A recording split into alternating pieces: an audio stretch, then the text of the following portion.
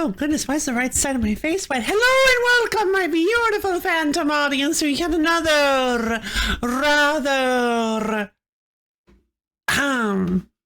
magic LoFi little stream. Hello everybody, how you doing today? Hi. Hello. Oi. Hey Abio, hey Misha. Mandated pause? Yes, exactly. Your Lof mandated pause. You must attend my Magic the Gathering stream. It is legal to do so. You must. Nom nom nom. Nom nom nom nom. Nope, I found a loophole because Magic the Gathering has not been banned. We are allowed to talk about Magic the Gathering. Nom nom nom. I assumed that all your streams were legal? Yeah, of course. No. I just meant that, like, it's legally mandated. Not coming to them is illegal.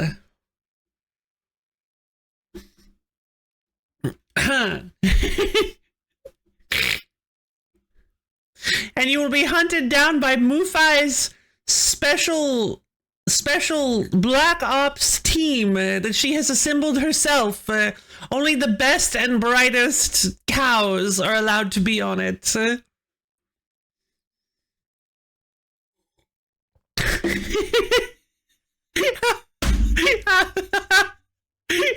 I just pictured there's like this building.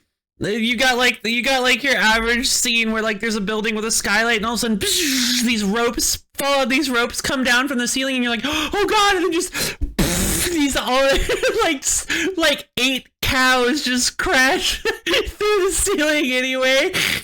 You just land on the ground.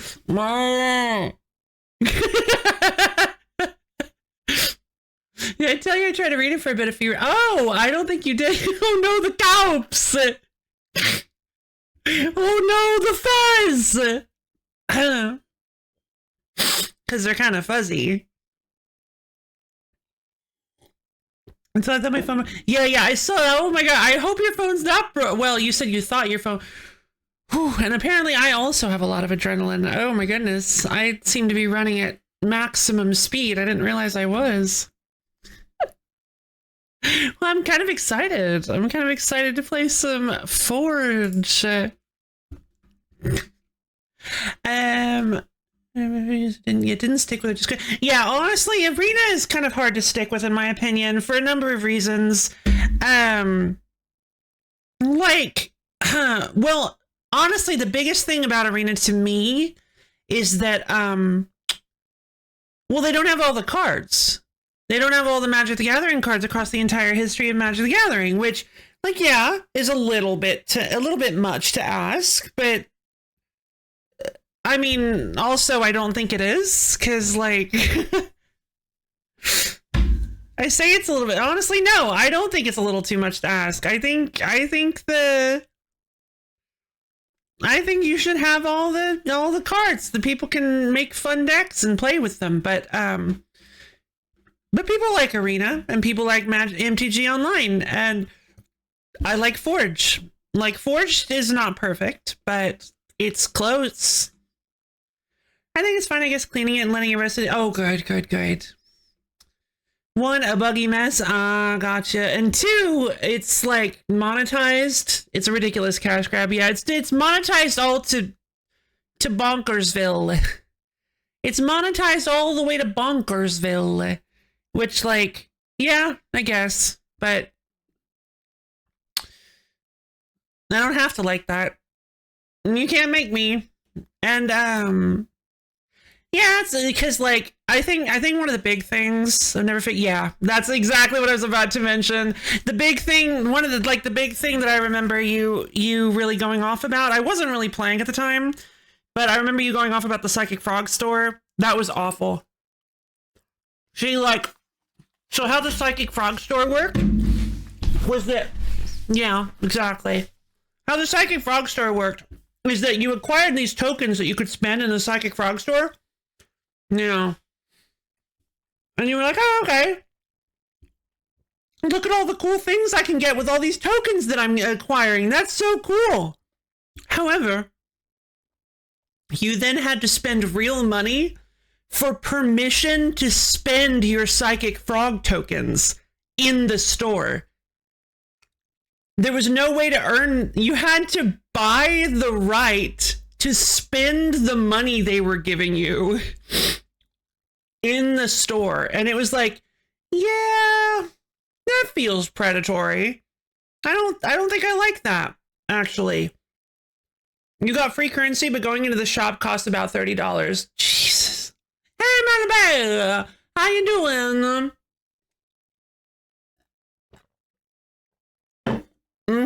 Yeah. Who came up with that idea? An evil marketing genius, that's who. Because that's exactly the kind of thing you do if you want to lure in people who, and also there isn't the card that insta-kills Psychic Frog. Which one are you talking about? Red Elemental Blast? How well did that go over? No idea. I haven't heard anything about it, but it caused Brof to stop playing Arena, so probably not super well. The most ridiculous, thinly veiled, unethical manipulation tactic I've ever seen. Yeah, true. I agree.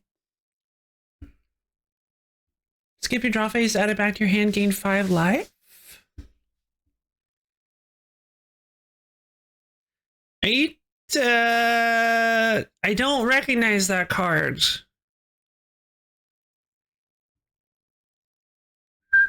I mean, there are lots of spells that insta-kill Psychic Frog. Murder. I mean, any bounce spell.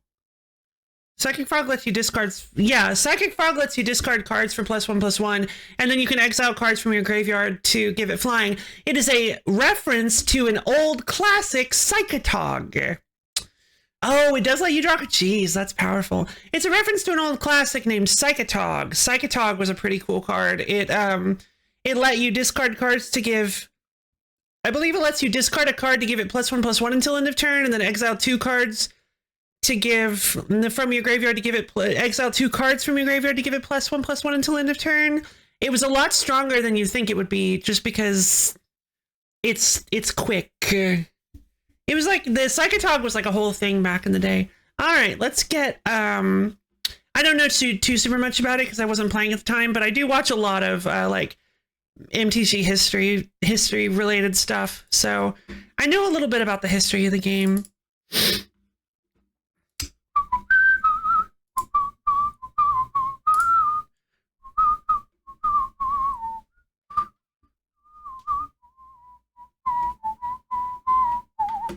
Oh, that's interesting. The ability to threaten to do it rather than actually doing it. That's so neat.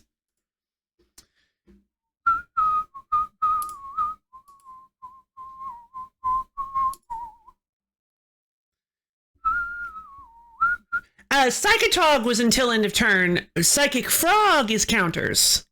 That's why Psychic Frog is so ridiculous. Psychotog stopped being the menace that it was back in the day because of new cards and stuff. But Psychic Frog is still a menace because it's much stronger than Psychotog is.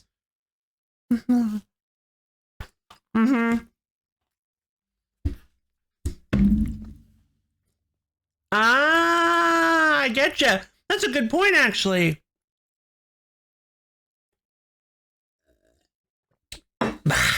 All right. So let's go ahead and boot up my the Twitch safe LoFi playlist.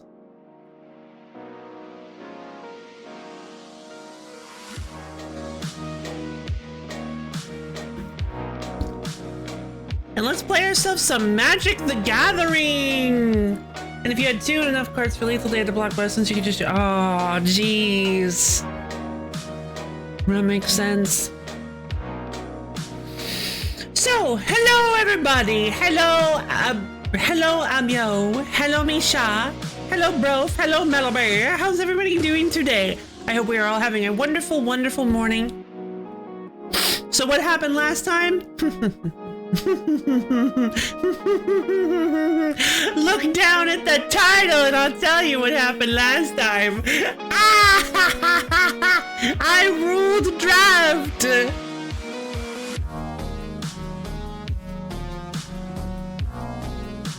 That's a good song. Yeah, I actually had forgotten that we got Shieldred. Alright, right. I curse you past LoFi! I knew. I did this to myself. I dropped real good thing, you. Yeah, I actually won my first draft. Like, won it. Let's see. Also, I'm being harried by mer people. I don't recall if I have a quest of some kind. Where am I? Heart of a Champion and Merfolk Invasion. Get your bearings in the world around you. Find a dungeon. Find an enemy dungeon. Okay, we can do that. Enter and win an upcoming arena event. Make your way to the Blazing Peak. What is an arena event? Yeah, I acquired my new best friend, Magnetic Snoofler. Where's Snoofler? Magnetic Snoofler. Baby. I actually forgot that his name was Magnetic Snuffler. I forgot I had Magnetic in front because we just kept calling him Snoofler.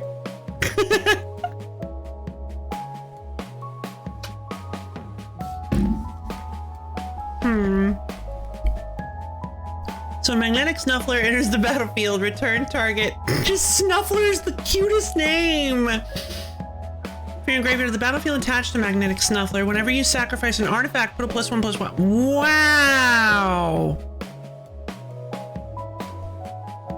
That's very interesting, actually.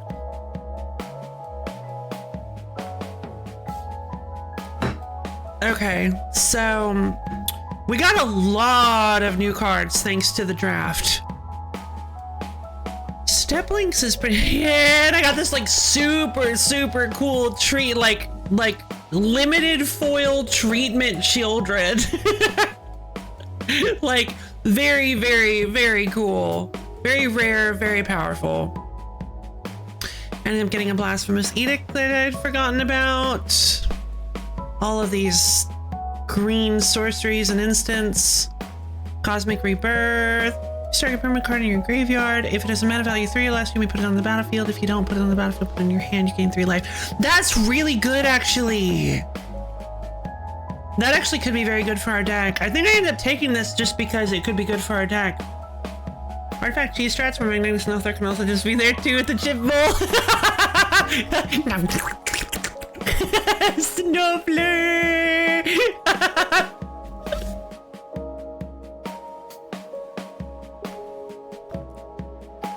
Ah, he's so cute! Mostly.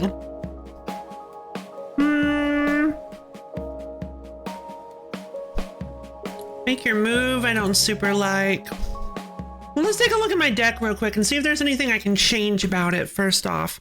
Archon of Valor's Reach is very strong. I don't really think there's any reason to take that out because it is a very powerful card.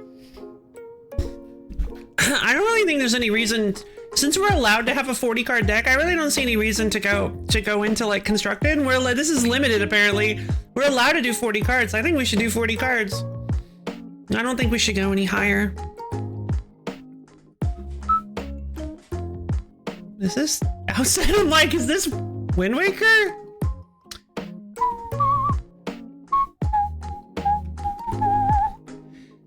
Oh, I just don't know about the Celestine Locket. Wait, when I have 3 dreams, search your library for up to 3 aura. Oh, right, these ones. The problem is, I only have 3 auras with different names. Lockets are not very good in limited. Yeah, that makes sense.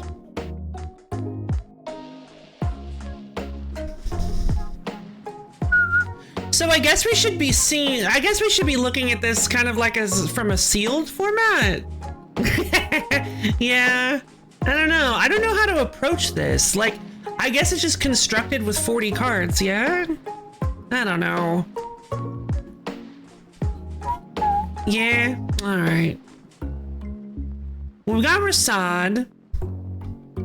Celestine Sagittars are actually pretty... the Celestine Sagittars, so you only want the best of the best, pretty much. Celestine Sagittars have actually been pretty helpful. I like Parhelion Patrol. I really like Looming Altasaur because it's a very... If we get our, like, stuff on the board, it's really powerful. I honestly don't think Pearlier is very helpful in this deck. I was really hoping Pearlier would be helpful, but I just don't think we're focused enough on auras for Pearlier to actually be useful. The problem is our enchantments are generally very cheap, so we don't really need the affinity. We don't really need the affinity for auras thing. And we only get a card if we target a modified permanent that we control. And the only way we have to modify permanents so far is either with Parhelion Patrol's Mentor or by putting an enchantment on something already. So I just don't think that Pearlier works very well in this deck, unfortunately. Just every time I've drawn him, it's been like, so let's see if there's anything else. What is this? I got Rune of Protection green. White, prevent all damage to you from a green source. Okay. Well, I guess it's good side material. Maybe. Songbird's Blessing. Whenever enchanted creature attacks, reveal cards from the top of your library until you reveal an aura card. You may put that card onto the battlefield. If you don't put it into your hand, put the oh! Wait a minute, hold on. You don't have that, so you pick the good cards instead. Yeah, as good as you can get.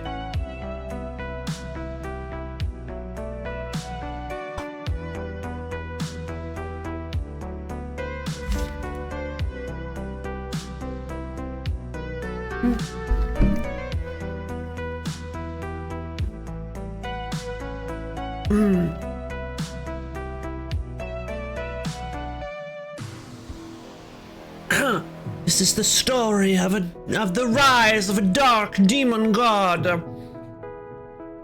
In stories like this, against dark demon gods, you need the best of the best, the strongest of the strong, brave, courageous, true heroes. Unfortunately, this story isn't about people like that. This is about these guys, these really awful, horrible people. They were somehow going to, like, Stockholm Syndrome convince you are good people.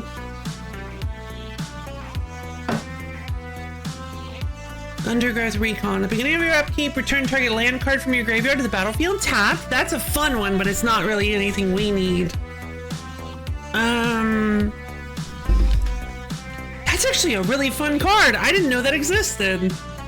That's really good for, like, that's really good with surveil lands and mill decks and stuff.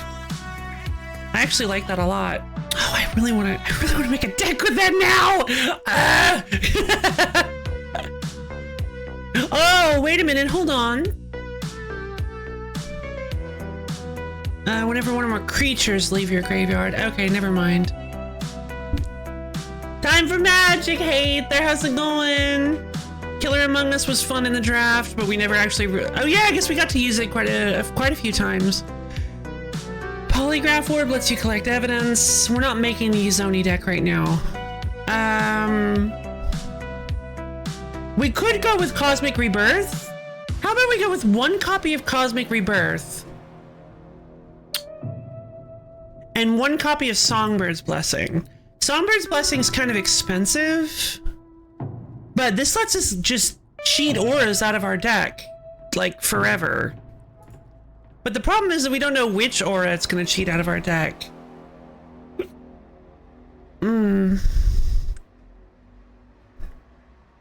Hardening question. Hide in plain sight. Look at the top 5 cards of your library. Cloak 2 of them and put the rest on the bottom of your library in a random order. Hello, Fennel! How are you doing today? I hope you enjoy watching me fix up my Celestia big booty deck. Hope you're having a wonderful morning. So I got myself an Izoni. You're good? Good to hear. Let's see. Belligerent Brontodon, we ended up taking out because I don't think a 7 mana card is very good in this deck. Goldfishing a deck before I have to play. Oh, okay. Fair enough. Fair enough. Like, how good is milling 5 cards off your opponent's creature? Well, it depends on the game. You know, other games right now? Good point. Yeah, good point. We've got 2 Kitchen Finks, which I don't think is very good in this deck. It is Celestia, but yeah, I was trying to think if maybe there was a different. We'll just go with Songbird's Blessing and what was the other one? Cosmic Rebirth.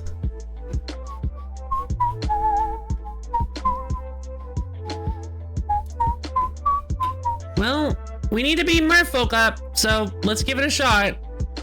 LoFi versus Merfolk Soldier. Okay, so we have. Oh, darn. We have 2 planes, but we don't have anything to play this Arboreal Grazer with. Then we gotta mulligan this. 3 planes, Unflinching Courage, Armadillo Cloak, Perhelion. No, this is even worse. You've never seen this game before? This is an open, I don't know if it's open source, but this is a fan-made program called MTG Forge. It is a free program, not affiliated with Magic in any way. They make no profit off of this, none of this stuff, not affiliated. They make sure to let you know that when you get in. It's a free program that has like every card in Magic. It's missing some of the newer ones. Obviously, they have to. It takes a while to upload to get them put in. Planes. Yeah, just all these planes is really messing with me. I could hope that I get a forest off the top of my deck, but it's just really. First off, I have my 3 auras in hand and only 1 creature to put them on, and the 1 creature I have is a 4-drop. I'm gonna mulligan again. I'm gonna mulligan down to 5, which means we're probably losing this. I can't draw anything but planes. I can't draw anything but planes today. I have forests in my deck. I know I do. I mean, we have to go with this. Like, there's just no other option. We have to go with this. I can't mulligan down to 4. This deck doesn't mulligan to 4. It can't do it. It probably can't even mulligan to 5.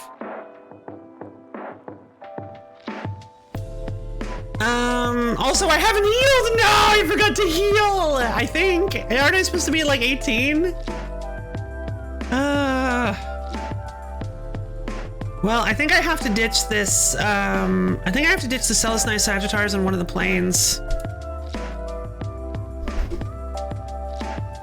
Going first, I'm going second. I guess I'll keep this monster, this tragedy of a hand.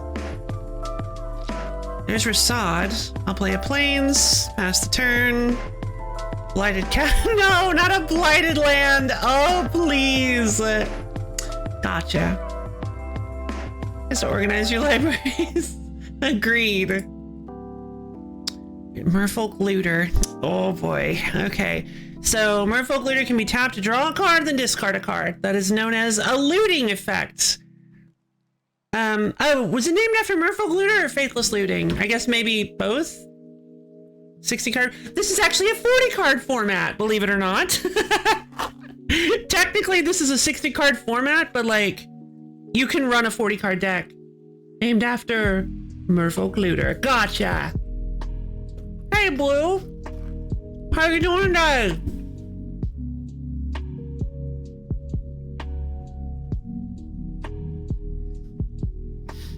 Let's see. There you are. All right, we got a forest eventually. Okay, well in that case, I'm gonna play a forest, pay 2 mana for Assault Formation. Assault Formation is an enchantment that makes all of my creatures assign damage equal to their toughness rather than their power. So we've got our thing on the board. This is good. Murrow Reachery. Oh no. Oh no. Okay, we might be in trouble. What did I draw? Oh, another forest. Okay. I'm going to play a plains into Rasadin Bashir. Rasadin Bashir says that each creature I control assigns combat damage equal to its toughness rather than its power. When Rasad attacks, if I have the initiative, I double the toughness of my creatures until end of turn. I don't have any initiative cards in this deck, so we're not worrying about that. But now I have a blocker. Now I have a 3/3 blocker up, so this is fantastic. They're probably going to cast a Merfolk spell and tap down my blocker because of Murrow Reachery. Merfolk decks and Adventurer are a little dangerous. Yeah, that's fair.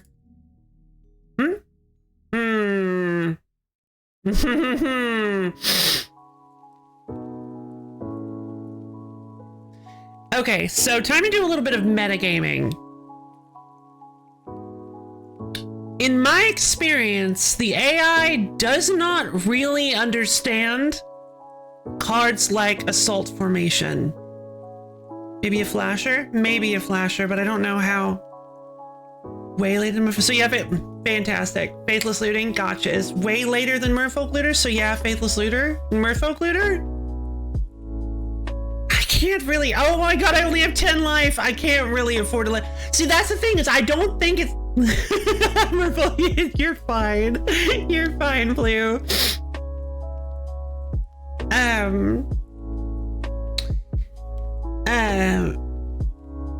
It's not necessarily an obvious trap.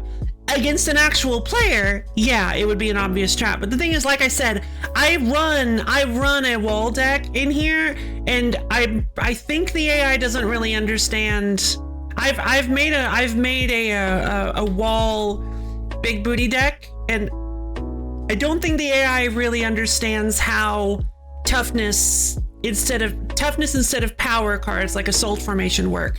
So I'm gonna try it. Go to blockers, block the Murrow Reachery, hopefully kill this thing because this is the biggest problem. Yeah! There we go. Guess this is a yeah, my Looming Altosaur is a 7/7. If it can hit the battlefield, then I should be good. We're going to play this forest, and we're going to pay 4 mana for a Looming Altosaur. And then I'm going to go to attacks, attack in with Rasadin Bashir. Okay, they decided to loot for some reason. Tidal Courier. When Tidal Courier enters battlefield, reveal the top 4 cards of your library. Put all Merfolk cards revealed this way into your hand, the rest of them out of your library. Pay 4 to give Tidal Courier flying. Very interesting. They got Sworn Guardian, Scroll Thief, and okay, that's just all 4 of them. Island, Lonely Sandbar, that doesn't work. Lonely Sandbar is a pretty good card. The AI is just big dummies. Yeah, like yeah. The AI is just big dummies. It doesn't really understand how to play with cards like Assault Formation. Also, it might have just been trying to push damage. Who knows? Oh, Tranquil Expands. I'm gonna play this tapped Tranquil Expands, and I'm going to oh yeah. I guess I'll go ahead and put the Armadillo Cloak on. Yeah, I'll pay 3 mana to place the Armadillo Cloak on Looming Altosaur. And then I'll go ahead and attack in with Rasad and my Looming Altosaur. So now I'm gonna gain 9. I'm gonna gain 9 life? I thought it was +2/+2. Now I'm gonna gain 9 life.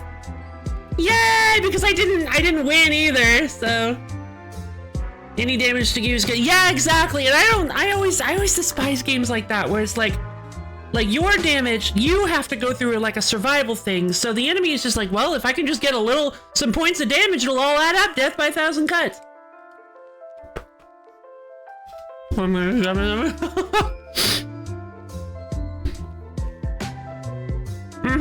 Definitely.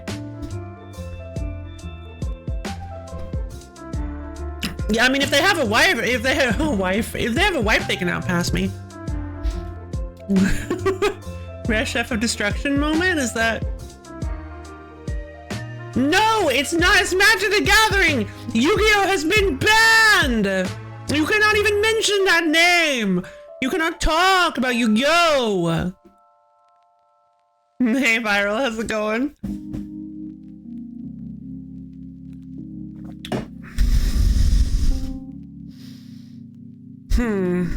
Yep, let's see what they've got.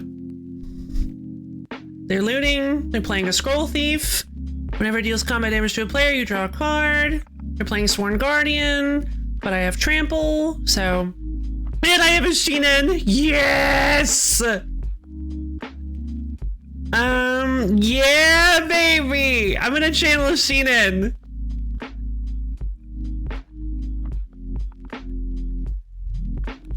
All creatures able to block my Looming Altasaur this turn must do so. Let's go to combat, attack in. They have to block the Looming Altasaur, so they lose both their Scroll Thief and their Sworn Guardian, because Sheenan of Life's bounty or whatever is very powerful. 3. Yay!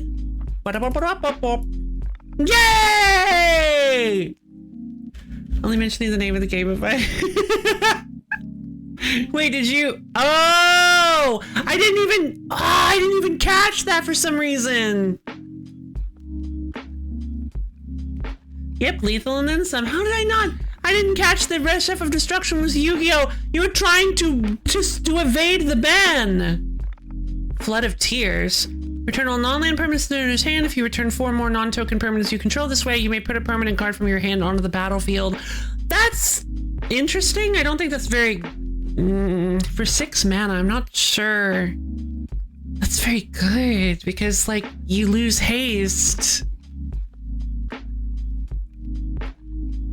Oh, old cards! Crystal Spray.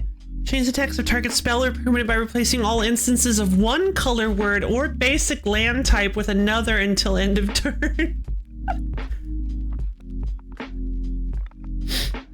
ROD of 8,000. No, Yu-Gi-Oh!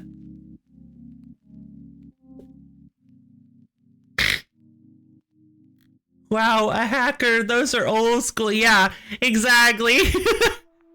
Amugaba! Amugaba! It's an eel bus. It's a bus made out of an eel. 7 mana, 6/6 flyer. 3 mana and discard a card from your hand to return Amugaba to its owner's hand. What? God, old creatures were weird. It's a Totoro, but it's a fairy. Amugaba! Oh, hey, Ink Fathom Divers. This is from... They look like Muro, but... What is that set symbol? Ink Fathom Divers enters the battlefield, look at the top 4 cards of your library, then put them back. Is that Lorwyn? Or is that even... That's not Eventide. Is that Lorwyn? This is from Ixalan. Mistcloaked Herald can't be blocked. A 1 mana 1/1 unblockable is pretty good. Scatter to the winds. Counter target spell for 3 mana.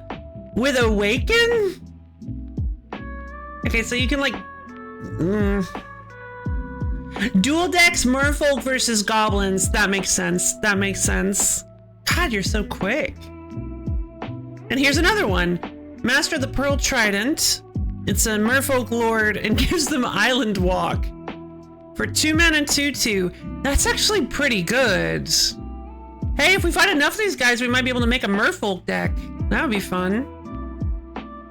We need to fight more. We actually need to defeat at least 3 Merfolk in defense of Amanaxis Forge. Yeah, let's find another one.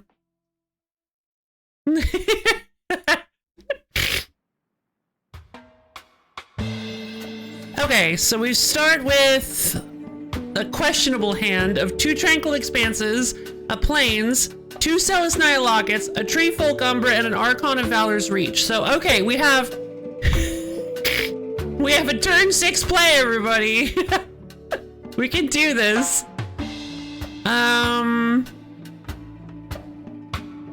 God, God, I think this is a terrible decision. There's no, this isn't fast enough. There's no way this hand can survive to ramp you there faster. I mean, I know, but like, turn 5. Oh God. You know what? Fine. It's hilarious. Yeah, I'm on that. Wait. No, I'm on the. Yeah, I'm on the draw. I'm on the draw. So, all right, fine. I'll keep. This is such a bad idea against Merfolk. I got a forest. I'll play a tapped Tranquil Expanse and pass. No, I'm gonna die. Yeah, there's the Merfolk Mistbinder. Oh, I'm gonna die. I'm gonna play another Tranquil Expanse and pass. No. Put a +1/+1 counter on target. Oh yeah, no, I'm dead. Why wouldn't you put it on the Mistbinder? Oh, okay. I'm gonna pay a Plains, pay 3 mana for a Celestia Locket.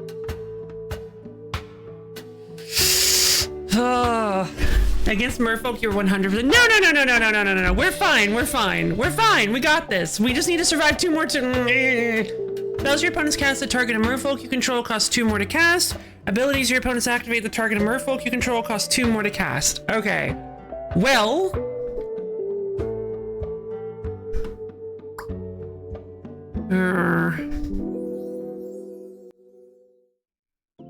Parhelion Patrol. Should I play Parhelion Patrol instead, or should I just keep going in on this Archon of Valor's Reach thing?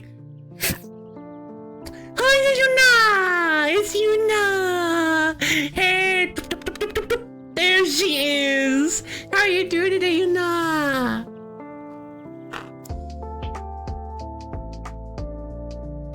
Don't you call Yuna short? You're dead on board. No, I'm fine. Oh.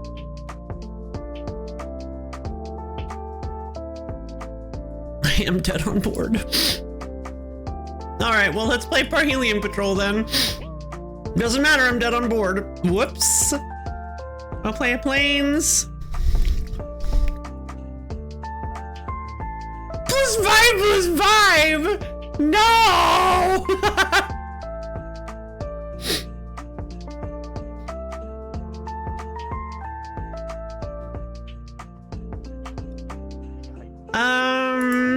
I have to block it. God, that was tricky. All right, so I died to Merfolk Fighter. Let's get out of here. Dangerous. Okay, what are you? Are you like a lizard person? Slime! I want to fight you. What's your deal? Merfolk. Oh, you're also a Merfolk. No feeding, no. Yes, me. Nom nom nom nom. Nom nom nom nom. I forgot how little life I have. Okay. I'm on the play. Oh, here we go. Yeah, this is a good hand. Yeah, this is a fantastic hand. We're keeping. I'm gonna play a forest. I'm gonna play an arboreal grazer. I'm going to, yes. I'm gonna put a Plains into play tapped. And I'm going to pass the turn. They don't like ever have a turn 1 play, so this should be fine. I'm gonna play a Plains. Should I get greedy and wait for the Tree Folk Umbra on the Looming Altasaur, or should I play it on my Arboreal Grazer just to push damage?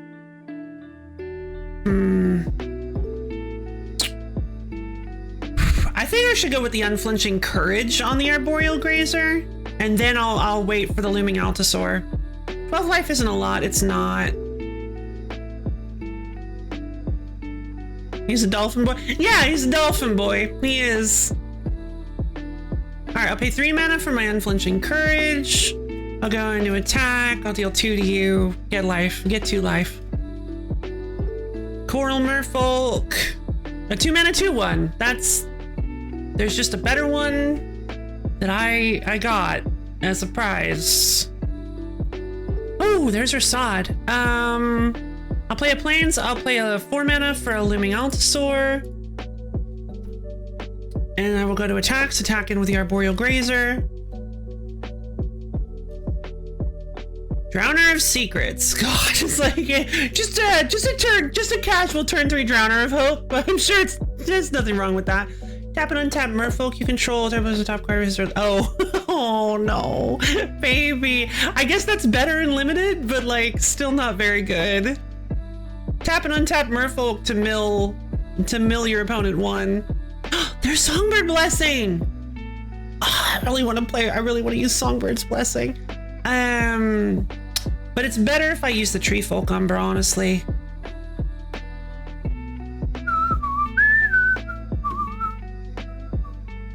I'm gonna pay 3 mana for a Tree Folk Umber on my Looming Altasaur. I'm gonna go to combat, attack in with a 2/5 and a 9/9. Yeah, that makes sense. And then I'm going to, I guess, oh, you're gonna mill me? Okay. What'd you hit? No, not my planes! Please! You can't do this to me! Anyway, yeah, unless you have Deeproot's Pilgrimage, it's close to vanilla. What is Deeproot's Pilgrimage?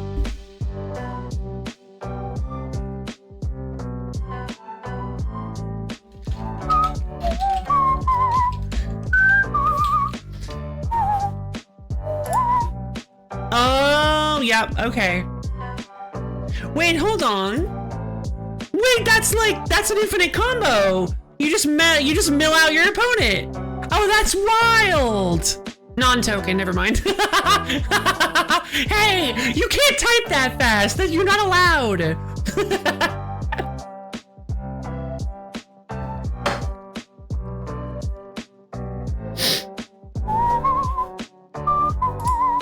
Alright.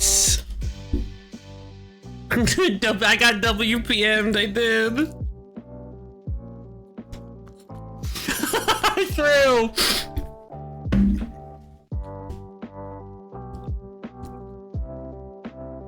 But thankfully it's only, even with as powerful as that she is, and thankfully it's just Mavis Beacon, and not her evil twin Mavis Bacon. Silver Guild Dowser. Mortis Bacon.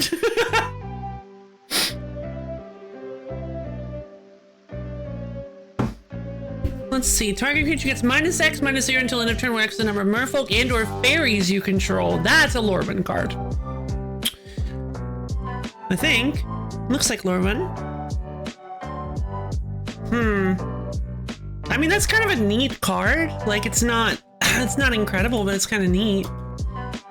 And River Snake. Can't be blocked. +1. Oh, no. River Snake. That's kind of dangerous, huh?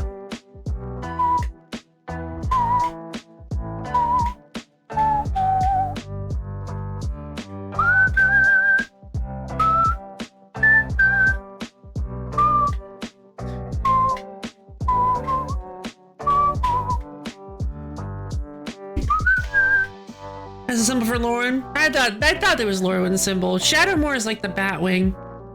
You attack with toughness anyways? Yeah, I do.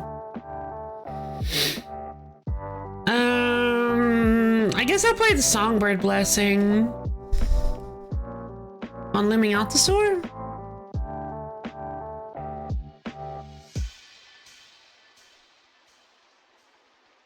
Although if I play Rasad and Bashir, I get like a ton of life off of... They cannot keep up with my life link.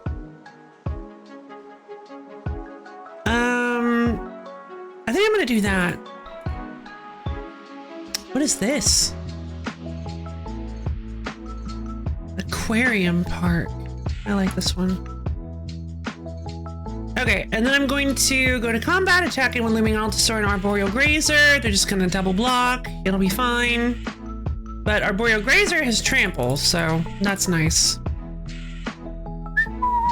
No, don't mill me! That was... No! I actually would have gotten Armadillo Cloak! No!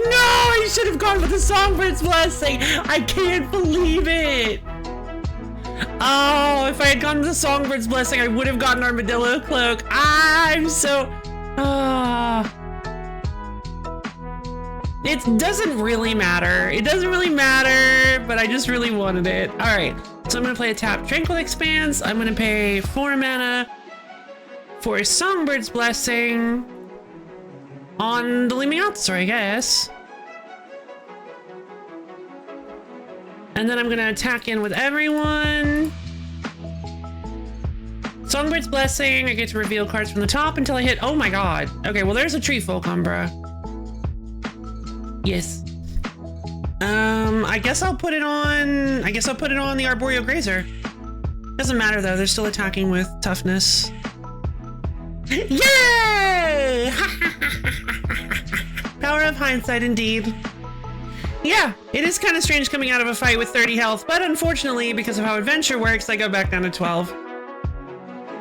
Drowner of Secrets, Harbinger of the Tides, Humicacidus doesn't have Flash if you pay 2 more. We may return target tapped creature and opponent controls to its owner's hand. Okay. That's kind of cool. So it's a 4 mana 2/2 that bounces an attacker. It's pretty nice.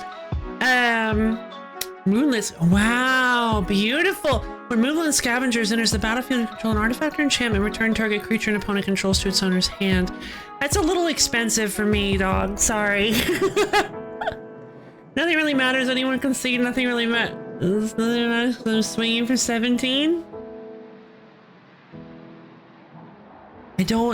Unfortunately, I don't know the song.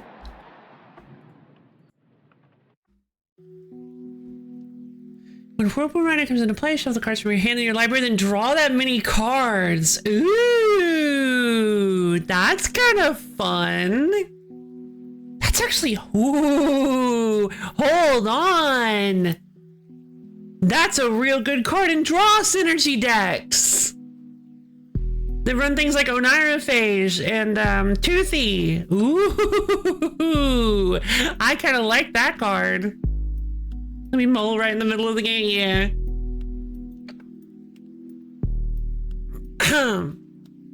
kind of like Teferi's Puzzle Box.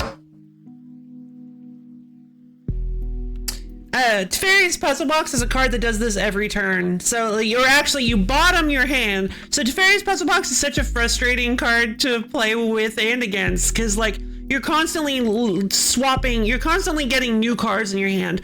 During your upkeep, I think it's during your upkeep.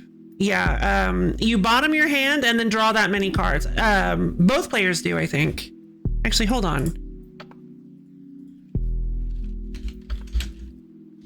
Well, I know it affects both players, but I don't know what the timing is. Yeah, at the beginning of each player's draw step, that player puts the cards in their hand on the bottom of their library in any order. I always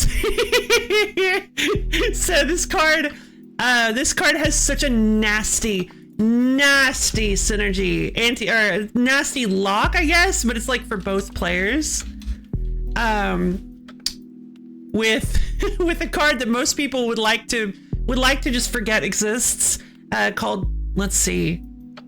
Yeah, called Chains of Mephistopheles.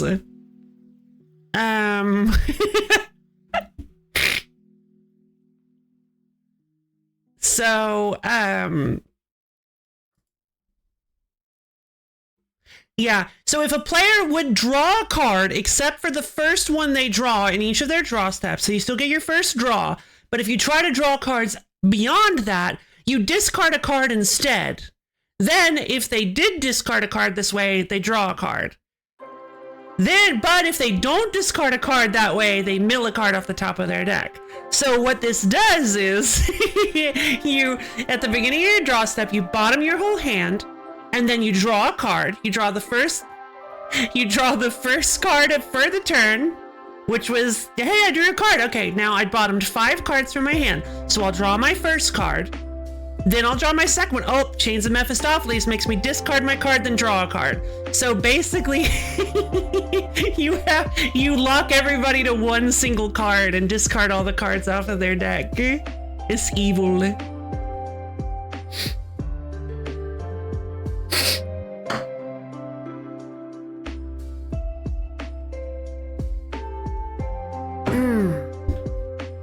Blech.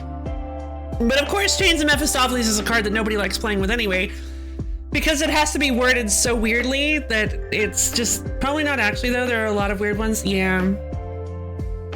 True. But yeah, Teferi's Puzzle Box is a favorite. Is a personal favorite of mine. Because I played an old, we should just call it, yeah, right? I played an old, Duels of the Planeswalkers 2013, I believe it was, and there was a custom deck in there that was, Underworld Dreams. The Underworld Dreams deck focuses on forcing your opponent to draw lots of cards and then take damage they take like 1 damage for each card they draw due to various effects. So you use things like Teferi's Puzzle Box to make them constantly draw more cards and take damage for that, and it's a cool deck. It's not super duper strong, but I like it. I think it's neat. Alright, that's our second merfolk defeated. We have 148 gold, which I don't really think we can do anything with. Let's fight this slime. Ooh, sorry. It's an ooze, not a slime. I'm on the play. Fun fact, you should just always go first. I like mill decks a lot, even if most... Yeah, that makes sense. Yeah, most mill decks aren't super... Well, no, like, mill decks are super powerful. Like, card decks that are, like, focused on milling out your opponent can be pretty strong, but, like, mill effects in general aren't very strong. But I'd say mill decks, ones that are, like, focused on really efficient milling, are nuts. There's a combo I got hit with on Arena where you play Ruins Crab, I think it is, or Hedron Crab, where whenever... No, sorry, it's a different spell. Well, yeah, they played that crab. It has landfall, your opponent mills 3 cards, but then also they played a guy that makes it so that whenever your opponent mills cards, they actually mill twice that many instead, and then they played a spell that forces your opponent to mill half their deck. That's the combo, is you play the guy that doubles the amount of cards your opponent mills, and then they play a spell that forces your opponent to mill half their deck, making it so that they mill their entire deck, and then the next turn they can't draw anything and they lose the game. I got hit by that and I was like, wow, okay. Jeez. I'm gonna play a Tranquil... Oh, right. I'm gonna keep this hand. I'm gonna play a tapped Tranquil Expanse and pass the turn. Kinda busted? Yeah, you'd think. It felt busted. Alright, they played a D&D forest. I can tell by all the text on it. I'm gonna play a forest, pay 2 mana for Assault Formation, even though it doesn't super matter because Rasad, the only creature I have, already does the Assault Formation effect. Ochre Jelly! It enters the battlefield with X +1/+1 counters on it, and you did X = 1? With it, when Ochre Jelly dies, if it had 2 or more +1/+1 counters on it, you create a token that's a copy of it at the beginning of the next end step. The token enters the battlefield with half that many +1/+1 counters on it, rounded down. So Ochre Jelly just, when it dies, it splits. You kill it, but then like half of it dies and it comes in 2 mana, 1/1 trampler. Let's yeah! 2 mana, 1/1 trampler. Let's go! There's my Looming Altasaur. I'm gonna play...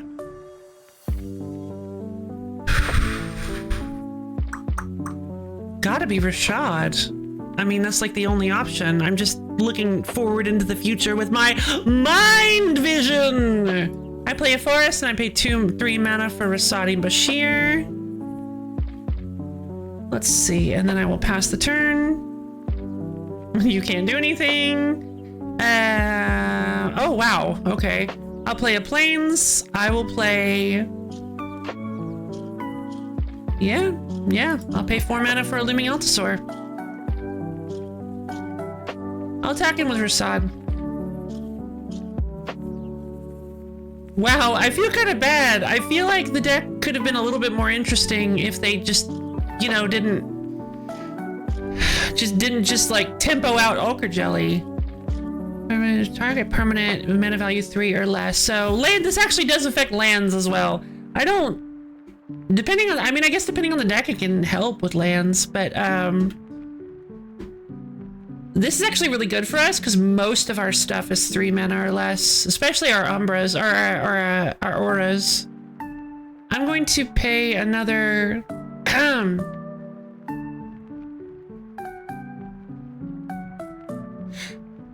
You know what? I guess I'll just put on the Armadillo Cloak. This should be, yeah, this is lethal. We go to attacking with our 9/9 and our 3/3, our 9/9 with trample and our 3/3. And because of that, that is 12 damage coming their way that cannot be chump blocked. They can chump block Facade. So what chump blocking is you put like a little weak baby in front and you soak up all the damage with the weak baby. But that doesn't work against tramplers, unfortunately. Trample just get all the extra damage goes through. So they could chump block Facade and then 9 damage would get through, or they could block the Looming Altasaur and reduce it by 1. So there's just no way they win this. The math just doesn't work out. Yay! We won! Vicious Shadows. When in a graveyard from play, you may have Vicious Shadows deal damage to target player equal to the number of cards in that player's hand. Why is that 7 mana? I mean, I guess it's... that's like unplayable. I mean, that's a really cool effect, but like... First off, when you're at 7 mana, the odds of your opponent having a decent amount of cards in hand are like super low. And second off, that's way too much mana for an effect like that. Miming Slime! It's a slime! It's a mime! Create an XX green ooze creature token where X is the greatest power among creatures. Oh, that's fun. If it costed less, a lot of aristocrat decks would kill without much interaction. True, it's an infinite sack player. Yeah, assuming your opponent has cards in hand. Which they probably will, because you can sack at instant speed. You just wait till they draw a card.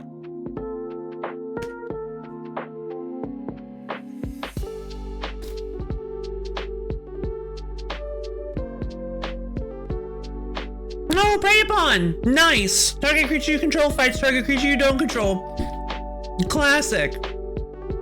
It's a very simple, very effective ability. Yeah. Foundry of the Consoles. It's a colorless land, but you can pay it 5 and tap, sacrifice Foundry of the Consoles, create 2/1 with colorless Doctor artifact creature token. I don't know about that, but yeah, the prey upon interaction is actually pretty good. I think, well, you say sideboard. We don't have oh, that's interesting. Wait a minute. Since when do they actually call it fighting? Wait, fighting deals damage to... Ah, gotcha. Yeah, it is fighting. Yeah. Yeah, it has always been fighting. It's the bite effect that they don't have a word for. I don't know if fight damage is combat damage. It is not combat damage. Oh, wait. Is it? No. Wait. Hold on. Fight damage is fight combat damage. No. Damage dealt while fighting is not combat damage. That's what I thought. It's just like effect damage. I don't think so, but I never, because Death Touch kills. Death Touch kills if a creature deals damage to something, regardless if it's combat or effect damage. Yeah, Death Touch kills off any damage, but the card has to say the creature deals the damage. If you have something that says like Bloated Sloth deals 1 damage to all creatures your opponent controls and it has a Death Touch, it will kill all creatures your opponent controls. So does it not work? It does work with our toughness attacks. Yes, it does. Oh wait. Oh no, yeah, no. It fights. I see what you're saying. That's a good question. I'm pretty sure, because fighting is simulated combat. There's an Olivia that allows you to deal 1 damage to anything, turn into a vampire from. Wow.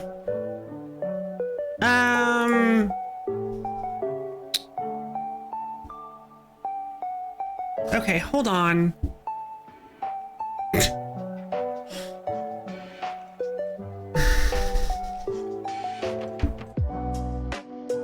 It says we assign combat damage with toughness. Okay.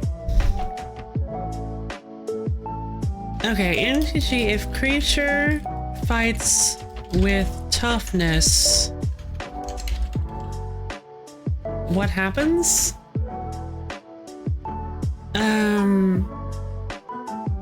No. This assault formation. Okay, so assault formation's first ability doesn't change any creature's power. It changes only the amount of combat damage it assigns. All other rules and effects that check power toughness use the real values. Ah, for example, hunt the weak won't cause a creature to fight with its toughness. Gotcha.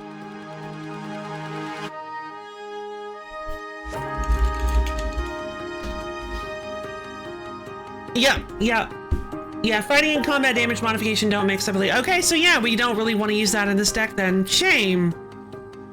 Good call, Abio. Good bringing that up. Abio. That was a good catch. It is.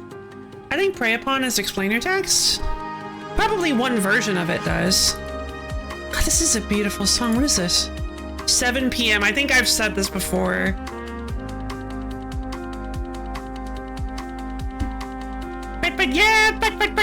Bite, Abio. Good bats.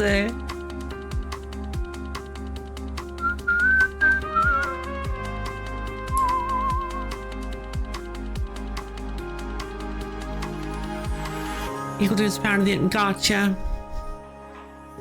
It's a wizard. It's a wizard. Huh. What is this? Excuse me, but you look like a well-traveled individual. A frazzled-looking mage gets your attention. I have a letter of some great importance that must be hand-delivered to Hornwall Outpost in the White Lands. Would you be willing to handle this for me?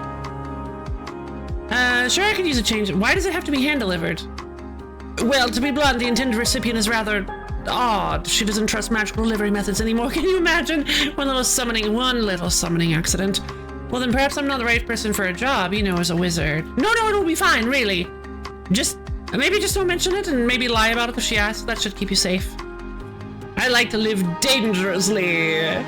Nothing like a really long walk to stretch the legs, right? You could likely save yourself some time with the right spells, but is that going to be safe? Can I teleport? I didn't realize. Isn't that kind of the core rule of the game? Yeah, it is kind of funny wording, huh? There you are. Come here! Wah! Merfolk Raider!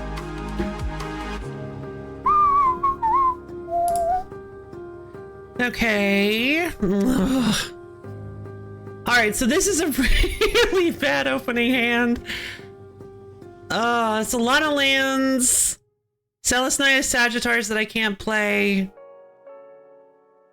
But most of my creatures are like turn 3 anyway.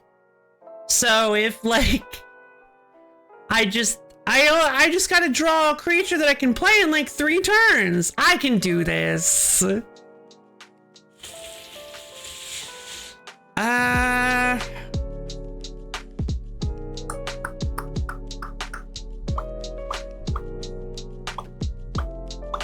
Yeah, let's do it. Play a Tranquil Expanse, pass the turn. I told you! I'm gonna play a forest. I'm gonna pay 1 mana for an Arboreal Grazer. I would love to use his ability to put this plains into play. Love was too excited about Mulligan. I even played a Mulligan-less game for True. True. Ugh. Never upon it. Pass the turn. Merfolk Observer. Look at the top card of target players like, hey, don't look at my library. What does that even do for the AI?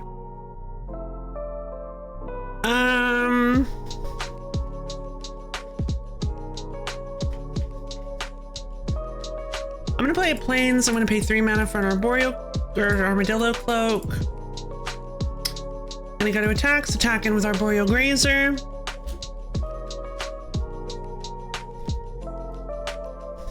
I mean, we're just trading. Illegal, that is no.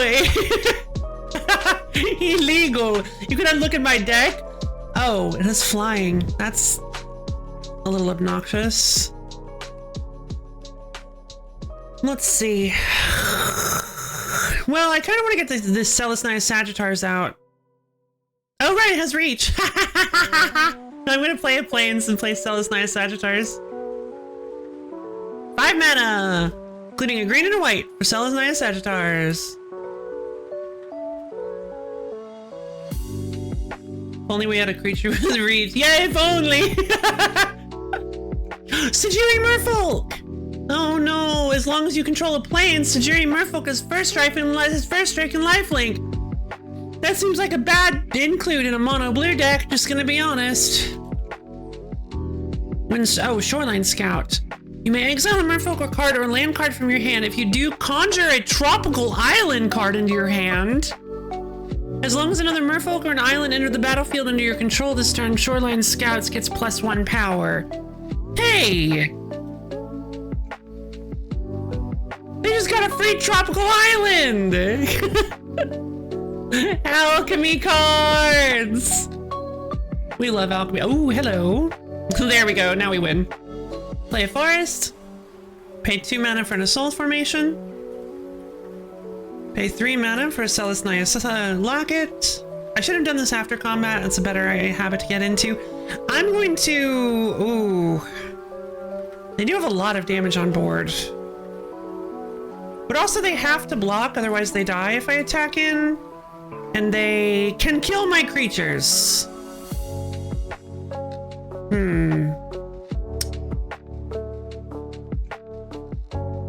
For now, then, we're gonna hold off. I have an idea. They don't seem to have like any interaction.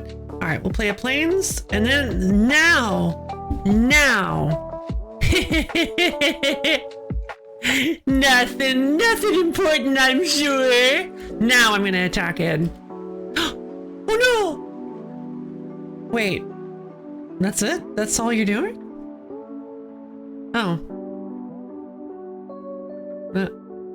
Okay.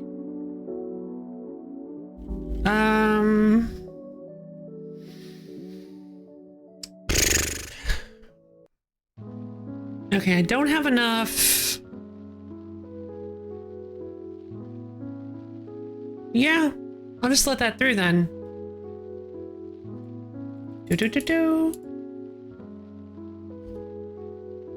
Go for it! Merfolk traders! You need to get a free crack on the... True! Oh yeah, true! It's a good point, actually. Enters, draw a card, then discard a card. Okay, neat.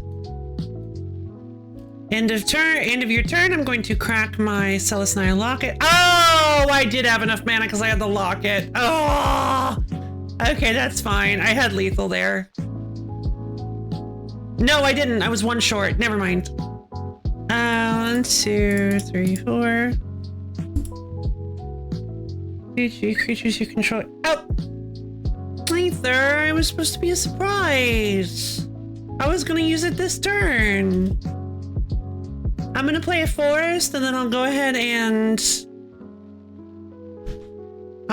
just attack in with my Arboreal Grazer and my Celestine Sagittars, and then I'm gonna use the super cool ability of Assault Formation.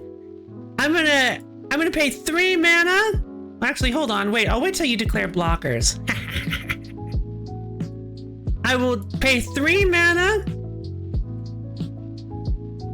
Close your right eye. It's okay. I'll pay 3 mana to give creatures I control +1 toughness until end of turn. And then I'll do it again.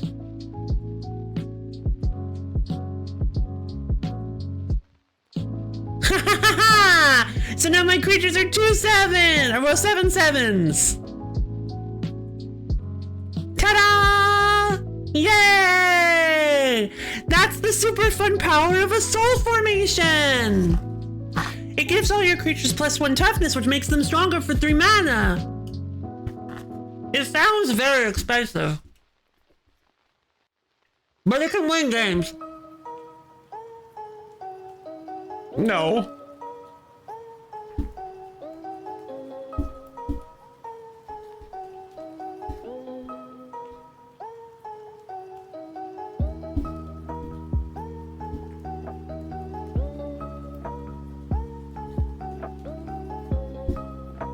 I'm so glad somebody made this.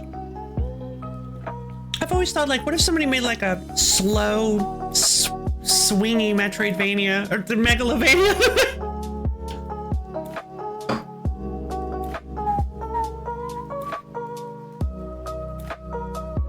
Probably just win. Not necessarily. Well, I mean, that's why you have the card. If you have that much mana, that's the point. If you're building a deck with a soul formation, the point is.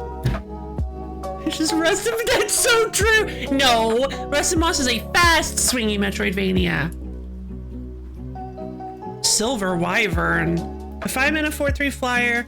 Pay a blue. Target spell or ability which targets only Silver Wyvern. Targets another creature of your choice instead.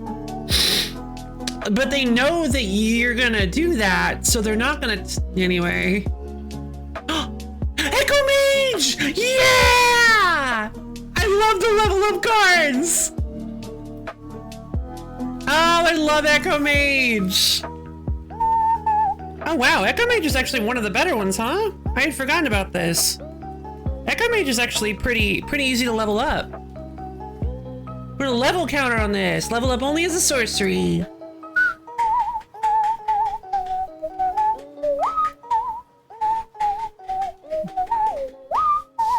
So basically, he's a 3-mana 2/3, and then you can pay 4 mana to turn him into a 2/4 with an activatable ability, and then 2 more mana to turn him into a 2/5 with an activatable ability.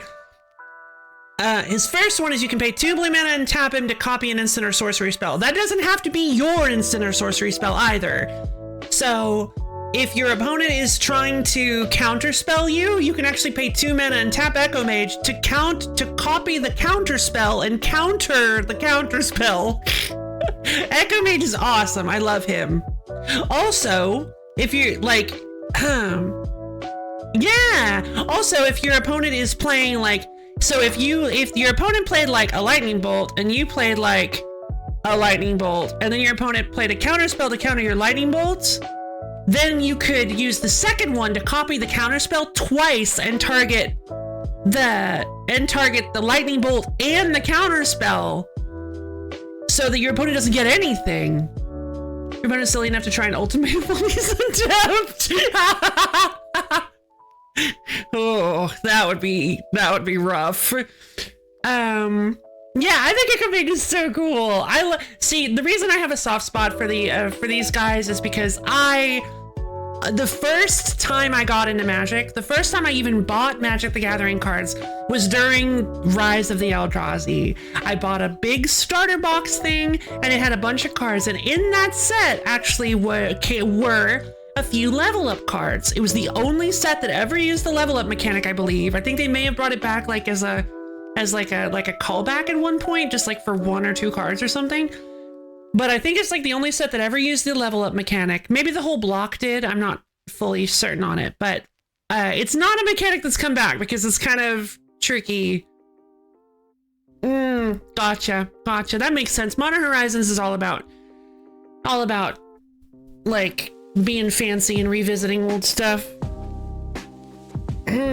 But yeah, I think the level up mechanic is super. It's got a soft place in my heart because it was like my first major mechanic. It has some unset cards. But some of them just don't work, so it doesn't have all of them. Oh, hold on. I gotta go turn on my Animal Crossing. I'll be right back.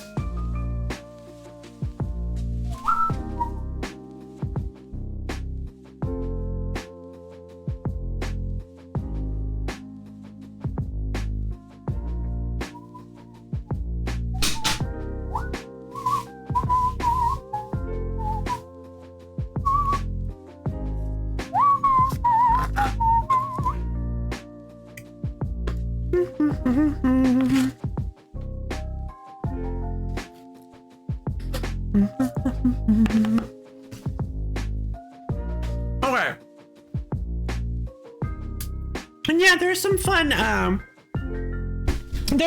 level up synergy cards. Like there's one I think that lowers the cost of leveling up by colorless mana, or generic mana I should say. And then there's one guy that like puts level up counters on your creatures when he comes in. He's like a wizened mentor or something. Conundrum Sphinx. Oh, Sphinxes are all super weird. Whenever Conundrum Sphinx attacks, each player names a card, then each player reveals the top card of their library. If the card a player revealed is the card they named, that player puts it into their hand. If not, that player puts it on the bottom of their library. Oh no. Okay.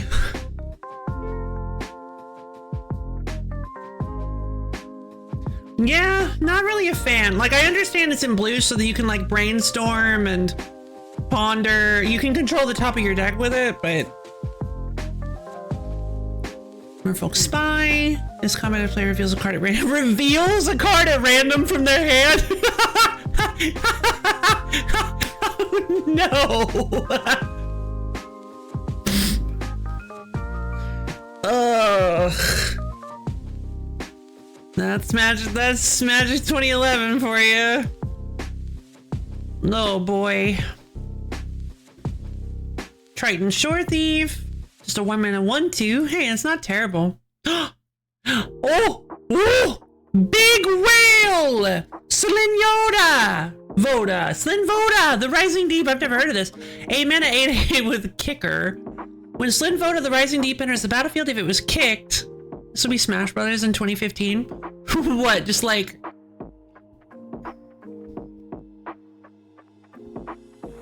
with like lots of rules? Not sure what you mean. But like they're gonna put Smash Brothers in? This will be Smash Bros in 2015. I'm not sure I understand. No, don't kick the whale. Don't. Oh, I see, Kicker. When Slin Voda, the Rising Deep enters the battlefield, if it was kicked, return all creatures to their owner's hands except for Merfolk, Krakens, Leviathans, Octopi, and Serpents. Okay, hold on. Is Octopuses like...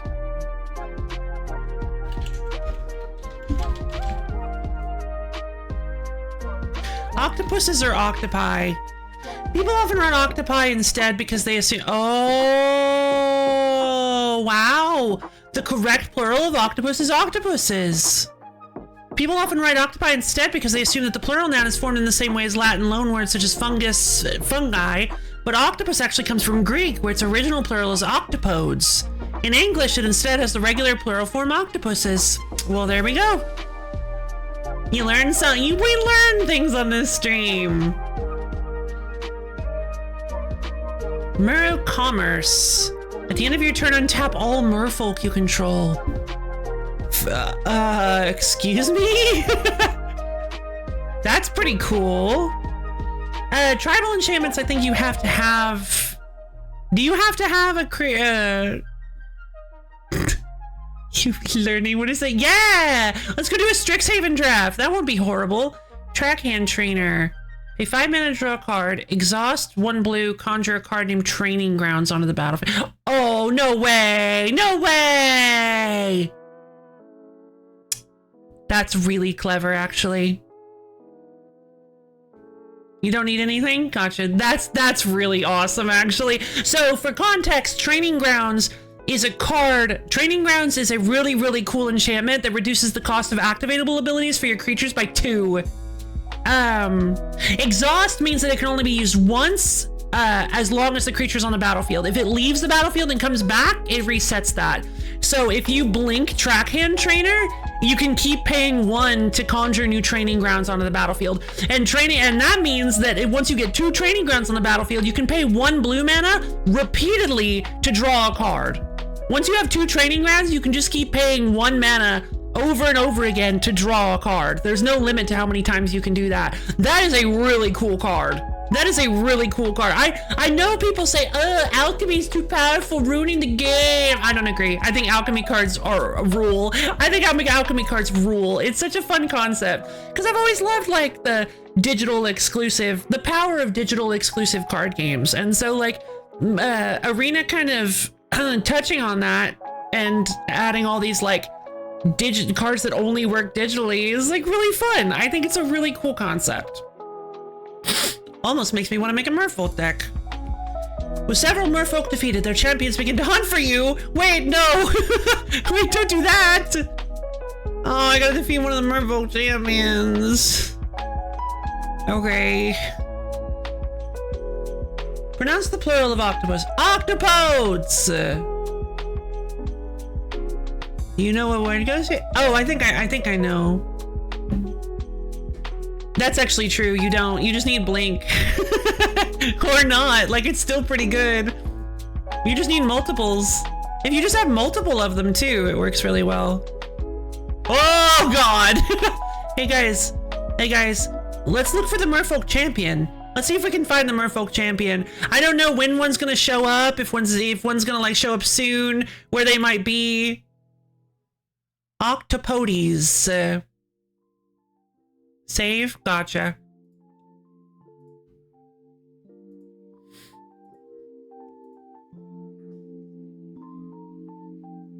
Hence the joke. Octopodes? Oh, I think I get it. Yeah, I think I get it. All right, let's fight him. Merfolk Elite.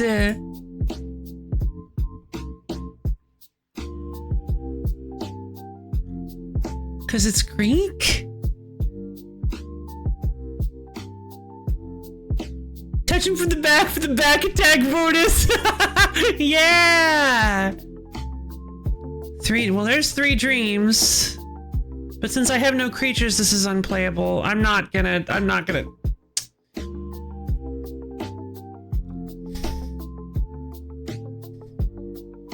We're not gonna try to do this twice in a row, are we?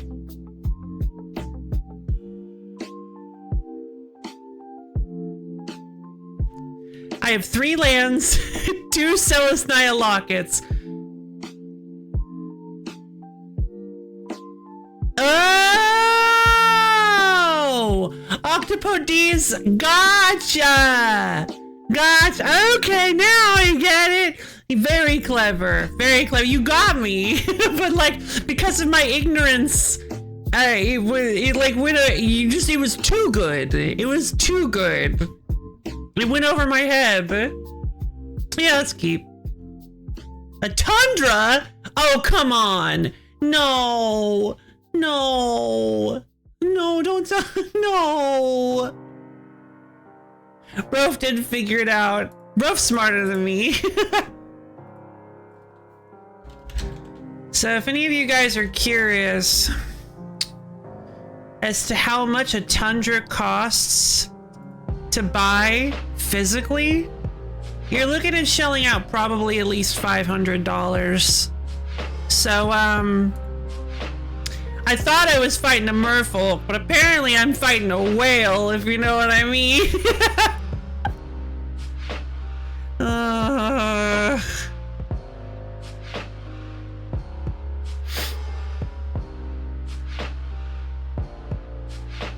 Okay, well, we're probably gonna die very quickly and very efficiently, but let's go ahead and play a forest, I suppose.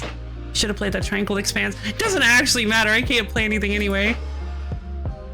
Prime Speaker Sagana? Wait, what is this? Are you cycling it? What? Oh, okay, they're using an effect that needs them to show a merfolk. Oh, they're just showing me how dead I'm gonna be. 6 mana, 1/1? X plus 1 makes the greatest power among other creatures, and his battlefield draw cards equal to its power. Oh no! It is a Bant deck. Wanderwine Hub? You may reveal a merfolk. If you don't, it comes into play tapped. Well, are you gonna use it? It's another Azorius land. They're not, so they didn't even need to do that. I'm gonna play a tapped Tranquil Expanse and pass the turn. There's a breeding pool. But yeah, still ridiculously expensive. And the reason for that is because I feel like maybe you can get some cheaper ones now because like they have reprinted them in a fashion, like not officially, but like they have They have I think they've printed more true duels, right? You cannot buy an actual Tundra for that kind of dough. True. Because I've seen modern art versions of a Tundra of the true duels. Oh god. I'm gonna play this Plains and a Celestia Locket.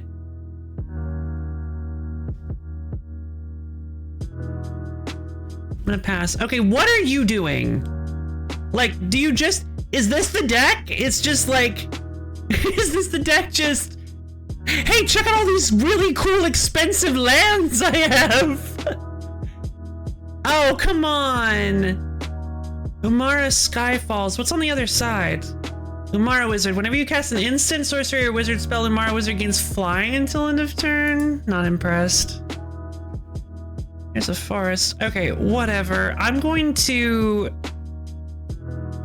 play a tapped Tranquil Expanse and pay 4 mana for a Looming Altasaur. And then I'm gonna pass the turn. Windswept Heath!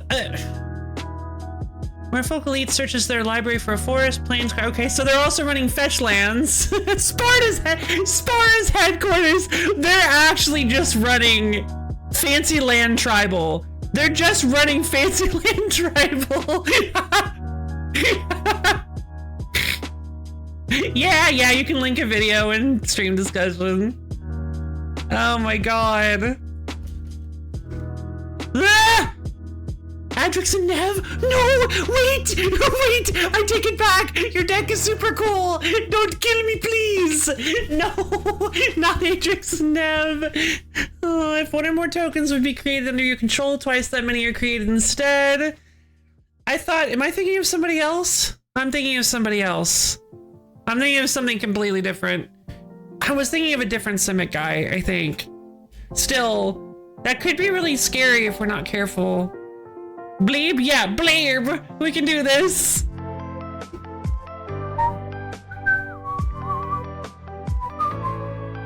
Okay, first off, I'm going to pay...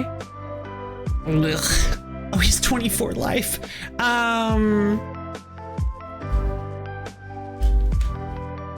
Okay, I'm gonna go all in on this. I'm going to play a Plains. I really wanted to play that Locket, but I don't need to. I'm gonna pay 3 mana, including a white, to cast Rasadin Bashir. Thank you for not countering. Oh, you don't have mana up. And then I'm gonna pay 3 mana, including a green and a white, to cast Armadillo Cloak, targeting my Looming Altasaur. It is now a 9/9 with lifelink. I'm going to combat attacking you. Okay, we just did 9 lifelink damage. Tundra did get a 30th anniversary, 30th edition proxy. Yeah. That's what I was thinking of. Yeah, Rosada's here, so we can start attacking behind booty facing. True. Okay, so they're actually playing the Umara Wizard. I kind of thought this deck would be more... I don't understand. Why do you have Adrix and Nev? It doesn't seem like they have anything that makes counters. Well, I'm gonna play a forest. And I'll play... I guess I'll pay 5 mana for 3 dreams. No, hey!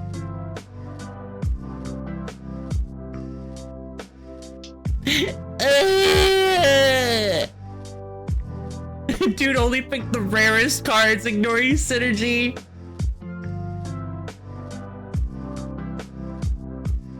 Has Merfolk and a yellow-brown logo, I can't say. Yeah, exactly.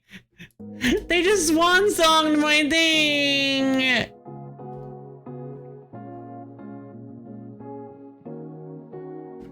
Alright, well...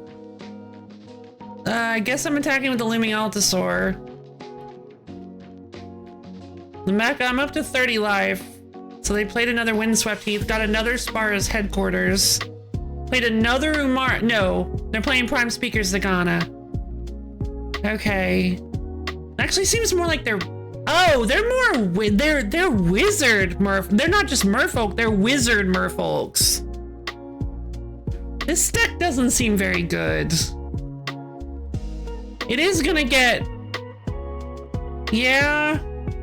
They are gonna get 5 cards. They did get a 5/5 on the battlefield, which means I can't actually attack it with my Looming Altasaur anymore. Okay, I'm gonna play a Plains. I'm gonna crack my Celis Naya Locket, because I need mana. Or I need cards, I should say.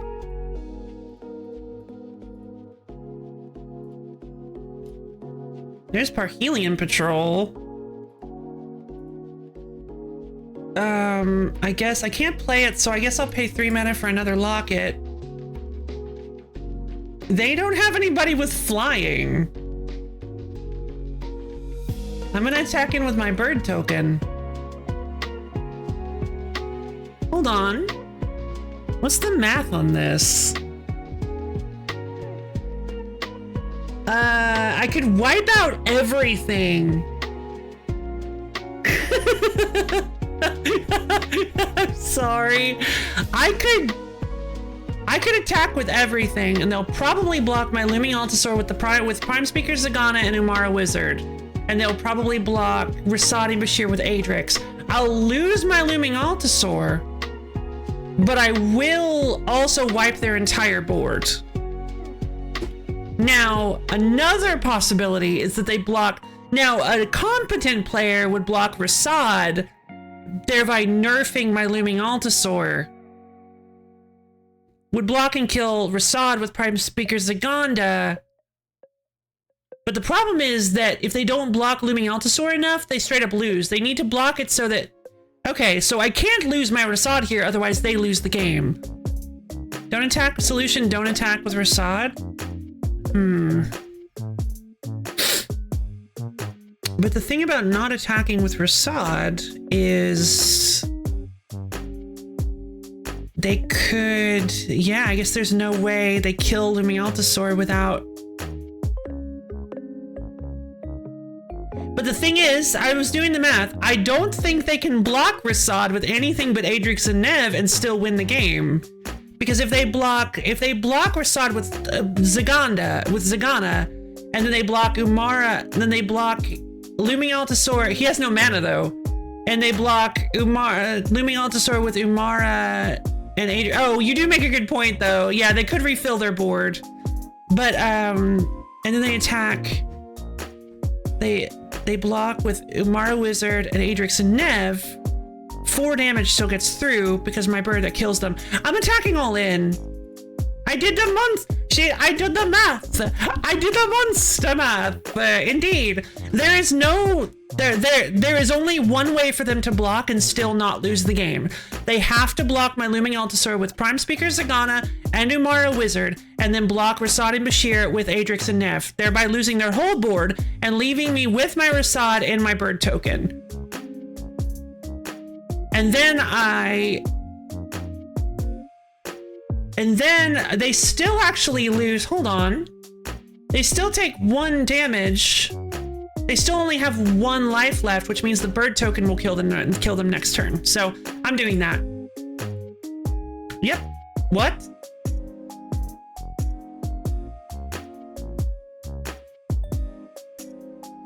Well, that's game. Yeah, they can, but they'll still lose the game. Oh, no, I guess they won't. I thought I did the monster math.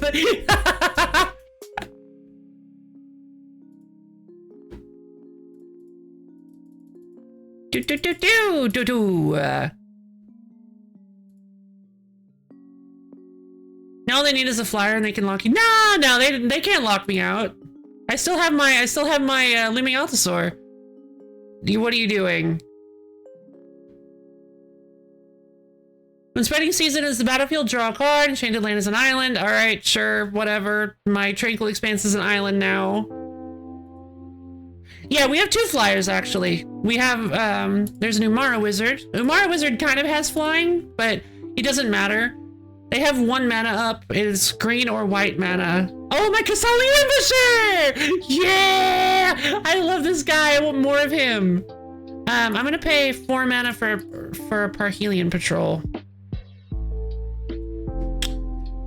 There's my other flyer.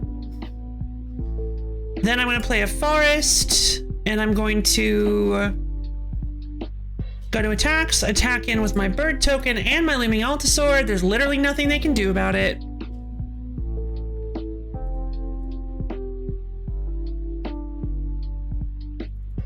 Doesn't have trample. Yeah! Well, it does have trample, it just didn't have enough. Yeah! I won!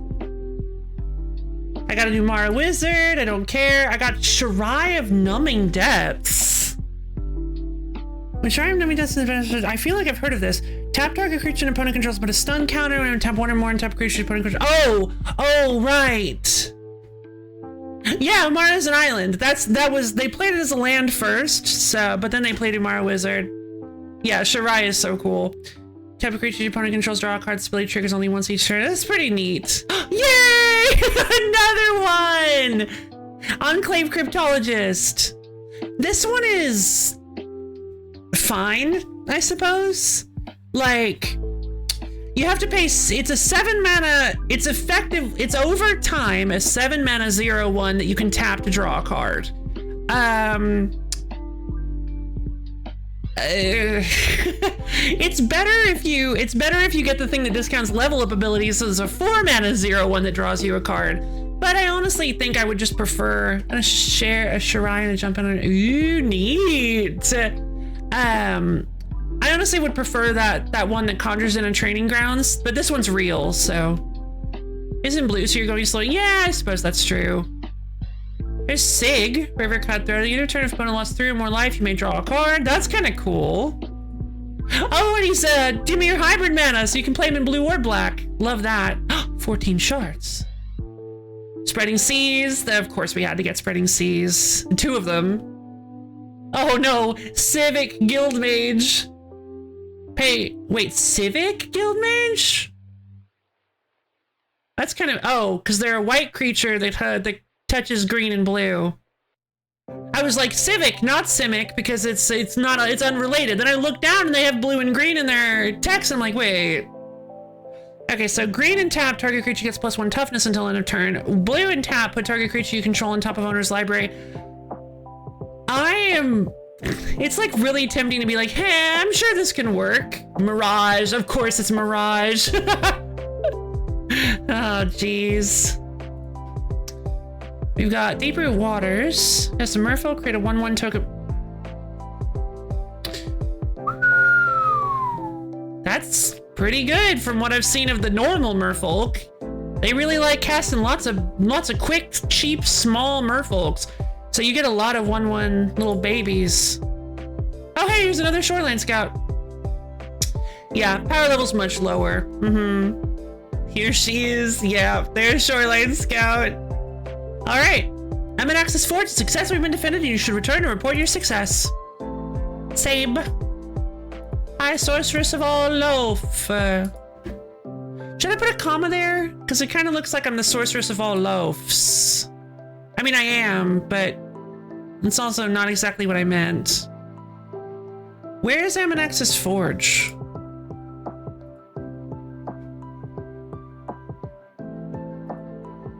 Randomancer.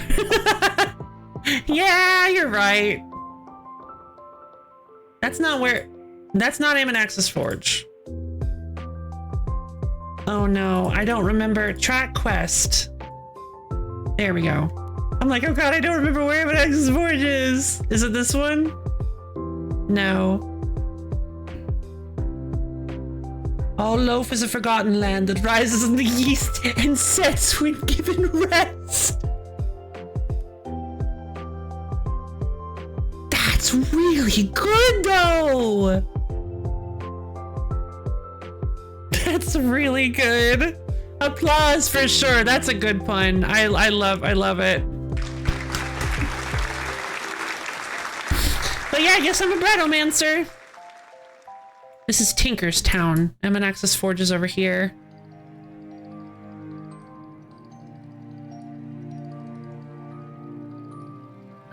This is Minstrel Shrine. Amanax's Forge is over here. Wait. Yeah.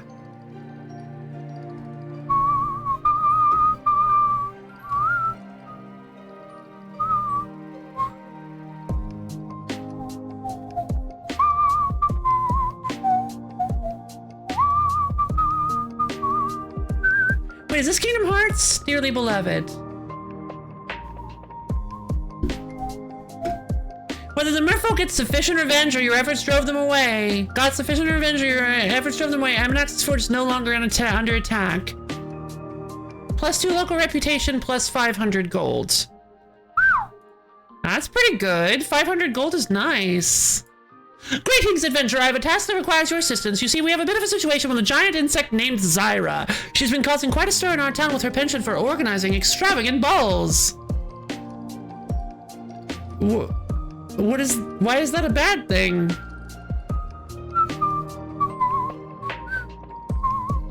Let me guess, you want me to deal with the situation? Well, yes, let me explain the situation. Zyra's balls have become a bit of a problem. She has been hosting them every night and they're becoming increasingly extravagant and disruptive. The townspeople are getting tired of the constant noise and commotion and it's affecting their daily lives. I see, so you want me to talk to Zyra and ask her to stop? You can find her in her hive. She's not easily dissuaded. I've tried talking to her myself, but she's adamant about continuing her nightly balls. I'm afraid she'll need more than just a few words to convince her, if you catch my drift. Warning, hard quest. Pest control is my specialty. Note the location of her hive on my map. Yeah, whatever. Time to fight some Rakdos, baby! As long as it's not rats, I'm fine. So is this just black cards? Yep. Font of Agonies. Grist deck. Honestly, I hope so too. This isn't black. Oh yes it is, it just looks not black, it looks green. Because it's an old card. Gelatinous Cube! Gisa, my beloved. Yeah, there's Gisa! Oh yeah, we are setting up to make a black deck, aren't we? Tangled Colony. Oh. When it dies, create X1, one black rat creatures can block. I don't like creatures that can't block. Pay black tap, sacrifice another creature, put X, two blacks on creatures, and battle X, sacrifice creature's power. That's strong! And at the worst, you can just keep sacrificing zombies. Yep, Rat King. I kind of... Oh my god, that's so expensive. That's like all of our money.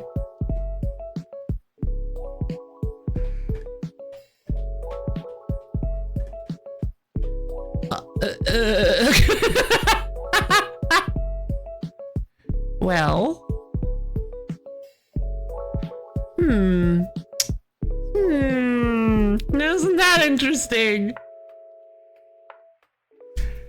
A 113 for 5 mana. I know it is. I know it is. It does, but it's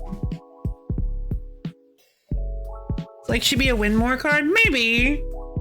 Yeah, 5 mana is too much for that. There are much better low cost walls. Trust me, I'm the wall expert. I'm the big booty expert. I know exactly the best cards to run in big booty deck. Now, for instance, if we could find ourselves...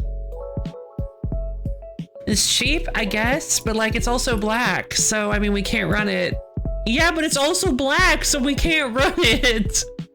Yeah, big wall of bread there. Bray is a printer. Whoa! Look at that! Look at that person! That's... Oh, they're made of filigree. They've got like filigree parts supplementing their body. That's so cool. Thank you so much for playing my game. Okay, well that was just Mario. When Bray's Prince enters the battlefield, create a 1/1 colorless Thopter with flying. Tap, sacrifice an artifact, choose one. Impulse a card off the top of your impulse a card or give +2 power to target creature. Not a huge fan of that. No Mario made him to. Yeah. It's eventually. I think that's maybe what Yuna was talking about. Mayro dead. You're so clever. Misium Transreliquat. I honestly want to run this just so that I can keep saying Misium Transreliquat. Pay 3 mana. Misium Transreliquat becomes a copy of target artifact until end of turn. Or pay 3 mana including a blue and a red to have Misium Transreliquat become a copy of target artifact and gain this ability. Oh, permanently. Okay. Oh, Misium as in Mizzet? As in Niv Mizzet? Is that what's going on here?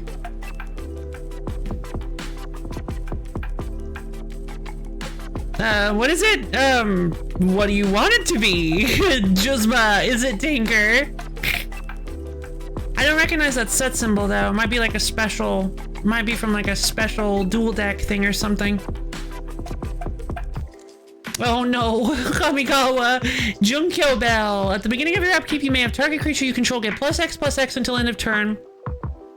Where X is the number of creatures you control if you do sacrifice that creature in the end of turn. I was like, wait a minute, this sounds good. This came from Kamigawa. If you do sacrifice that creature in... Okay, yeah, there it is. Kills packed. Okay, gotcha. Ugh.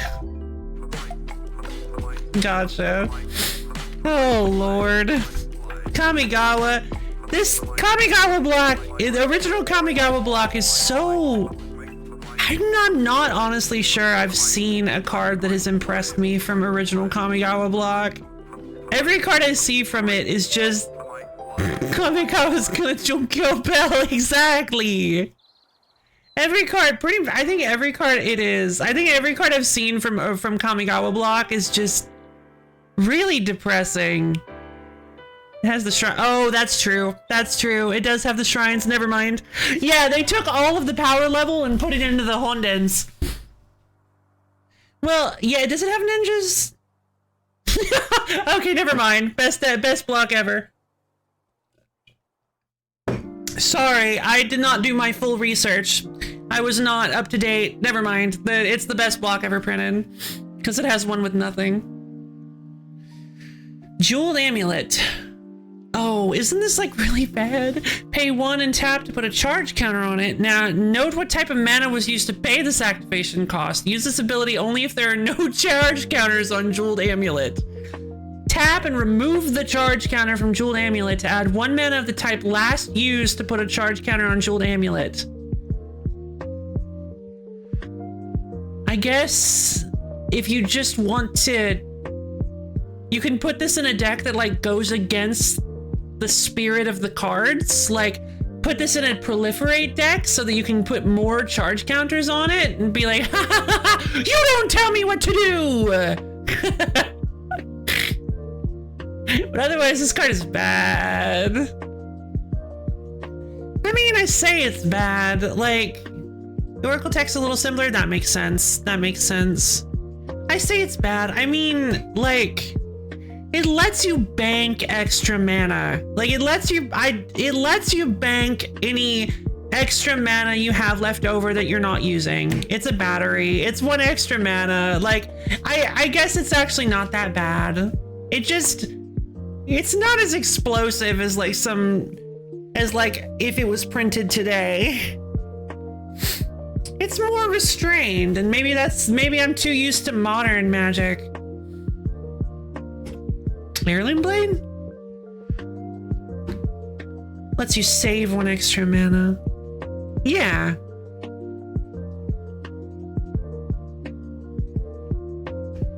If you have a turn where you can't quite meet curve, this lets you pocket 1 extra mana from the previous turn. Way worse than just saving your mana. Well, yeah, but like... Oh, right, but if it was just a mana rock, you could just constantly have... There are much cooler storylands printed later that nobody uses either way. It is 0 mana. It's a 0 mana rock. Yeah, I don't know. I feel like I'm like, the more I think about it, the more I'm like, you know what? I do kind of want to see how it plays. Like, I do want to kind of play with it and see how it works. I don't want to use it in this deck, but it's not a mana rock. It's a battery. Gotcha. Yeah, I mean, it's a little bit of a mana. Like, it works like a mana rock. You just put stuff in. I guess I didn't realize battery. I feel like a battery would be a subset of a mana rock, right? Like, I feel like battery is like a sub-genre. You know, and tap out this turn, it's got a way to work. Yeah, that's kind of what I was thinking. But the thing is, again, you could just run a mana rock that always taps for 1 mana, and then you would just be able to always tap it for 1 mana. Yeah, but see, it still taps for mana at some point. Yeah, not as it well. Yeah, I'm like, you say that, Muxin!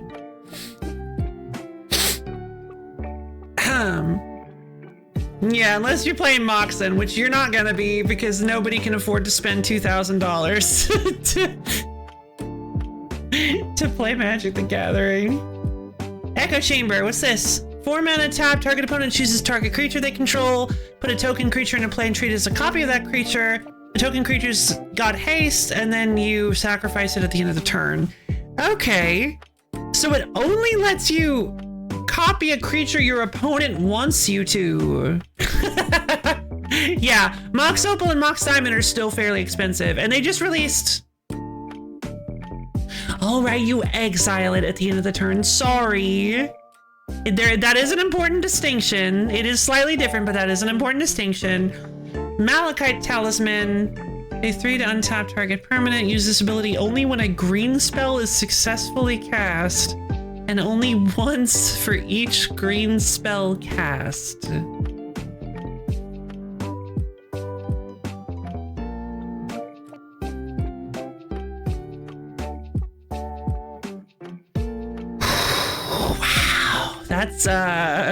That's a card that exists.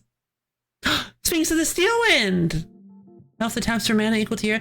Yeah, I guess it could actually. That's a good point. I hadn't thought of using it that way. That's a very good point. Flying, First Strike, Vigilance, Lifelink, Protection from red and from green. It is an 8 mana 6/6. Yeah, here's hoping. I hope you have a Mox Diamond. That would be incredible. Can I have it? Let's see. Okay, we've got Eldritch Emissaries. Is this just Eldrazi stuff? No, not even close. Hoarding Ogre. Look at how happy he is. Love his big smile. Blood Boil Sorcerer. No, it's an initiative card! Whenever there's a battlefield, you take the initiative.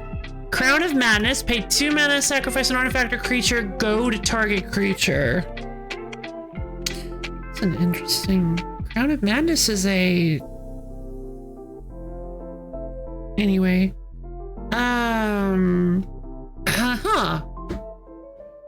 It's kind of neat. Zulodok! Color the spells you cast from your hand with mana value 7 or greater have Cascade. Oh, jeez. Midnight Banshee. I'm not super sure what this is, but... Wrecking Ogre. Gate Crash! I love Gate Crash. Wrecking Ogre is a 5 mana 3/3 with double strike. Blood Rush. A 5 mana card. Wrecking Ogre, target change supposed to... Okay, interesting. A 6 mana 3/7 with Vigilance.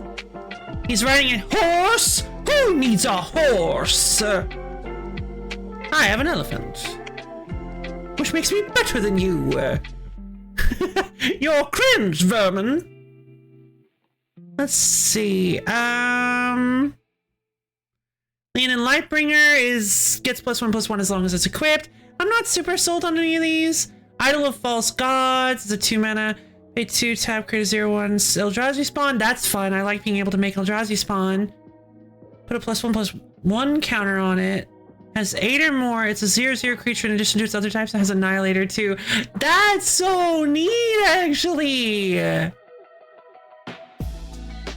So you can use it to make like spawns and stuff that you can sacrifice for mana, and then like once it gets enough counters, and like even after it becomes a 0/0, that's so neat. It kind of reminds me of Weatherlight Completed.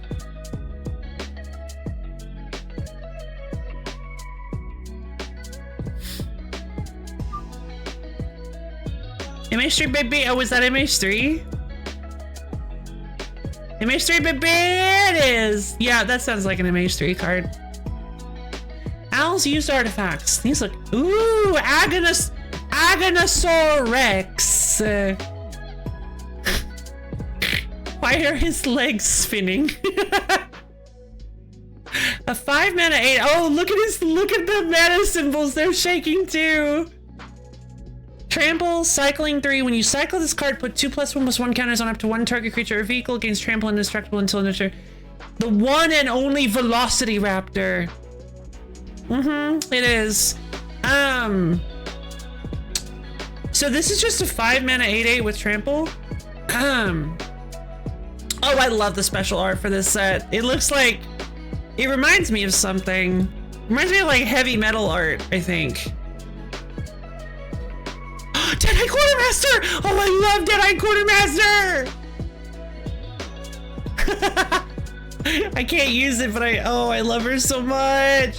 When Deadeye Quartermaster enters the battlefield, you may search your library for an equipment or vehicle card, reveal it, put it in your hand, then shuffle your library.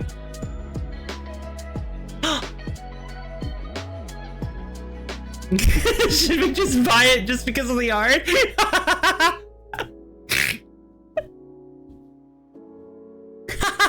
Gay! I love them. It's just so pretty. Red and the green to create a food token and a tapped treasure token and a 3/2 colorless vehicle artifact token. That's really good, actually. I don't really have a deck in mind for it, but it's really good. That's just a versatile card.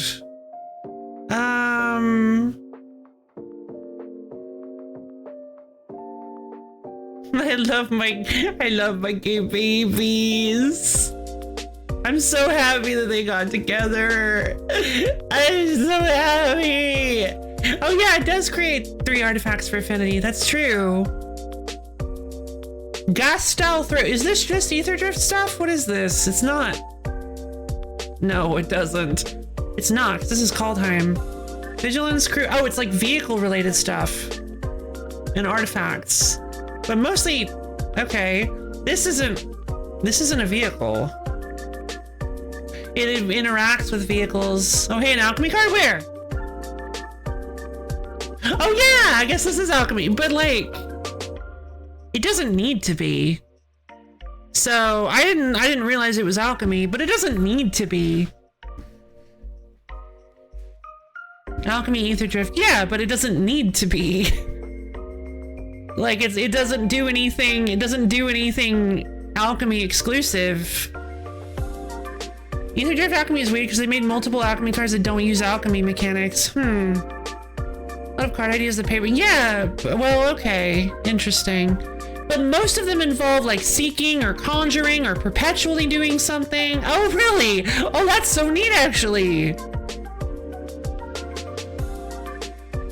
Tell them I enjoy that. Yeah, honestly, same. I love alchemy cards. I love alchemy. Alchemy is so cool. Finding to make relevant cards that aren't necessary alchemy luck? Well, alright then. Crafted growth. +1 target creature or vehicle you control. Enchanted land has tapped, add 2 mana of any one color. I like that. That seems like a pretty good, like I know, that seems like a pretty good common for Kamigawa Neon Dynasty.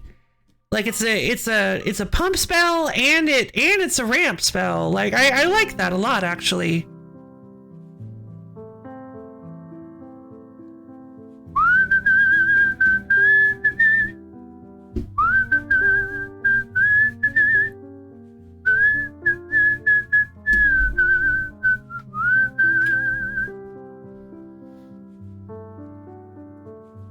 What is this actually? Oh, it's the Roost Cafe. Okay. Sells a card called Buried in the Garden that ramps in cages. Oh, that's neat. Haunted Hell Ride! I'm past the name page. He's currently on paid paternity leave, and I did appreciate him griping about how many contracts they had to go through for an unnamed upcoming Yeah, that's... Oh, now I hear it. Visions with the status given how many contracts... Ooh, how many contracts they had to sign? Sounds like it might be... Yeah, I think I can probably guess then. I love the Roost theme. Whenever you attack, target creature you control gets +1 power and gains Death Touch until end of turn. Untap it. So it's a vehicle with a passive ability that just triggers even without it having to be a creature. That's really good. I think I'm gonna buy Wish Good Luck. I know I'm probably gonna regret spending the money, but I want it.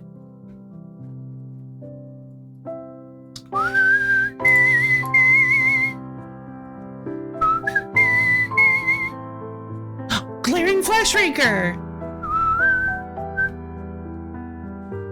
Mockingbird. Oh. You may have Mockingbird enter as a copy of any creature on the battlefield with mana value left, center equal to the amount of mana spent to cast Mockingbird, except as a bird in addition to its other types. That's neat. Dorset Sirens! Mockingbird is really good. Okay. Yeah, I mean, Naga Fleshcrafter was pretty good, so I can see why Mockingbird would be good.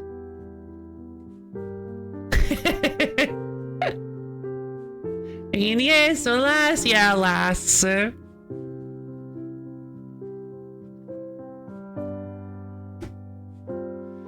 Brava of the Steel Legion. As long as you turn creature tokens, you control get +1/+4. I mean, that would actually be pretty good if we could find a way to make creature tokens. Hold on. This would go really well with the new mobilize mechanic.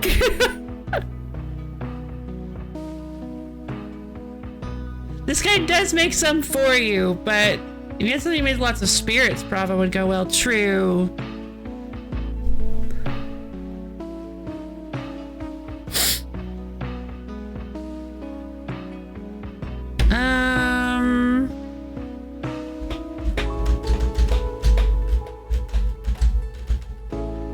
Four mana for a 2/5 is okay. Yeah, but it's only a 2/5 on your turn. 4 mana, yeah, 4 mana 2/5 isn't a terrible stat line, especially if you're running. Oh yeah, that's right. That gives me something to spend my mana on. Oh my god, we're getting him. We're getting him because first off, not only is Brava a 4/4 once we get our booty swinging cards out, but I can keep pumping 4 mana into them to create a bunch of 5/5s, a bunch of creatures that are 5/5s on our turn. Oh, that's neat. 2 birds for 4 mana and flashes back by tapping 3. Well, that's pretty cool. Yeah, he's a 3 mana 4/4 and makes 5/5s. Yeah, let's grab him. That seems pretty good, actually. I mean, beggars can't be choosers at this point. I really need to get some good cards for my deck. Ethereum Horn Sorcerer. Big cow. Pay 3 mana to put it back in your hand, but it has Cascade! Now that I kind of like. Ransom of the Psyche, true. Lion Love. And if you get to turn 6 or 7, given your rocks, you can make 2 of them. True. Only this activated ability or cast an artifact spell? Isn't that just like a living power stone?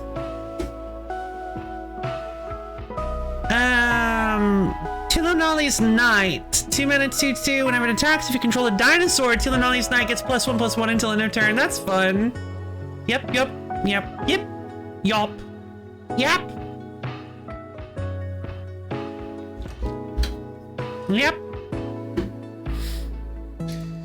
Okay, let's check out this instant and sorcery. Or no, this is artifacts. Ash Nods! No! As soon as I saw the art, I was like, don't be Bolus's Citadel. Don't be Bolus's Citadel. Oh, man. I don't have that much money left. Cauldron of Eternity. Creature card in your graveyard. Creature dies, put on the bottom of Sonia's library. 3 tap, pay 2 life, return target creature card from your graveyard to the battlefield. Oh, that's interesting. It's so bad in Adventure because you have no life, but it's really funny. True. So Bolus's Citadel is a 6-mana artifact that says you can look at the top card of your library at any time. You can play lands and cast spells from the top of your library. If you cast a spell this way, you pay life equal to its mana value instead of its mana cost. If you tap it and sacrifice 10 non-land permanents, each opponent loses 10 life. So, yeah, you can power out a bunch of cards off the top of your deck, theoretically. This card is pretty strong. Apparently this is like a mystery booster version. I'm not sure what that's all about.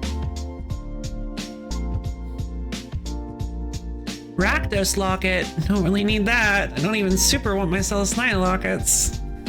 Heaped Harvest! Oh, I love Heaped Harvest! Okay, This is a really good common, by the way. Like, I love this card. It's a very, very cool card. Glittering Stockpile, of course. So Glittering Stockpile, you can tap for a red and put a stash counter on it, and then you can tap it and sacrifice it to add X mana of any one color where X is the number of stash counters that was on it. I like Glittering Stockpile. Would Heaped Harvest be good for my deck? What is this? Charisma bobblehead. This is a serialized charisma bobblehead. Oh, wait a minute. Wait a minute. But I only have one bobblehead, so it doesn't really matter. We can make a bunch of soldiers for Prava.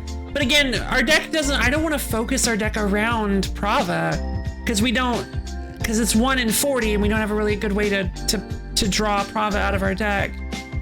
Hammer of Perforos. Use your control of haste, pay 3 tap, sacrifice a land to put a 3/3 golem into play.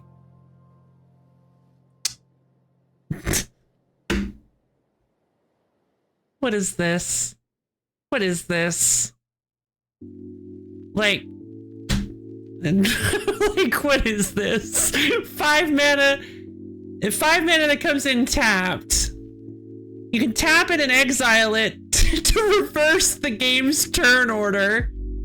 So this doesn't do anything outside of multiplayer.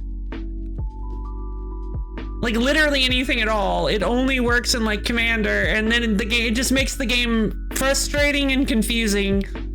Counterclockwise to kiss the natural order of the world. Stop it. Yeah, that's why you need so much power to charge it. Well, I can't use Glittering Stockpile, but it is one of my favorite cards. Heaped Harvest is just a really solid, really solid artifact. It's a good land ramp. And it can heal us.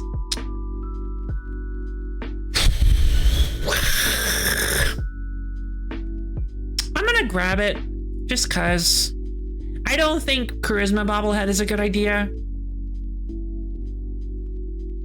Neither is Bolus's Citadel. Like, I'm making a black value deck with Shieldred.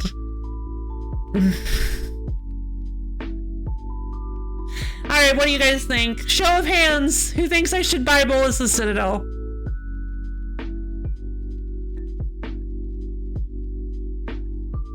No. No, I said show hands. No, you're fine. No. Nah. I think that's like the majority of everyone here, so. It's a bunch of money for it, true. True, it is a lot of money for us right now.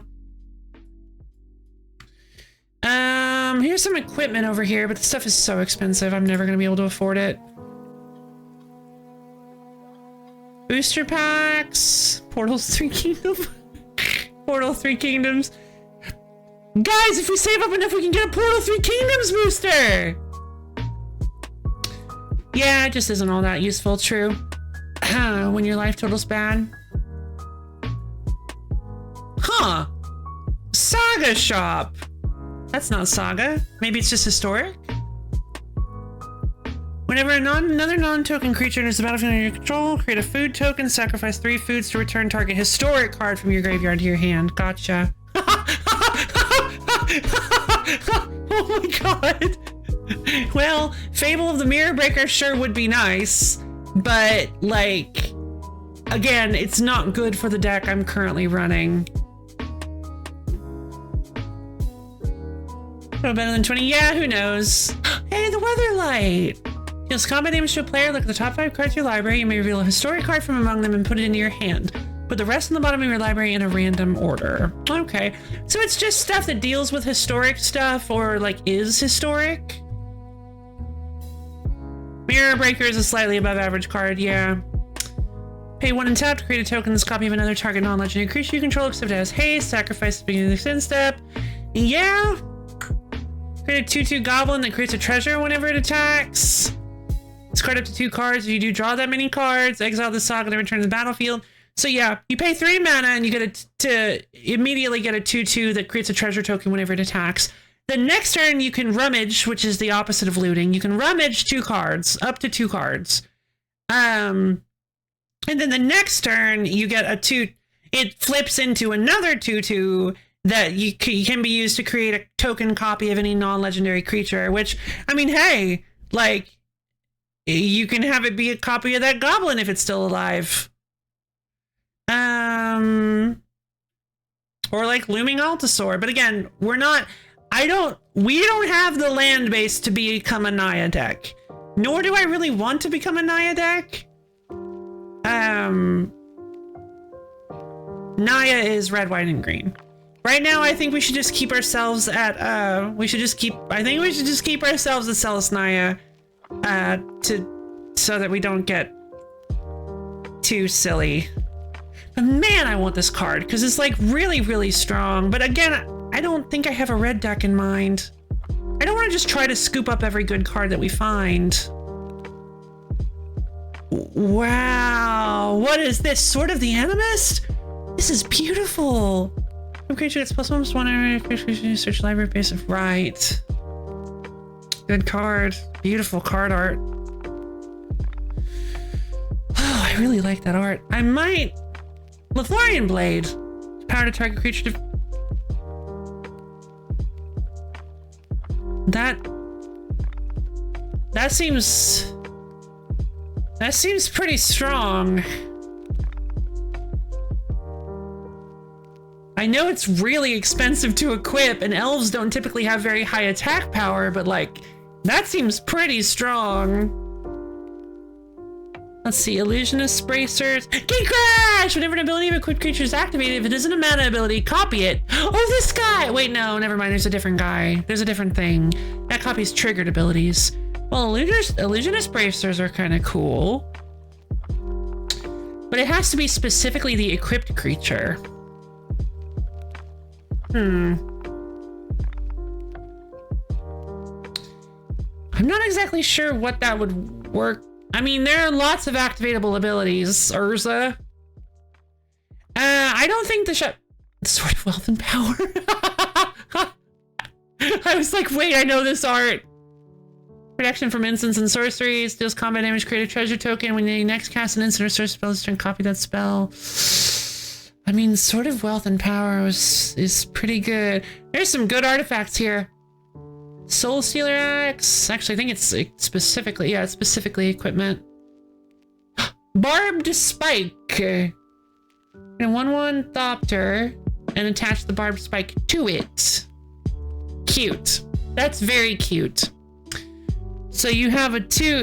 It creates a little flying machine with a little poker on the front. It's like, nyeh, nyeh, don't touch me. I'm gonna grab it. Let's see, I have 122 left, and I'm pretty sure we've checked out everything else. All right, let's go do some fighting and quests and stuff. Make a delivery to a distant location. Make the long journey to Hornwall Outpost. Pest control. I gotta go back to the... Okay, kind of wish it would let me. Anyway, Heart of a Champion. Enter and win an upcoming arena event. Make your way to the Blazing Peak. I guess let's go to the Blazing Peak then.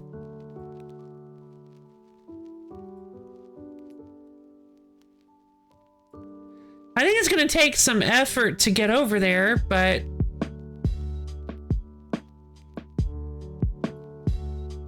especially because we are very far away from the Redlands.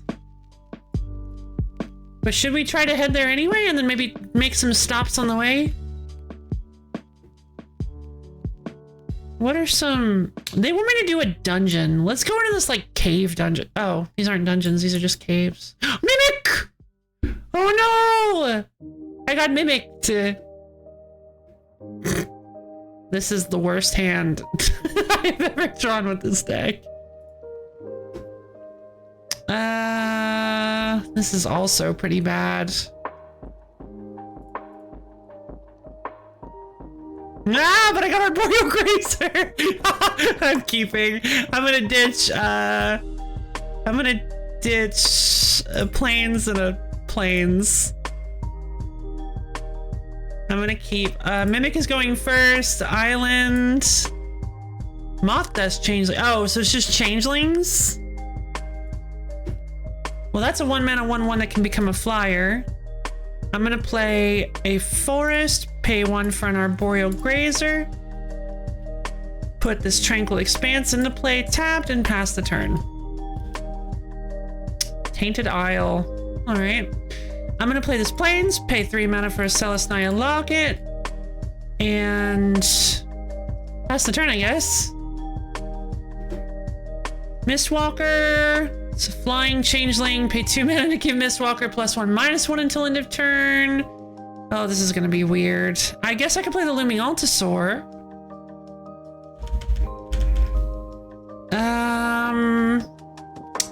I'm gonna pay 4 mana for the Looming Altasaur. And I'm gonna play the Plains. Pass the turn. No, don't be a flyer. Quit that. Changeling Outcast. Can't block or be blocked? So it just kind of... Caves or dungeons by different name? Yeah, apparently.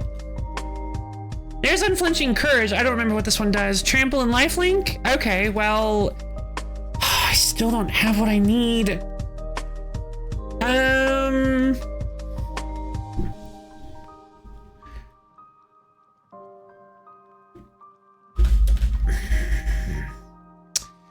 I should play... I feel like I should play the Parhelion Patrol. That will at least kind of save us from the Mistwalker.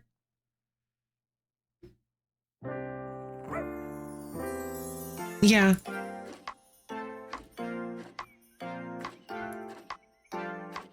This is Isabel's theme? That's cute.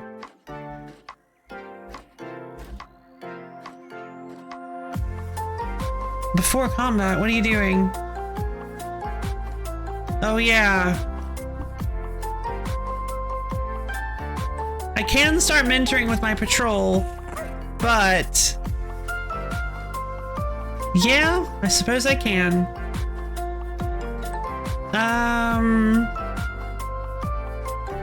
There you are.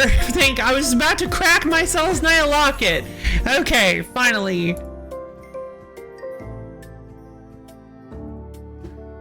Okay, I play Assault, pay 2 mana for Assault formation, then I'm going to pay 3 mana for Unflinching Courage.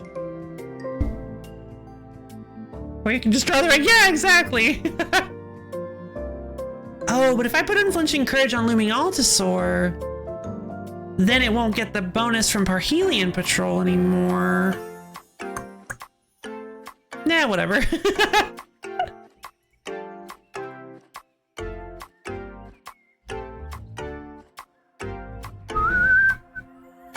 I'm gonna attack in with Parhelion Patrol. They have enough to pump Mistwalker to kill the Parhelion Patrol. So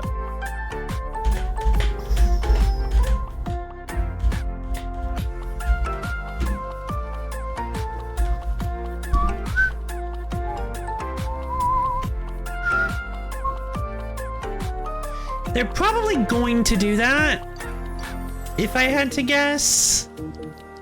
But I'm gonna try it anyway, because honestly, the Looming Altosaur is the better card here at the moment. I'm gonna have Parhelion Patrol. It auto targets the Arboreal Grazer because it's the only one that works. They're going to pay 2 to no. If a white creature is attacking, you may pay 2 black rather than pay Nemesis Trap's mana cost. Exile target attacking creature. Put a token that's a copy of that creature onto the battlefield. Exile it at the beginning of the next end step.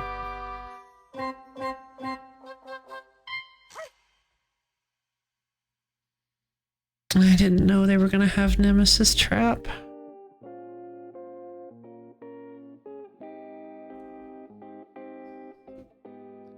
And now, yeah, that's a good card against white specifically. And they get a copy of my Looming Altosaur.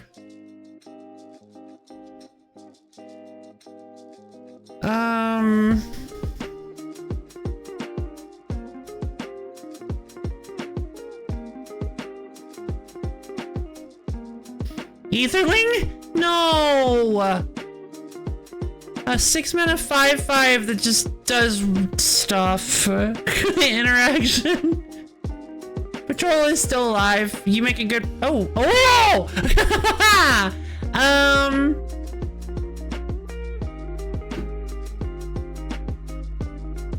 don't have enough. I don't have enough mana. I don't have enough mana. No! You can't be serious. At the very least, I can attack with Parhelion Patrol and Arboreal Grazer? No, I cannot attack with Arboreal Grazer. Wait, I can! Because if they block with the Etherling, I lose the Arboreal Grazer, but they also lose the Etherling.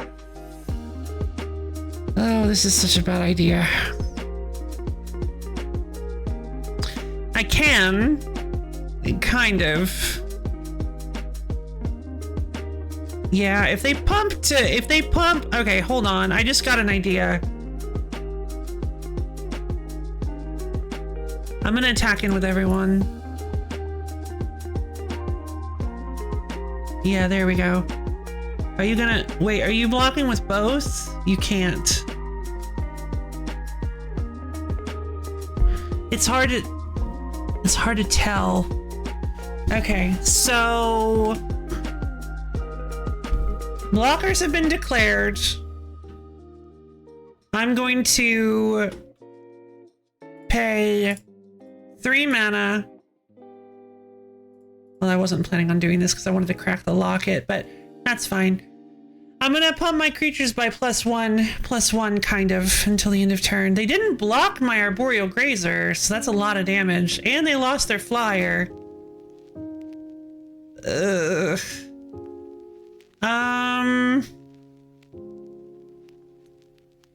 Yeah.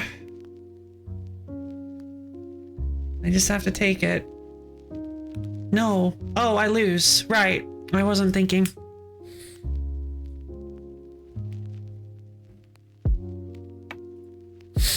Cool.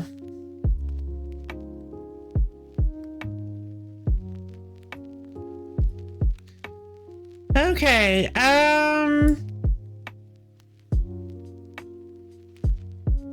yeah, I know. I guess we'll get revenge. Maybe at some point I had to heal up first. Okay, so we're gonna play... I don't have a forest for Kasali Ambusher. Yes, revenge. I'll keep this hand. I'll play a tapped Tranquil Expanse and pass the turn. I'll play a Plains. Pay 2 mana for an Assault Formation. Foundry of the Sense of the Consoles. This thing again! Cabal Ritual. Oh no, what are you doing? Don't do it. They already... Peak masterful gaming. Masterful gaming. They just passed and ditched all that mana. They did that for nothing, for literally no reason.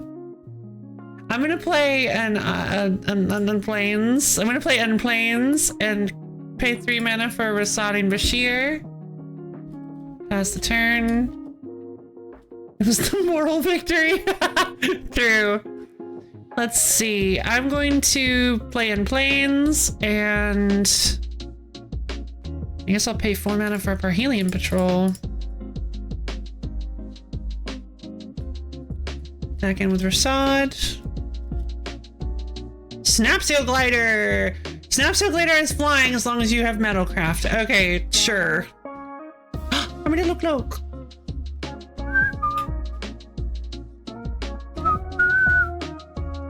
In that case, I think I'm gonna give it to Parhelion Patrol.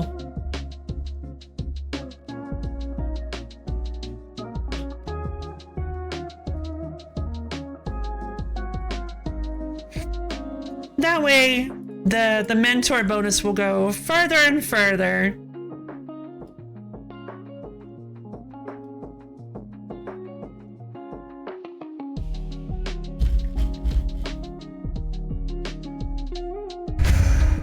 Why did that only do 5 damage?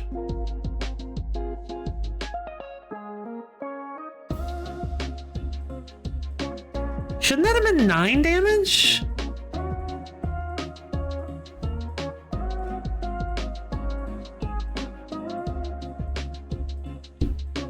Did that say 5 or did that say 9? No! Drain Life! Drain Life deals 1 damage to a target creature player for each black you play. You block the spider. Oh, right. My bad. I didn't... My brain blocked out the spider. I think I need to get some tea. Spend only black mana on X. Drain Life deals X damage to any target. You gain life equal to the damage dealt, but not more life than the player's life total before the damage was dealt. The Planeswalker's loyalty before the damage was dealt, or the creature's toughness. Okay. Poor Spidoo, indeed. Poor Spidoo. Hey, there you are. Let us... Really wish I could draw a forest, but they don't seem to have any, like, creatures to attack with. I'm gonna pay 4 mana for a Looming Altasaur. I'm gonna attack in. I actually had lethal if I had not played the Looming Altasaur. That's fine. I still have lethal because of Parhelion Patrol! Yeah! There's a Legion Vanguard. Oh, pay 1 and sacrifice another creature to have Legion Trailblazer, Legion Vanguard Explorer, Shrike Harpy, Gold, Pestilence. No, not the original Pestilence art. God, Pestilence is awful. 4 mana enchantment that at the beginning of the end step, if no creatures are on the battlefield, you sacrifice it. And you can pay a black mana to deal 1 damage to each creature and each player. It's very funny. Phyrexia's Core. Yeah, it's a good card, awful. Yeah, no, it's a pretty cool card. Terrible art. Sacrifice an artifact, you gain 1 life. I'm at full health. I don't want to fight you, demon boy. Alright, revenge on the Mimic. Let's go.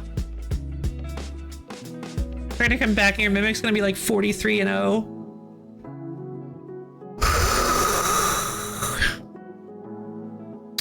We have the Shinen, but like this doesn't do anything.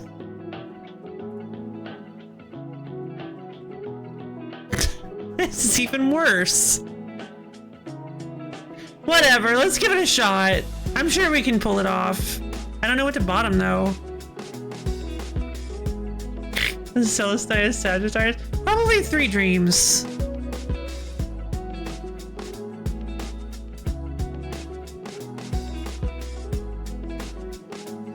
They have that Moth Dust Changeling. They have Tranquil Expanse, pass. There you are. I'm gonna play a Plains. I'll pay 1 mana for an Arboreal Grazer. I'll put this forest into play in case I draw my Kasali Ambusher.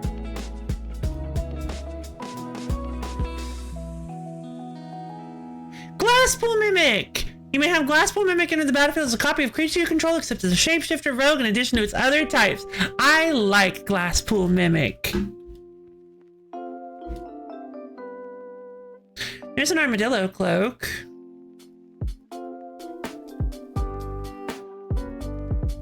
Let's see. I'm gonna play a Plains and pay 3 mana for the Locket. There's also a Brushwag now, is it? Wait, it came as Moth Dust Changeling. Why didn't you come in as my Arboreal Grazer?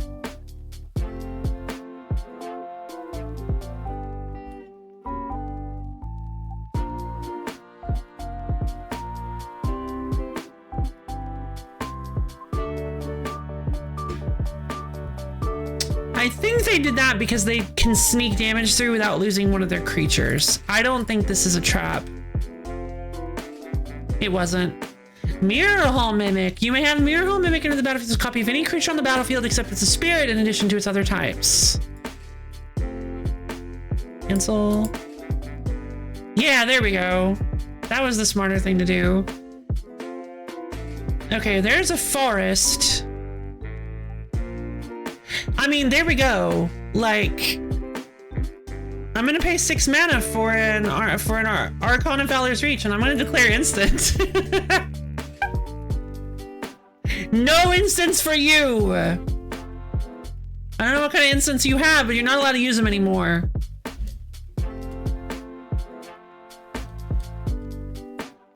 Morphling. No. It's one of these things again with like a billion abilities. 5 mana, 3/3. You pay blue to untap it, pay blue to give it flying, pay blue to give it shroud, pay 1 to give it +1/-1, or pay 1 to give it -1/+1. Morphling is what Etherling was referencing. That makes sense.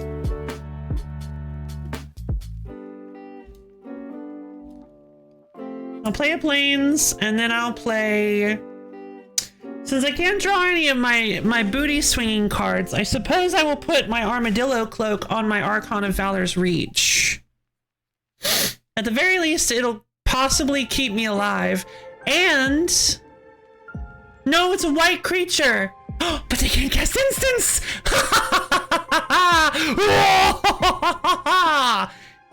I'm gonna do it.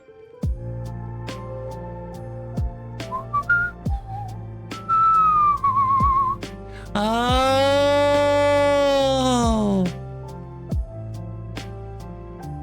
There we go. Now I'm gonna attack it with my Archon of Valor's Reach. It has flying, vigilance, and trample.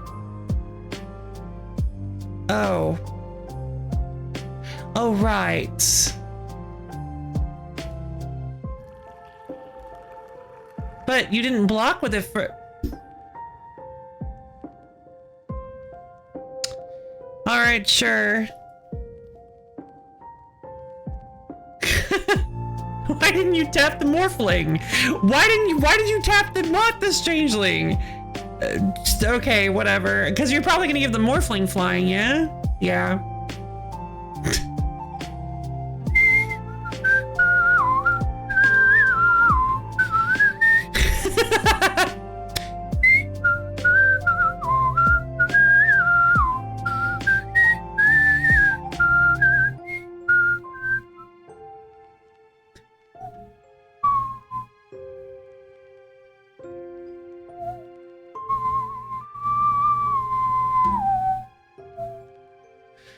I always get a little bit misty-eyed when I hear this song.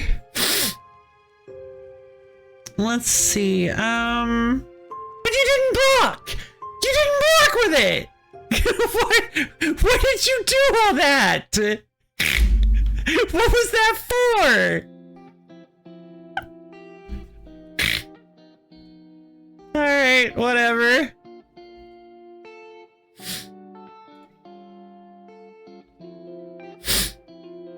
Mimic Vat! Whenever a non-token creature dies, you may exile that card. If you do, return each other card exiled with Mimic Vat to its owner's graveyard. Pay 3 and tap to create a token. I love Mimic Vat. Mimic Vat is super cool. I tried including it in a deck recently and it just didn't do. I was hoping it would do something. It super didn't. I don't really see the need to, like, Archon of Valor's Reach is kind of the only thing that can do anything against a board like this at the moment, I guess. I think I'm gonna crack the locket. Why not?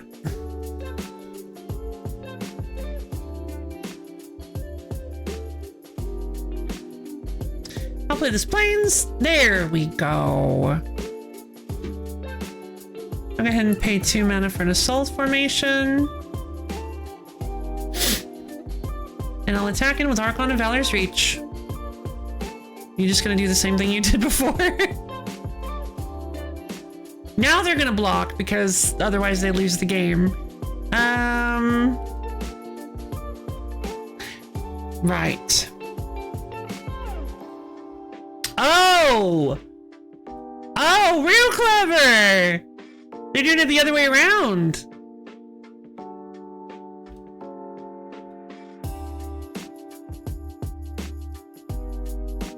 Yeah, there we go. Oh, wait. Which one are they going to imprint?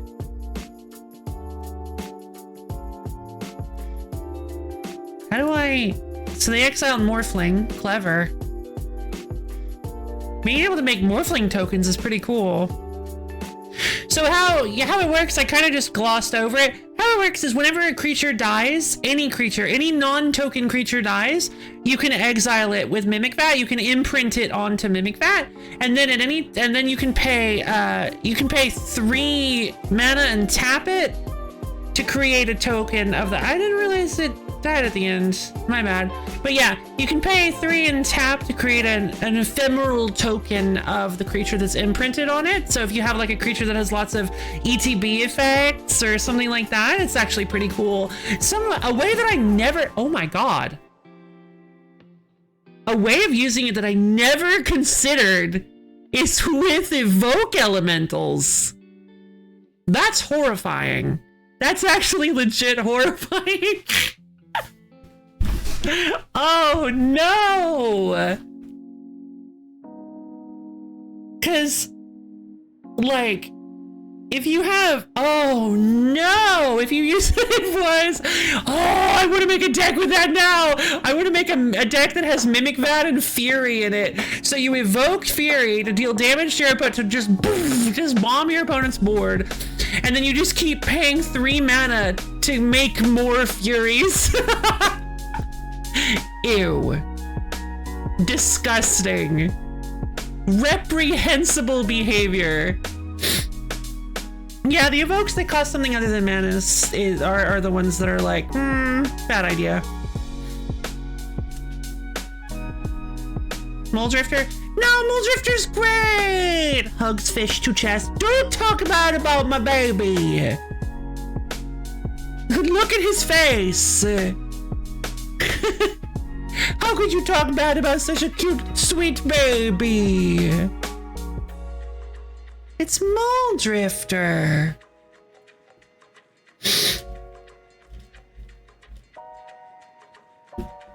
Look, here's your baby. Okay, fair enough. I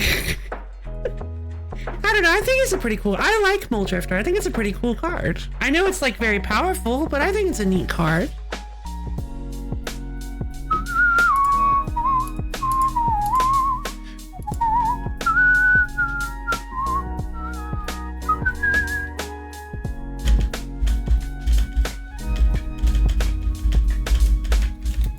I'm gonna attack in with Archon of Valor's Reach. And I'm pretty sure you don't... Well, actually, they could. Because they can pay 3... They can pay 3, tap, and then they can boost it by 5. Oh, well... I'm gonna attack with Arboreal Grazer 2 then.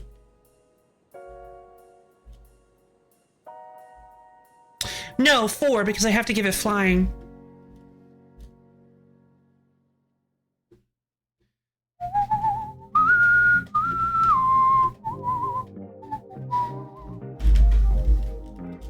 You're gonna, okay, -1, -1, or -1 + 1, -1 + 1, -1 + 1.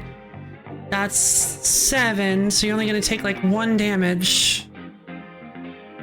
Well, this... It's getting to be a bit tedious, isn't it? I'm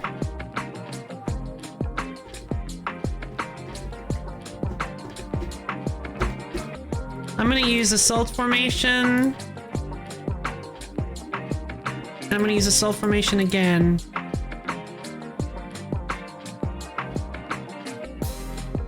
That's 3 damage at least.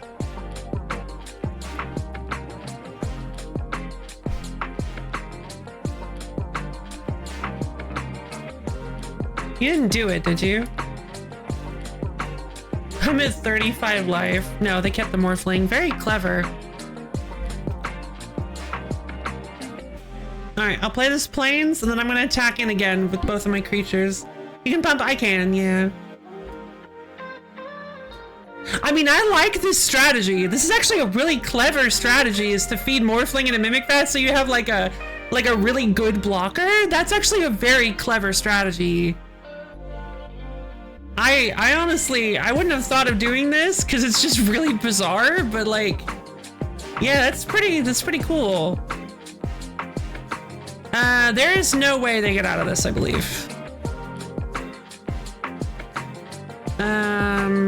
That's going to be, yeah.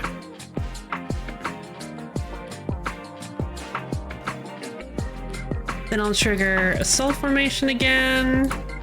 And I'll trigger Assault Formation again. Alright, and all my creatures get +3 toughness until end of turn. So you... Cha-choo! Yay! I won! I beat the Mimic! I got Ghostly Changeling.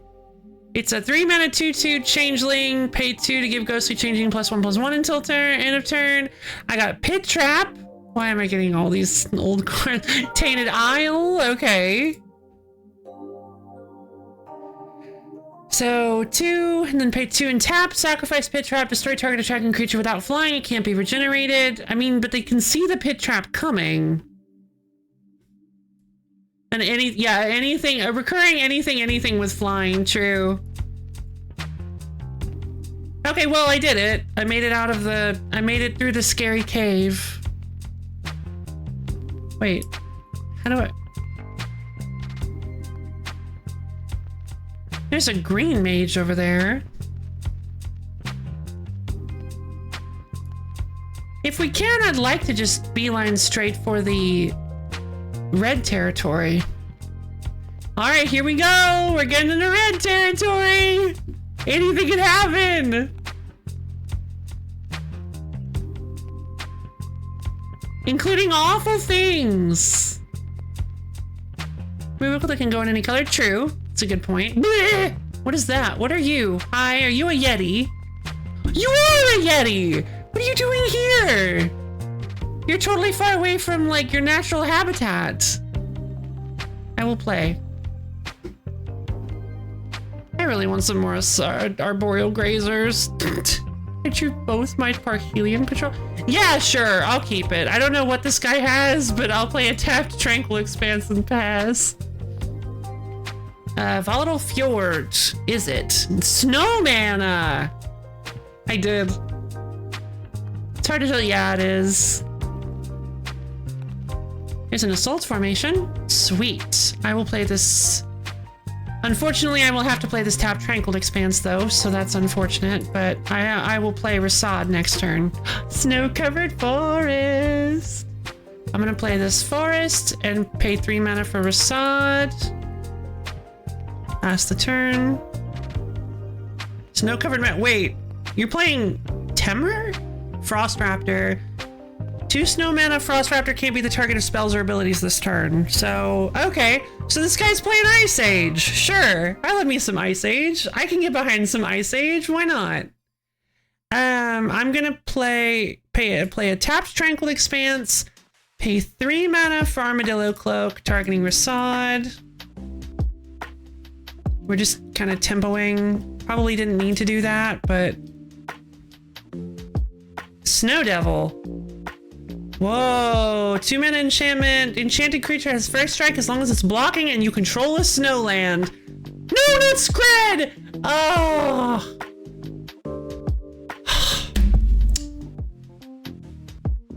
Good play. Good play.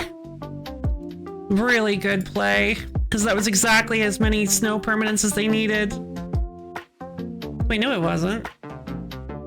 Oh. Well, I guess they didn't need to put Snow Devil on, because they had it, but whatever.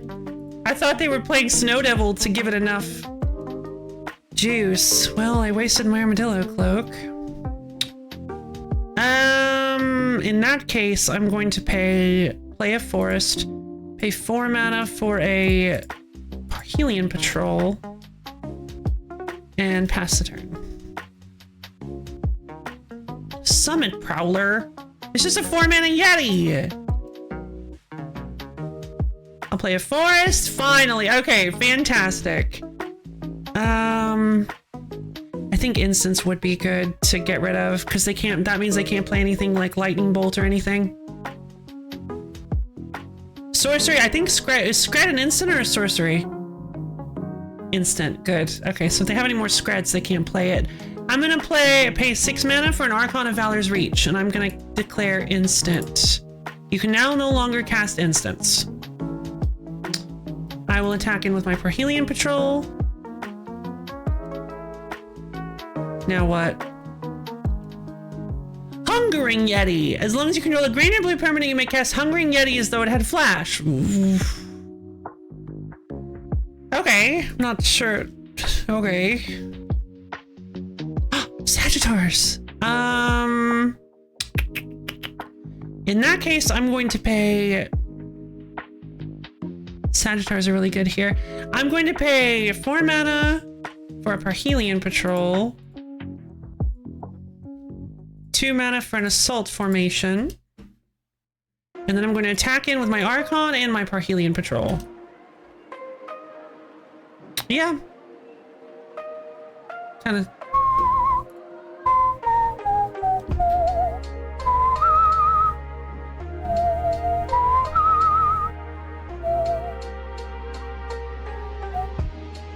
Yeah.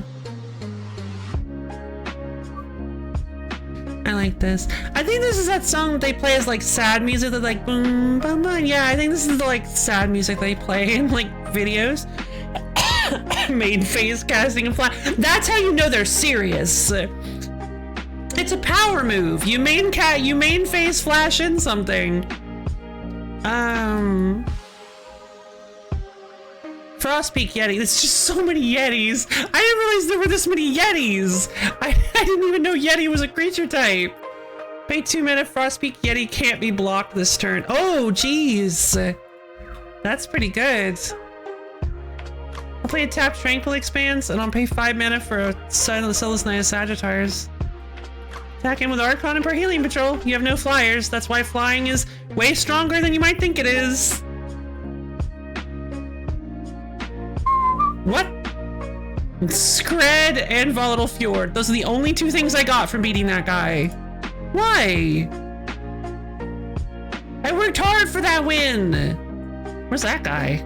Looks like a golem of some kind.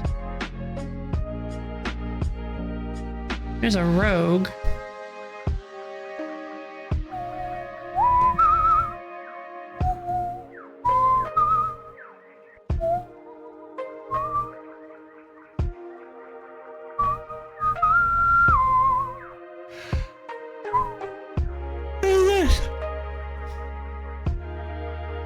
Yuletown! Oh, that's so cute!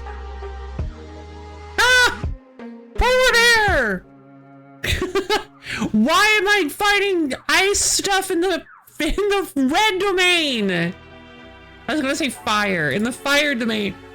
There's a Boreal Grazer, there's a forest, there's Parhelion. Okay, this is actually pretty good. Yeah, I'll keep. I'll play a forest, pay 1 for an Arboreal Grazer. Put this plains into play and pass the turn.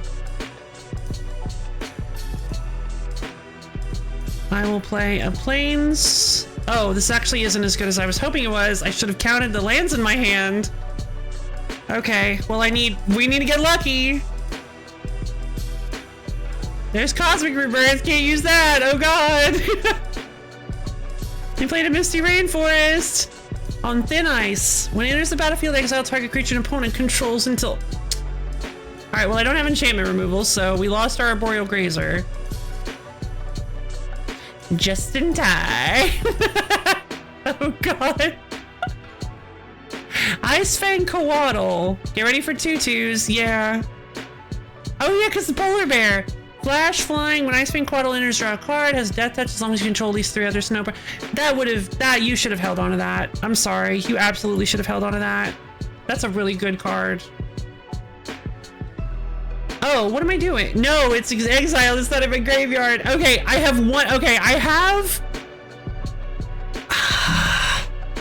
Don't. I was gonna say I have an out, but I don't because Cosmic Rebirth doesn't work here. No, because then I can just play the land. Replicating Ring? Oh, come on!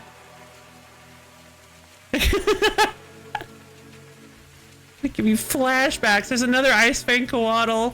Mana Drought. Come on, please. Please give me a land. Oh, thank God. Well, we can at least... Yeah, we can at least do something with that.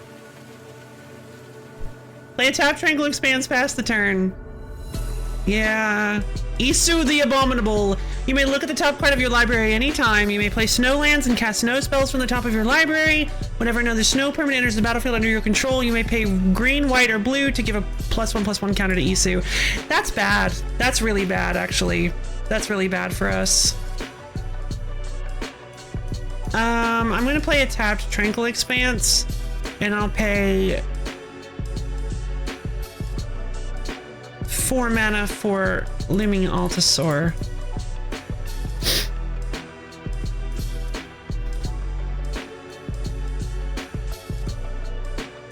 Not another Replicating Ring, please.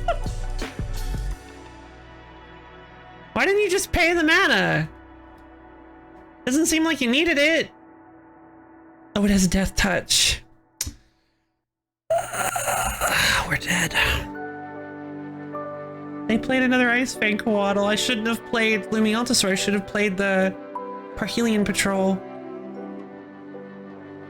Oh, it also has flying! Oh! I think we've lost this. I'm gonna play a forest.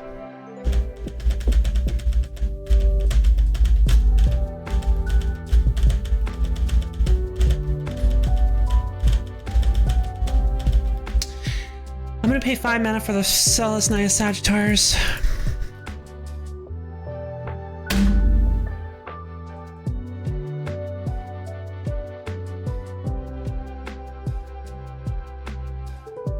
Would have been a good idea, but I just got counterspelled.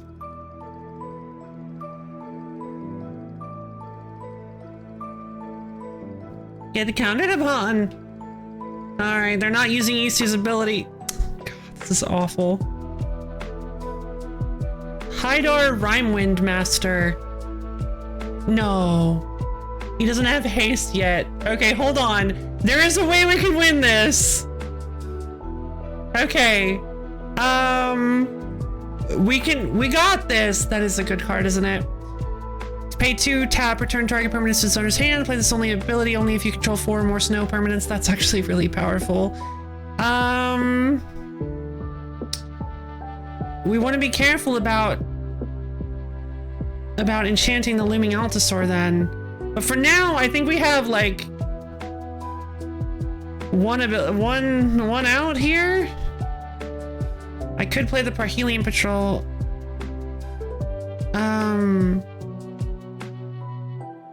Okay. I have an idea.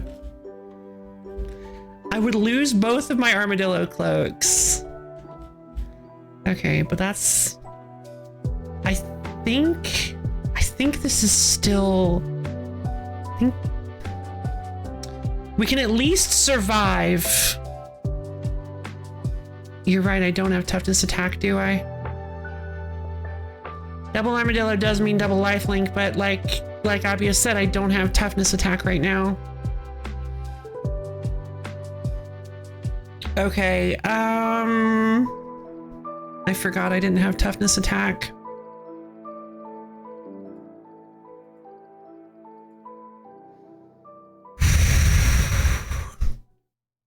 Oh! Cosmic Rebirth can hit anything! It doesn't have to just be 3, it just goes on in the battlefield if it's 3 or less. Okay, well I could use Cosmic Rebirth to get the Sagittars back, but that'd be pretty darn slow, I think.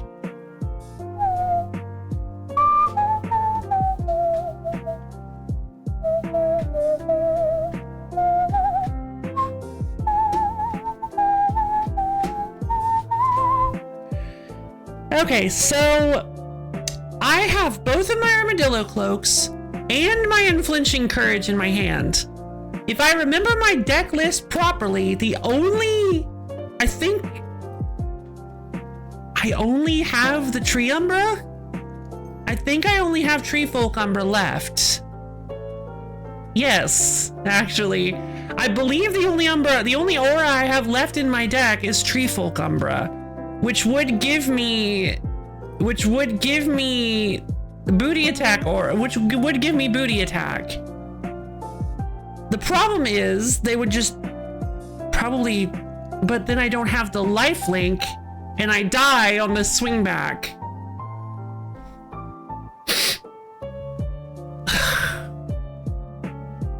If I had one more mana, I could do this. God, I wish I had one more mana. I could play Songbird's Blessing and Unflinching Courage, hope for the Tree Folk Umbra, and just get a ton of life.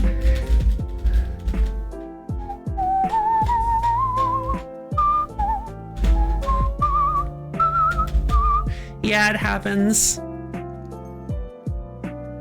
Well, let's at least go for double armadillo keeps. It does. So I'm gonna go double armadillo. I'm gonna pay 6 mana to cast 2 armadillo cloaks and attack it with my looming Altasaur. Recovered 10 life. I would have just attacked, but okay.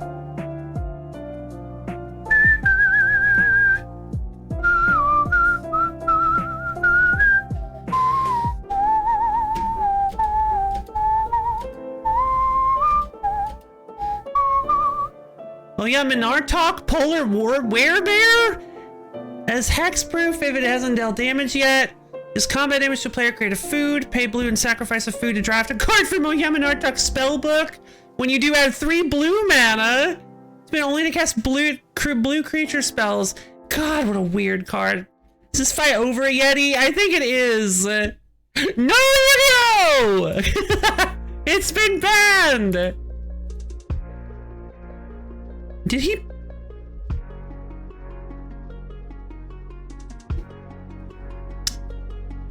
No!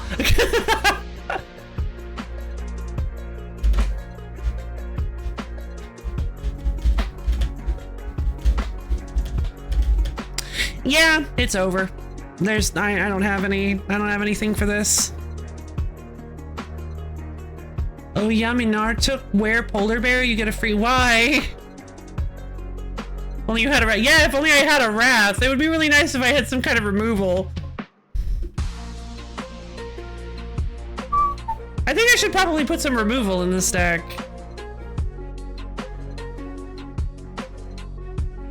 Oh, because it's like a very Yu-Gi-Oh-esque name? I'm just gonna scoop. I'm just gonna pass. You can have it.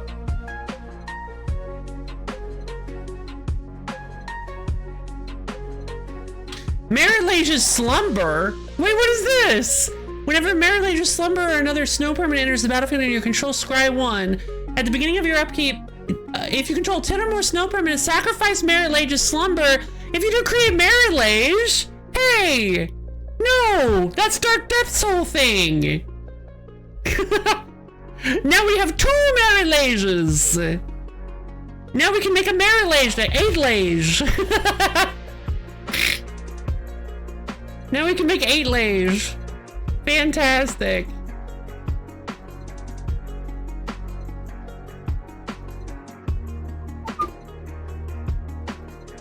Are those too many? That's a good question. Are they? Doesn't it?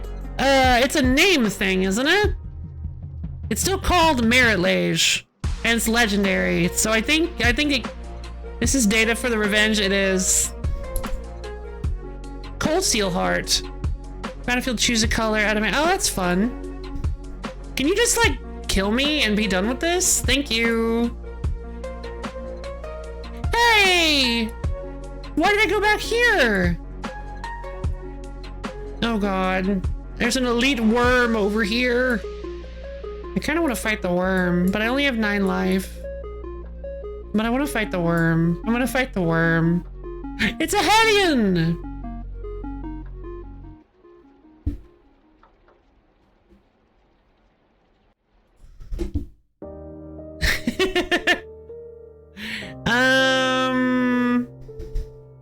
Okay, let's look at my lands very closely this time around. I do not have enough to actually play any of this stuff.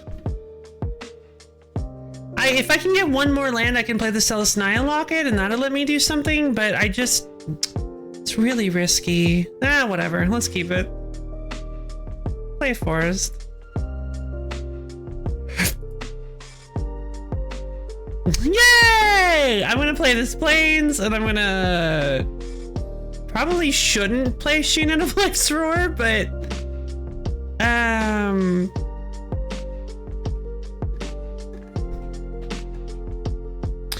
Yeah, sure. I'll play Sheenan of Life's Roar. Why not?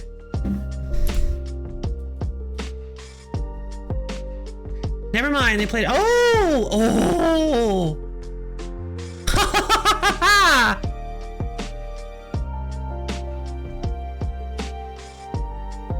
Well, there we go. I can kill the Plated Geopede. I'm gonna play a Plains. I'm gonna pay 3 mana for a Celestia Locket. Wow, I didn't realize Sheenan early game can possibly be... Yeah, baby! I got the icons turned on again, though. Wasn't an audio, so I never get... No, it's okay. You're fine. Alright, I got Parhelion Patrol. Let's go Parhelion Patrol, because that honestly would be really good with Sheenan of Life's Roar. Let's have Sheenan of Life's Roar attack. Nothing? Oh, baby. We'll play a Looming Altasaur. We'll attack in with Parhelion Patrol and Sheenan of Life's Roar, giving +1/+1 to Sheenan of Life's Roar. There's a forest, and now we can play 3 Dreams. I can pay 5 mana to cast 3 Dreams, which gives us what we need. This will be, yeah, Sombride's Blessing is good, but I'm not doing it this way, I don't think. I mean, I guess it is. Because it still lets me get free auras off the top of my deck, but it's kind of random. I'll go Armadillo Cloak. Oh, I see. And then I'll go Songbird's Blessing, Treefolk Umbra. Why not? Parhelion Patrol gives a bonus to Looming Altasaur. Sneak Attack! Oh, you may put a creature on my hand against haste, sacrifice. Oh no. Well, we have 1 turn to win this, and we do, because they don't have anything else to play. And we have enough damage to win. That is cute. Yeah, that is actually... Oh, I didn't even... That is a really cute art, actually. That is actually really cute art. They'll never see it coming. Corlag carefully prepared to try the new ambush strategy he'd heard about. Ambush. Oh my god. Corlag ambush. I never even... That's beautiful. Absolutely beautiful. Let's see. Cause the yes, yes, that's the joke. You did it.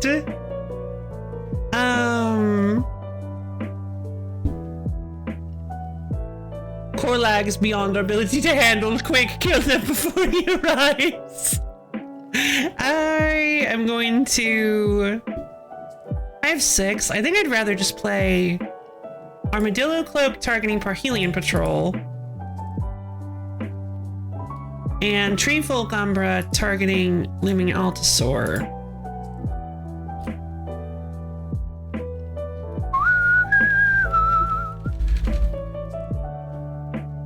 And we'll attack in with everyone.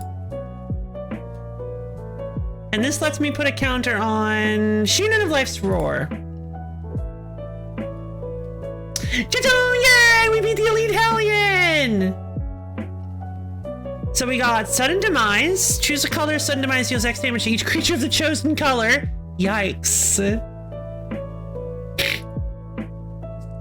Creepy Puppeteer. Ooh. Whenever a creepy puppeteer attacks, if you attack with exactly one other creature this combat, you may have that creature's base power and toughness become 4/3 until end of turn. I like it. Oh, we got Korlag! Yay! Oh, I'm so happy we got Korlag. Oh, I guess they probably specialize in using Pyroclastic Hellion. When Pyroclastic Hellion enters the battlefield, you may return a land you control to its owner's hand. When you do, Pyroclastic Hellion deals 2 damage to each opponent. Okay. That doesn't really feel like a boss of the deck kind of thing. Shaman's pretty weak. Yeah, it's a little weak. But it has haste, so. Flowstone Hellion. Oh, they just used a bunch of Hellions. I didn't realize that was yeah, it's a creature type. Okay, fair enough. A 5-mana 3/3 with haste. No. Oh, Volrath leaves no stone unturned. I kind of like the old school. I like the old school, like, muted art like this. The ones that have the much, like, there's like a specific quality to the like texture of everything. I rather like the old school Magic the Gathering art. Magda! Broken Brazen Outlaw! Other dwarves you control get +1 power. Whenever a dwarf you control becomes tapped, create a treasure token, sacrifice 5 treasures to search your library for an artifact or dragon card, put it onto the battlefield and shuffle. Wild. That's pretty cool.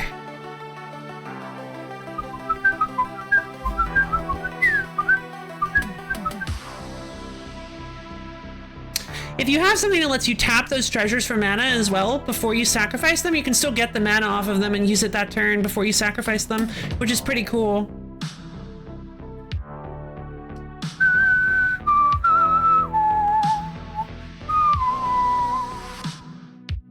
I'm being chased by yet another Yeti. Wait, Yeti grudge match? Should we go for Yeti another grudge match? Yeti grudge match, let's go! Come on, Yeti! Let's do it.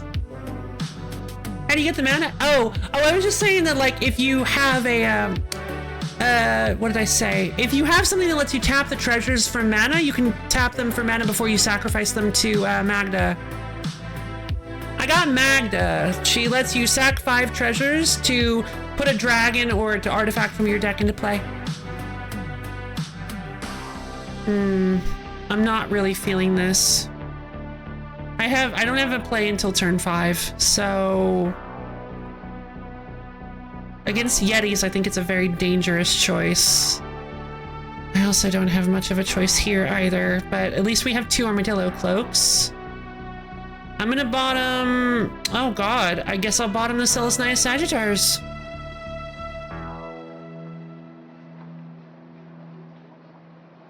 I'll keep. We have to move quickly. Like, that's the only way we win this. I'm gonna play a forest and move past the turn. I'll play an plains. Play 2 mana for Sheenan of Life's Roar. Pass the turn.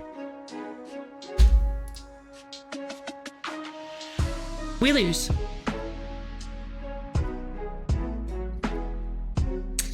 Yeah, he frostbited my Sheenan of Life's bounty, so my Sheenan of Life's roar. So, okay, well, we lose.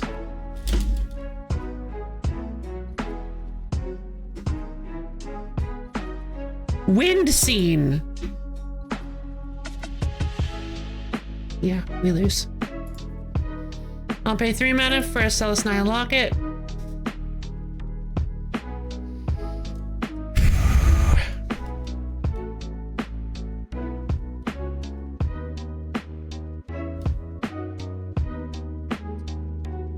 I'll play a forest.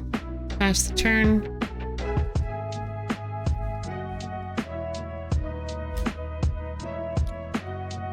Crack the Celestia Locket.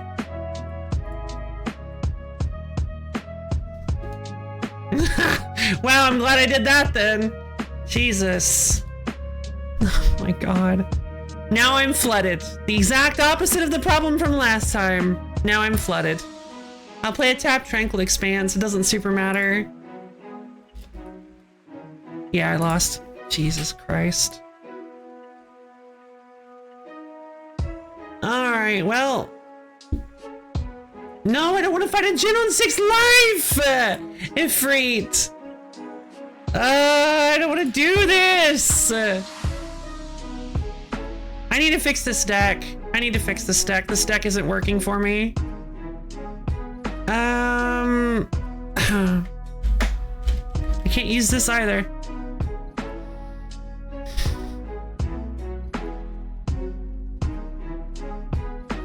I'm gonna bottom the...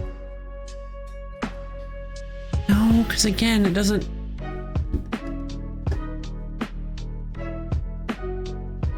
A drafted deck? No, I don't think so. I don't think that's a good idea. Let's see. I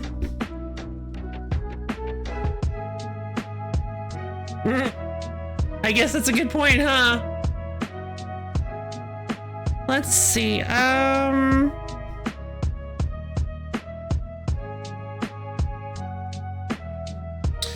Bottom Cosmic Rebirth, although I just realized I probably shouldn't have, because then I could play... I'm just gonna give it my best. I don't know what this guy has. I'm gonna play a Plains and pass. Swiftwater Cliffs, just a Soothe land. Play a Plains. Not play anything because I don't have any green mana sources. Pass. What did that do? Oh, Igneous Inspiration. 3 mana, deal 3 damage to any target, and learn. Okay. I'll play a forest. I will hopefully play 2 mana for a Sheenan of Life's Roar and not lose it this time. Because unfortunately I don't have time to wait for Don't Do It. Serendib Efreet. At the beginning of your upkeep, Serendib Efreet deals 1 damage to you. Oh no, it's a 3 mana 3/4 flyer with a downside. I'm gonna play a forest.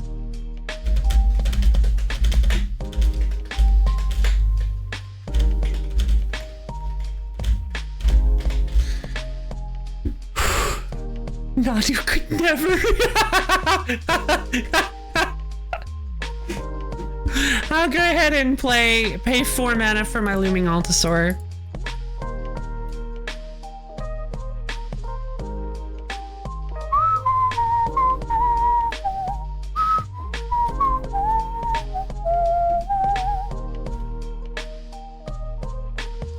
Oh, great. Swift Kick. Okay. Why is he a 4/4 now? Because is it +1 power? Yeah. No! Oh, I only had 6. Fine, whatever. Can we find a town, please?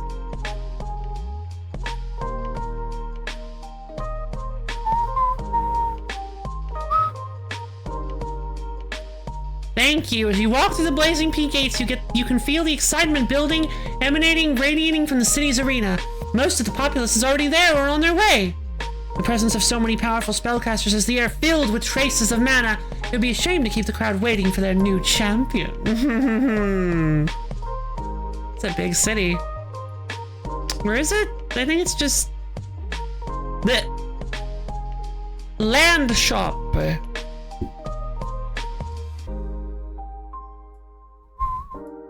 Arena, huh?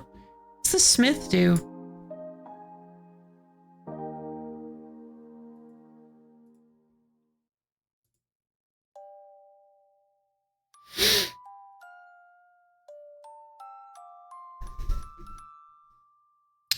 Huh.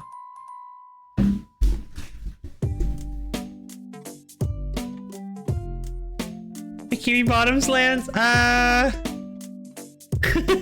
Darkier Dragonstorm. We're gonna go white, red, black. Mana cost 6 to 8. Yeah, sure. We just need 18,750 gold and 3,750 crystals. That's totally fine. One possible card.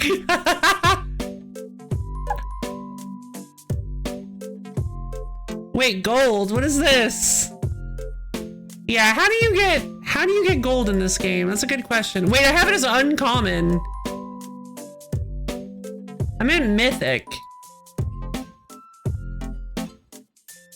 Okay, well that's never happening. I'm never getting 16,005. I honestly feel okay.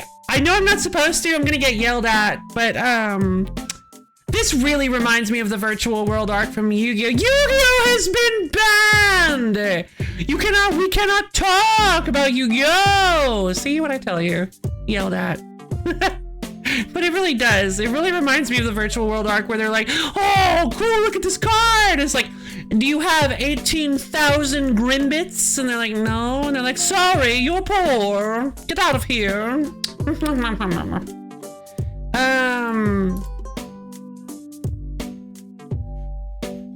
Do you have like alpha?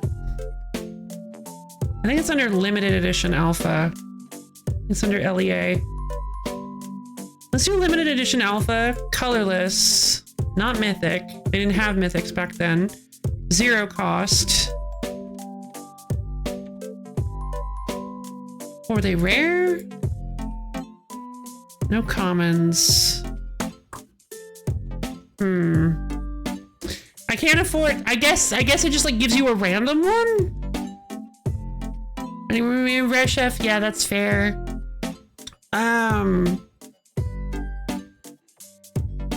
Black Lotus was a rare in alpha. It gets us 1 of 16. I want one of the Moxen. I want to get the Moxens. The Moxen, but I don't have enough. I don't have anywhere near enough money to fish for it. Plus, it's only 1 of 16. I don't know how. Moxen are probably also rare. Yeah, that makes sense. We might have gotten like. It's possible that like what are the 16 rares in alpha? The 5 Moxen. 0 to 2 cost colorless rares. The Moxen, Black Lotus, Lion's Eye Diamond. Just liquidate all your assets. At this point, there seems to be no other way to get. Well, I don't want to liquidate all my assets. There's got to be another way to get money. I mean, like.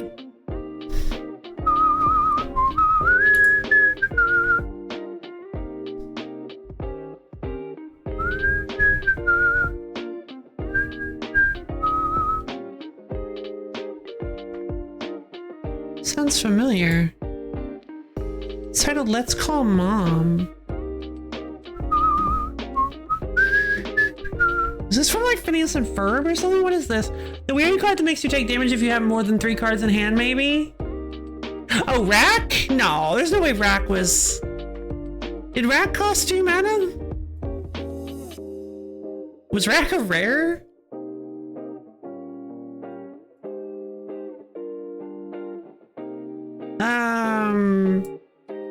Alright, well, how do I sell stuff then?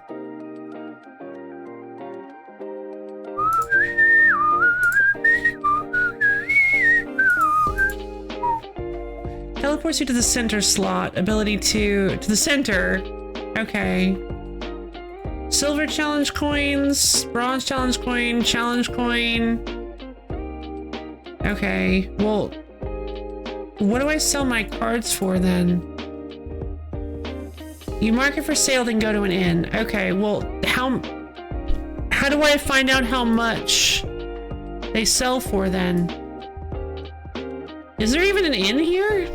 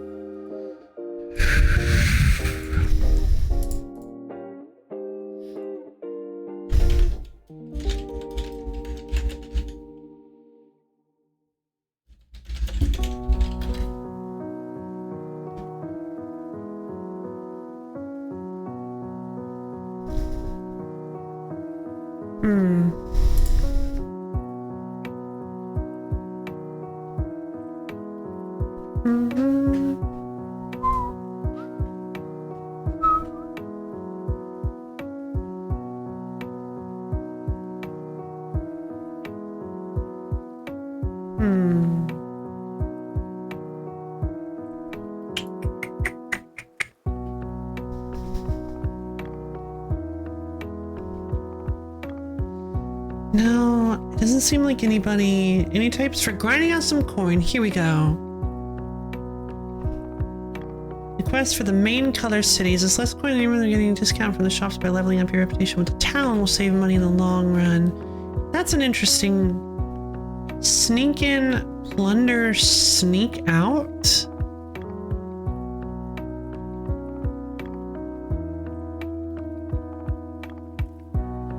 Wait. How do you plunder? Can I steal from towns, or am I stealing from like other locations?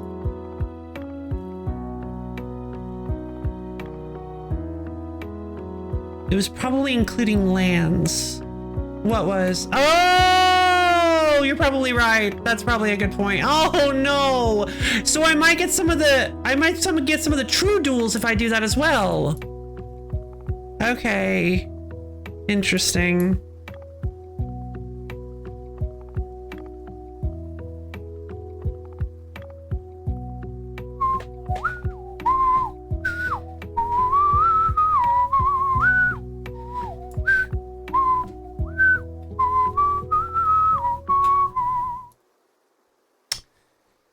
Well, let's take a look at the cards I have and see if maybe I have some better cards for my Adventure Los Celestia deck.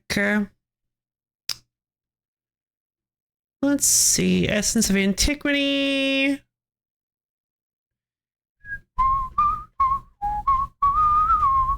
Farmer Cotton. Right. This guy. I forgot about him. So Farmer Cotton comes in with a number of with what?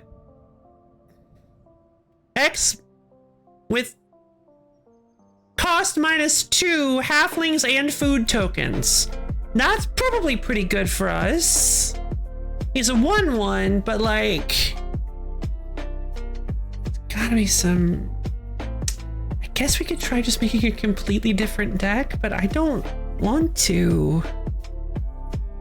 Land with a basic land type, reveal it, put it in your hand, then shuffle. I'm not a huge fan of Nervous Gardener. I have a full play set of Pearl Ears that I did not notice.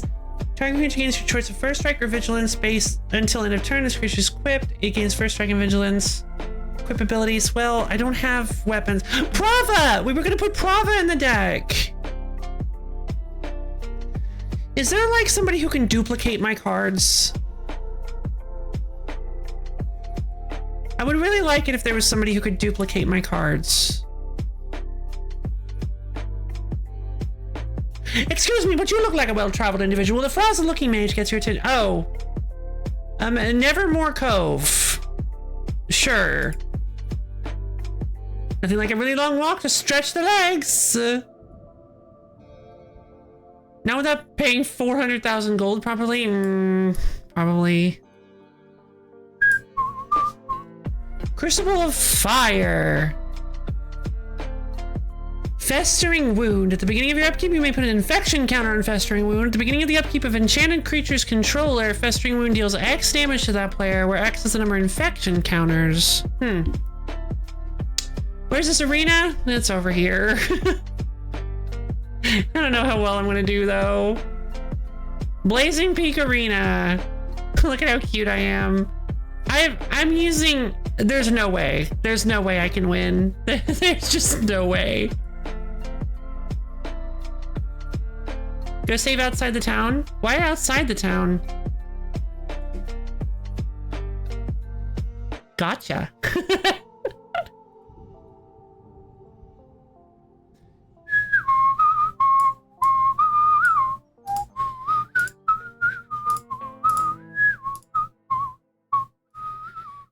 There's a maze here. Don't know why. Yeah, that is kind of weird, isn't it?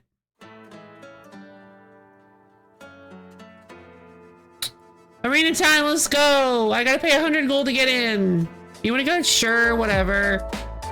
Pyromancer first, let's go. I'm on the play. I didn't put Prava in the deck. Hold on, let me load. I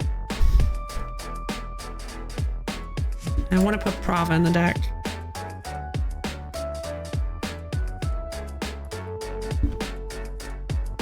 You got seated 7th? Oh no, I guess I did. No, I thought I got seated 8th. I was seated 8th. I was seated in last place. If you're going left to right, but if you're going right to left, I got seated... Wait.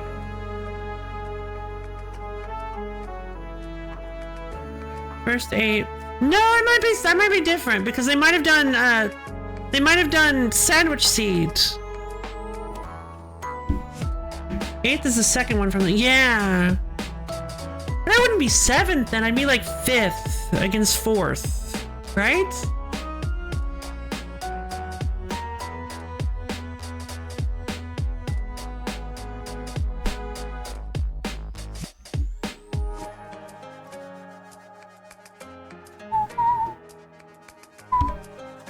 I don't think these are seated. These are probably not seated. If I had to guess, these are probably not seated.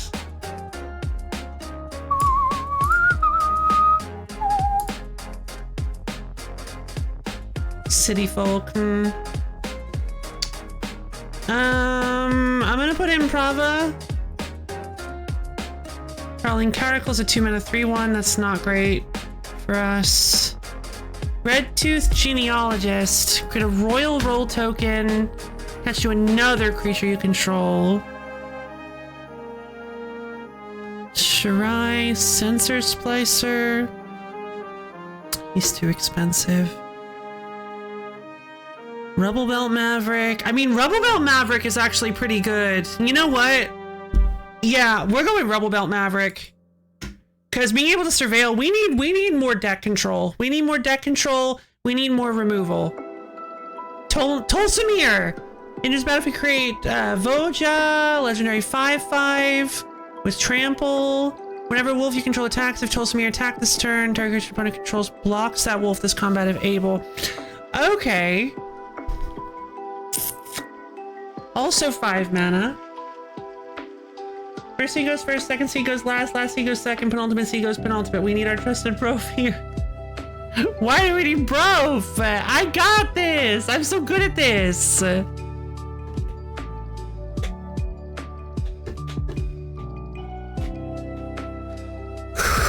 Let's see. Let's look at getting some removal in here. I think it's the Loxodon tier? What, Unyielding Gatekeeper?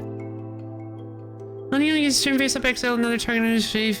If you control, they return to the battlefield tapped, otherwise the controller creates a 2/2 white and blue detective. I don't know about that. This is sealed, this is not sealed. This is a constructed tournament. Yeah, no worries. Hold on, I just realized we should absolutely be just like a little smarter about this. Disable all the other colors so I'm not looking at stuff I can't use. Isn't constructed a form of sealed? Not technically, no. Prey upon. We have Prey upon, we have hard-hitting question, we have pick your poison.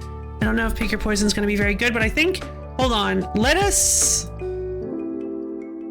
put our pick your poisons in our side deck, because that very well could be helpful, because we might actually be doing draft is closer to a form of seal. Yeah, actually. Agreed. Then investigate. So they went this way. Not sure about that one. Auspicious arrival. It's a trap. Pump. It's like a pump spell. That's a trap. So is fanatical strength. Make your move is pretty good against powerful creatures. Would have been good against the Yeti. Rebuff the wicked is pretty neat, but honestly, I don't know. Not on my watch. There we go. That's good. Not on my watch. Exiles target attacking creature. That's fantastic. I'm gonna Google. Oh, I'm sorry, you didn't know, because yeah, constructed is normal. Constructed is like is every format where you come in with a pre-made deck. Constructed is where you come in with a pre-made deck. I'm so sorry, I didn't realize you didn't know. Exile up to 2 target cards from a single graveyard. Target player gains 2 life and draws a card, or destroy all artifacts and enchantments. Sideboard. Let's see. Oh, Heaped Harvest. Yeah, Heaped Harvest is good for when we get totally bonked on lands. I don't think, I mean, would Sword of the Animist work here? I don't think so.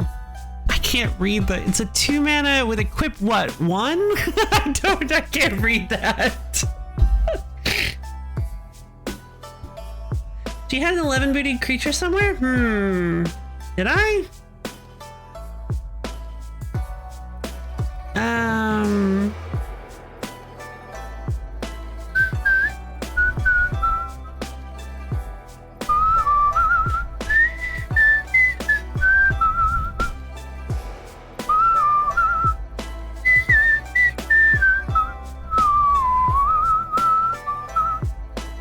What if a nut makes sure not to gift? Yeah, I get it. Whenever a human you control dies, draw a card. That's not very good for us. Reach for the Sky as a 4 mana flash enchantment. +3/+2 in reach. Where's pentagram to draw a card? No. Any better lands? Abandoned Outpost. Sacrifice it, add 1 mana of any color to your mana pool. That's kind of cool, but I'm not sure about that. Haship Oasis! No. Never mind. This is Orzhov. But it is a Surveil land. It is a Surveil land. It's Shadowy Backstreet. Same goes for Underground Mortuary. Now, it's a terrible idea to run off color, but like, if we could, because Surveil lands are very, very powerful. I did not realize how good they were, but they are very powerful. So, you know what then? That's what I'm gonna do. I'm gonna remove I'm gonna remove a Plains for Shadowy Backstreet and a Forest for Underground Mortuary.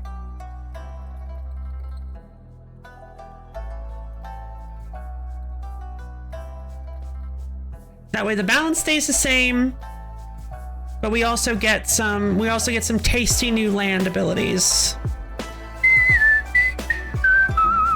You can slot in the Legion now? True. Wait, the Legion. Which one?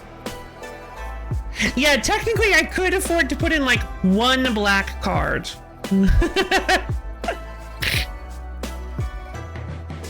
Legion Vanguard? The Explorers? Hey Ryan, my name Ryan, what's up? It's the one, oh right, that guy, the 113 Zombo. Did I buy him? Did I get him or did I buy him? Apparently I didn't get him. I guess he was on offer? I didn't buy him. White cards, he's not white though.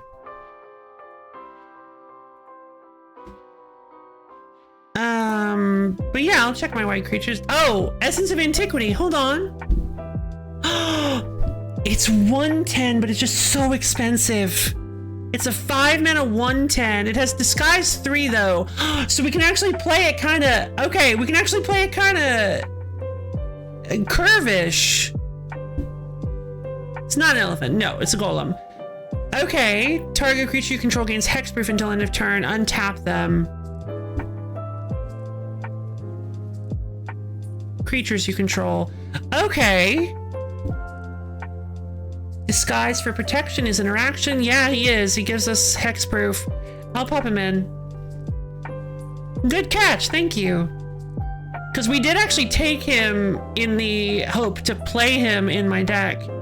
Double strike ward, other artifacts you control have ward 2. Bronze Guardian's powers equals the number of artifacts you control. It's pretty cool, but I don't think it's going to work in this. By the way, how you doing, Eminem Ryan? Hope you're having a wonderful day. Or two left. Right. Haas the Vigilante. He's just too expensive. What's with all these expensive creatures? Steplinks is interesting. I just don't think it's a good idea.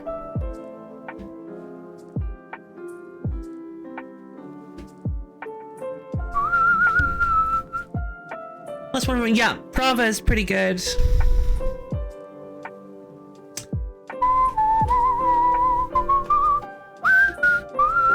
Right, Farmer Cotton. If we get Prava, Farmer Cotton's actually pretty good. And the extra food tokens are pretty good, I think.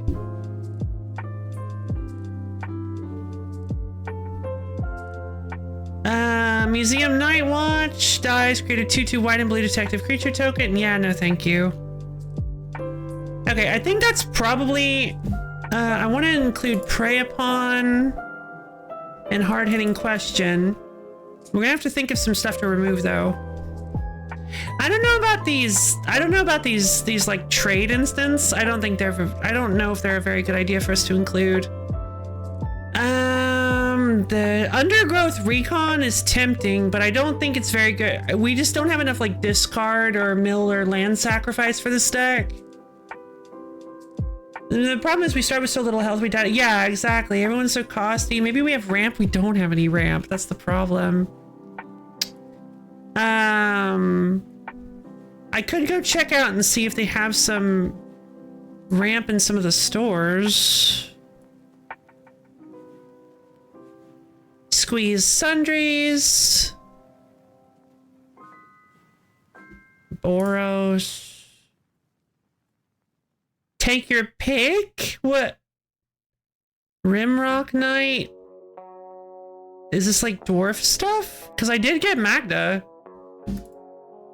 I'd like specifically green cards if I could. Dinosaur Stampede. This is Rakdos Carnival.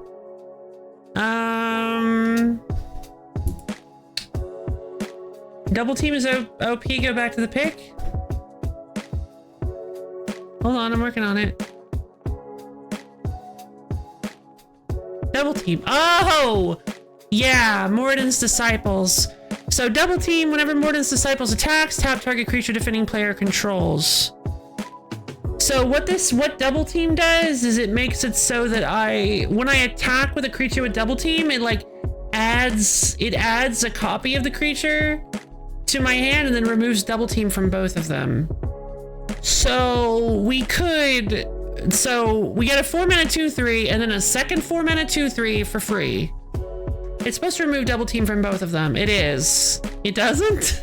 Wait, is it? It doesn't?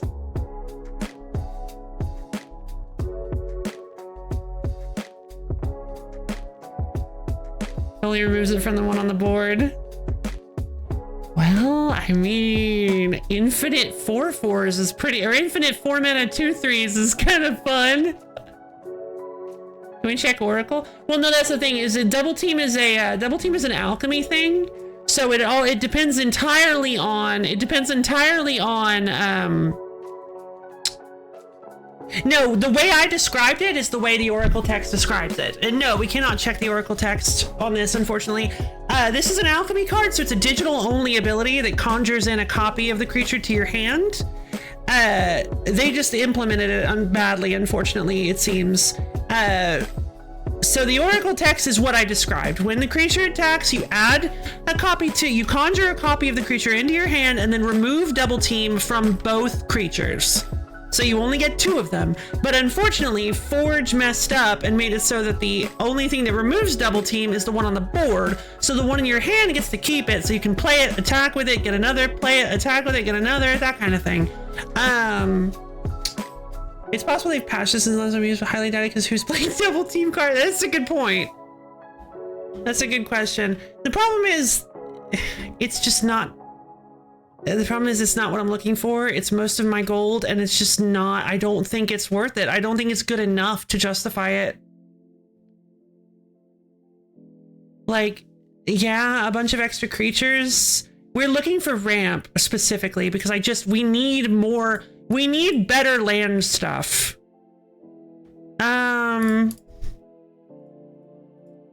MTG Forge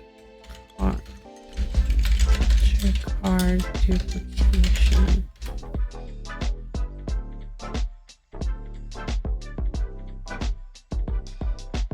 No, not like that.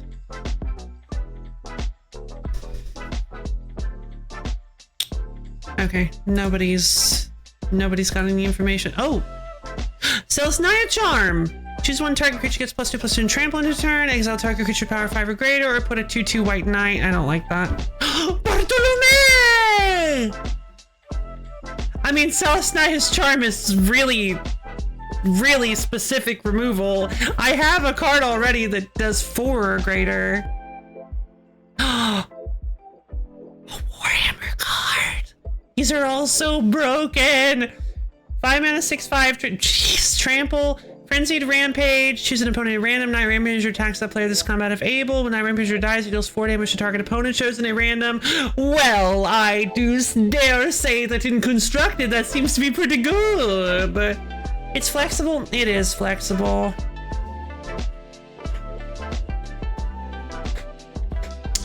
You make a good point, but I just don't know if it's the kind of removal I'm looking for. Also, Bartolome is pretty cool. I love my boy. Bartolome del Presidio. Sacrifice another creature or artifact to put a +1/+1 counter on Bartolome. Again. Oh hey, Relentless Rohirrim. Oh, I thought there was like a landscape that's just a dinosaur's head. Dragons? Here there be dragons. Zayatora the Incinerator. I'm going to do such as just damage that creature's power to any target and you create 3 treasure tokens. I mean, that's a pretty good. What's this? Kyodai? Soul of Yeah, no.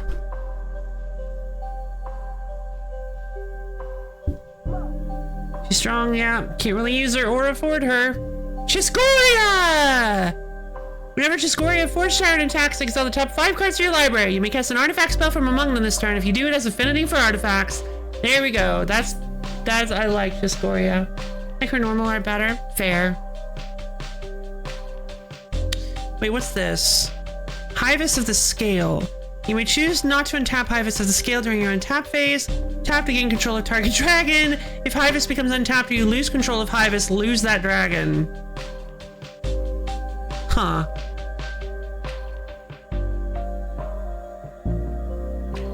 Bizarre.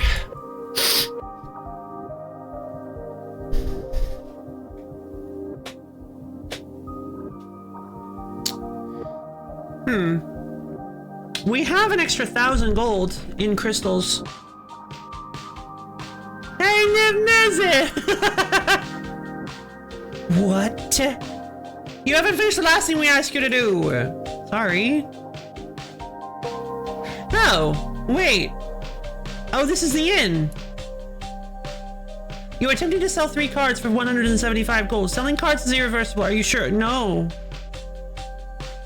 What cards do I have marked?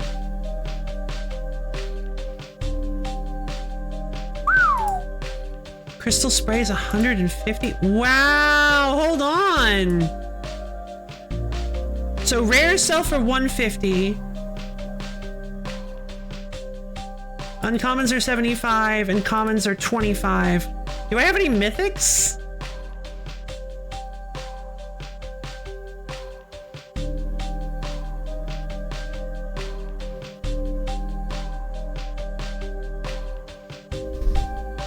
probably just 300, yeah?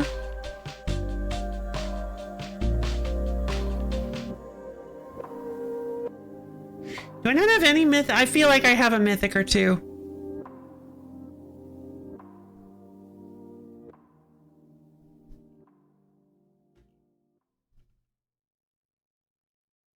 $250. All hail Sliv Mizzet, yes! We love Sliv Mizzet! Maybe there's another town around, or we could try to fight some Gruul-aligned mob. I suppose we could. I mean... Ugh. Yeah, I don't know. Vein Ripper... Okay, so... We could try selling some of these cards that I don't like, or don't plan on using. Like, Tusk Guard Captain is an uncommon that I don't really like that much. It's an Outlast creature, which I honestly think Outlast is a little rough of a keyword. I want to sell Tulsamir because I might even use Tulsamir. I just hate selling these cards when I got them like so luckily. Okay, Silver Wyvern is a rare. I really don't like this card. Should I sell this? Because I don't... It's a 5 mana 4/3 flyer that can... You can pay 1 blue mana to redirect a spell or ability that's targeting Silver Wyvern. Anything you don't plan to... But, like, I'm not good at this! I hoard my stuff! You know this!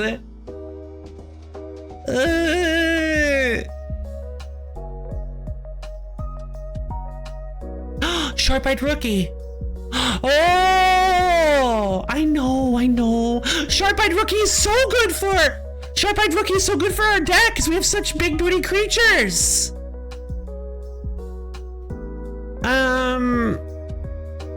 Shrike Harpy.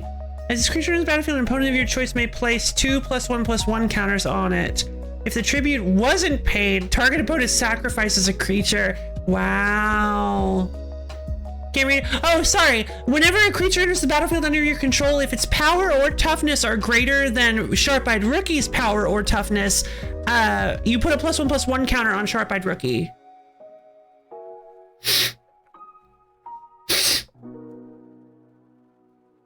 So, like, we've got lots of big booty creatures that will, like, Altasaur will come in, +1/+1. Oh, right, and investigate. Oh, Lord. That gives us something to do with our extra mana. That's true. No, I wouldn't say it's the important thing, but it is important. Yes. Well, I'm going to sell the... I'm going to hold off on selling for now, then, because... I honestly think our deck is fine. Especially since we can't find... Draw's kind of like Ramp, yeah. Draw's a little bit like Ramp.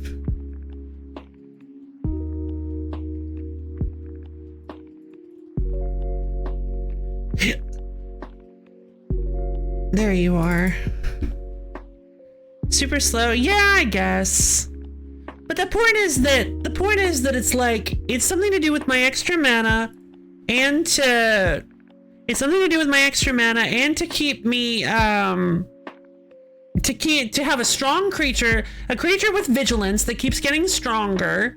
I think it's a good include. So what should I remove? I don't know about Celestinus Sagittars anymore. Like...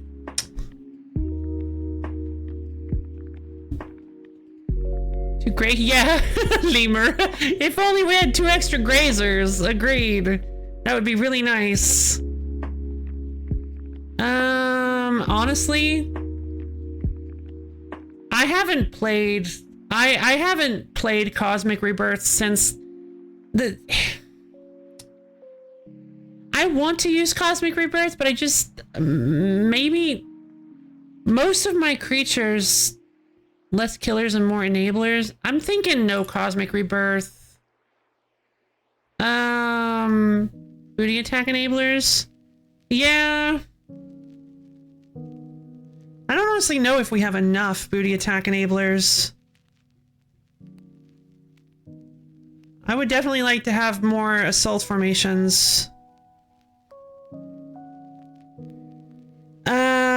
Let's ditch Celestia Sagittarius for now. We can always put him back in if we need to. Okay, so...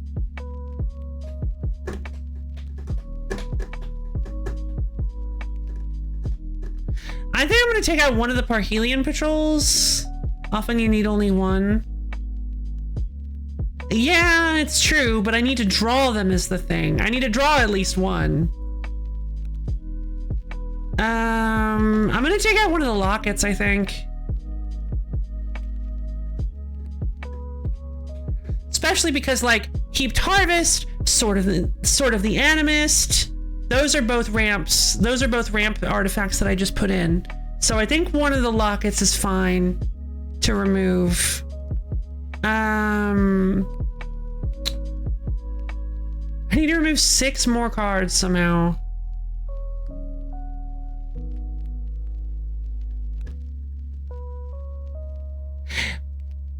Three Dreams is... I feel like, honestly...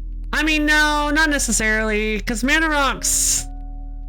I guess, but again, like I said, we got land to replace it, so it'll be fine.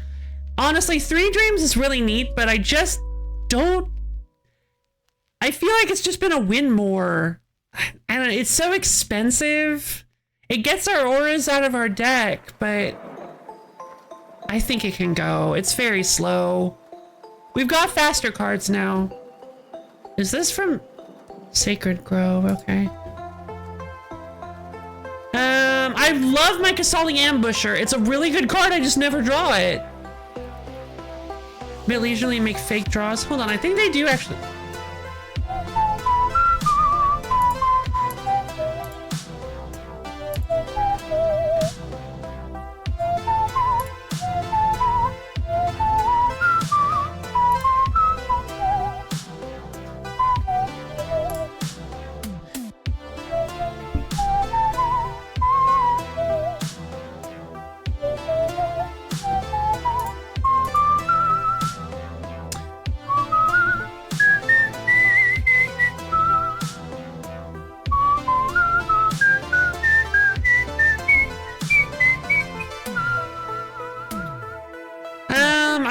I thought it had a fake draw mode, but it doesn't look like it does.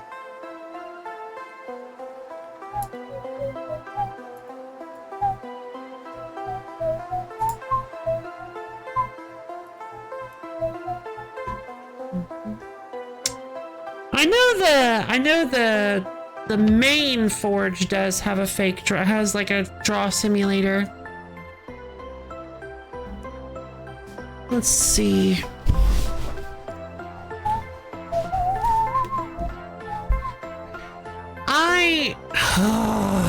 Well, Essence of Antiquity is a really good 3 mana, then 3 mana. You have to pay 6 mana into it, or 5 mana into Essence of Antiquity, but it's technically icon on the left, 3rd bar from the top. Oh no, that just collapses everything. That's neat. So technically, Essence of Antiquity is accessible with less lands than Looming Altasaur. If we have only 3 lands, if we get stuck with only 3 lands, we can play Essence of Antiquity, but we cannot play Looming Altasaur. So I think I'm going to remove one of the Looming Altasaurs to replace it with Essence of Antiquity. I'm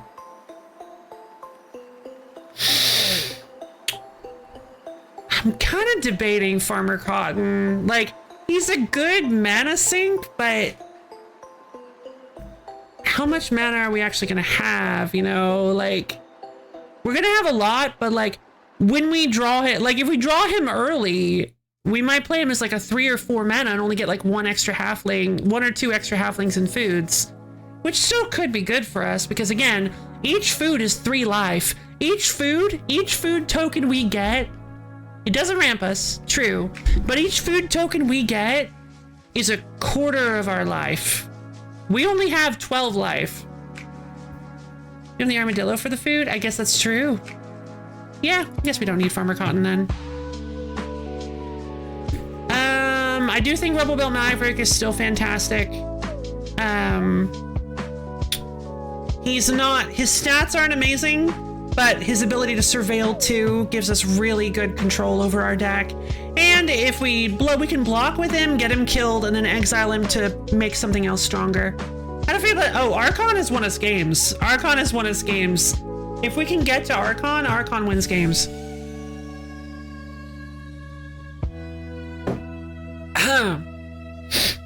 In fact, there was one game that I almost won, but my opponent got really tricky and was able to remove him and then just blasted my face with instants. The reason I almost won with Archon because they couldn't play like instant or enchantment or whatever I picked. They were completely locked out of the game, but they managed to pull a tricky card. They managed to top deck something that got rid of my Archon, and then suddenly they were just able to unload on me. So as long as I pick carefully with Archon and manage to actually get to him, fantastic card. He wins games. It's just that he's very expensive. But with all of our new ramp, like Heaped Harvest and Sword of the Animist, we should be able to actually get to. We should be actually be able to get to him. And the thing about ramp like Heaped Harvest, the thing about actual ramp instead of just mana rocks, is that you are thinning your deck out. So for every land you pull out of your deck, that's one less land that you could possibly draw off the top of your deck. So if we play ramp and just keep getting a bunch of lands out of our deck, not only do we have a lot of mana, but we also have less lands to hit on our top deck if we get in a bad way. Because getting the first is vital, getting the second is a bad draw. I don't fully agree with that. Especially if they have other things they can still do. For instance, if we get Rasad, he's enabling things. But if we draw a Soul Formation after that, we can still use a Soul Formation's activatable ability to buff our team. If we do it in the opposite order, where we get a Soul Formation and then we draw Rasad, well, Rasad is a 3/3. Rasad is a 3-mana 3/3. So like, the cards are still useful on their own.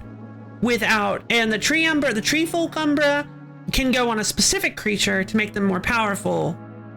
If you don't get the first, then you lose, so it's better to have multiples. Exactly, true. That's a good point too. Also, they each have their own ability. They don't all just say toughness as power. So if they did, I'd rather draw 3 than 0. Yeah. If we have enough draw somewhere. We don't have any really good draw cards. This is green and white. We're not going to.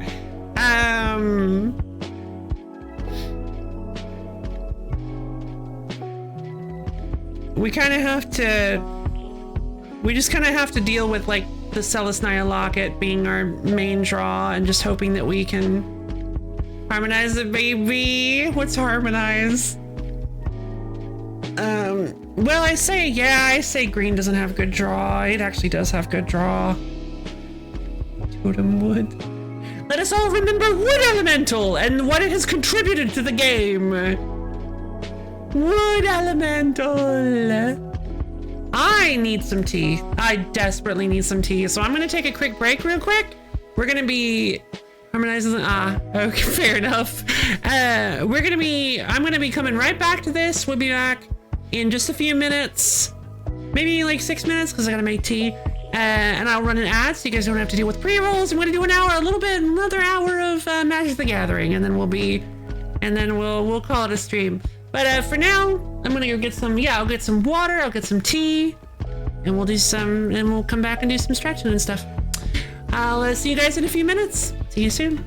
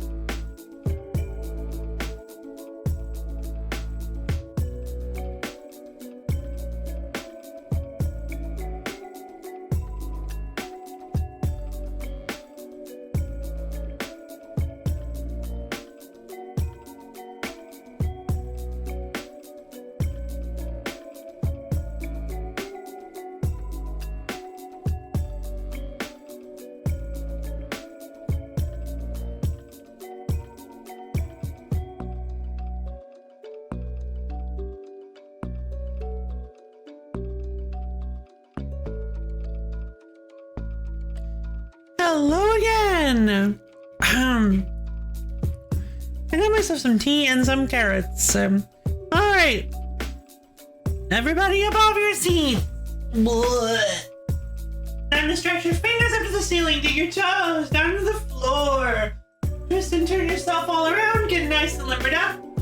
Stretch yourself all around, because whoa, we've had a pretty tense card gaming day. So we've got about an hour left in the stream. Make sure you're getting all nice and wiggly. And as soon as you're ready, then slowly bend down and touch your toes. Really feel those calves and hamstrings opening up. BRB Doko, what do you mean? I'm right here. Yeah, I saw the new strat. Just make the fastest, easiest deck, not because it's stronger, but because the AI plays like a 7-year-old who'll dump their cheap hands and turn everything sideways, but operates at 100 elo for anything even mildly elaborate. Genius. You make a good point. I could. Hold on. Hydrate redeem.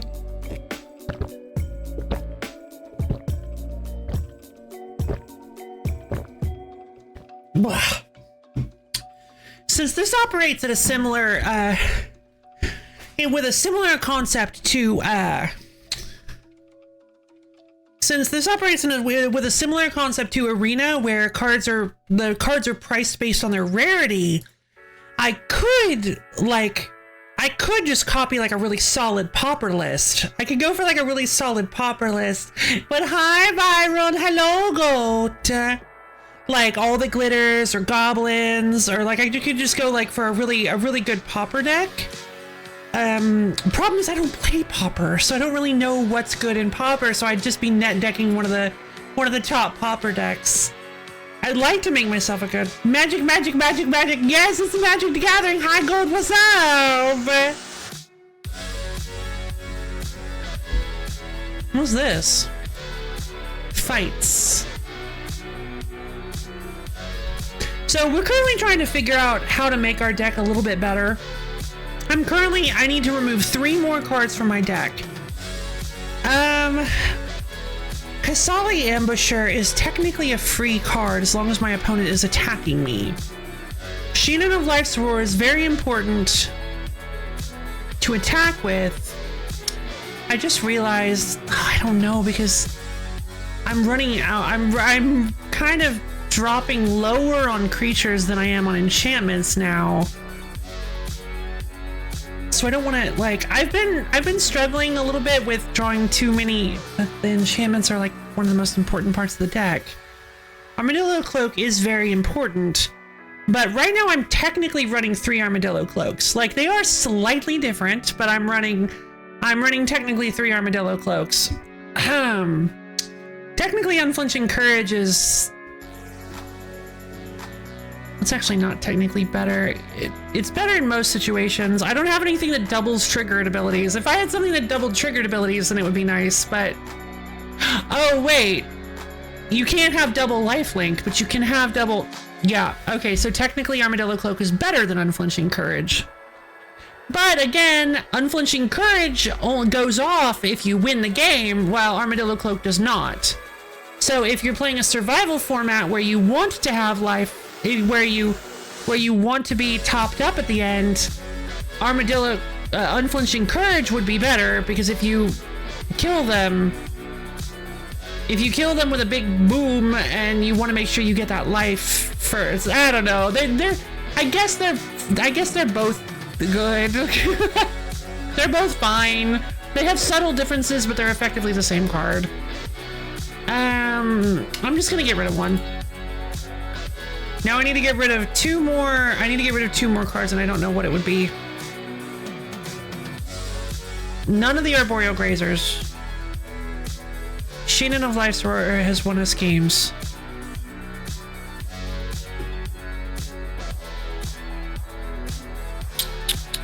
I kind of hate to do it, but I'm gonna ditch the last Celestine Locket. I know.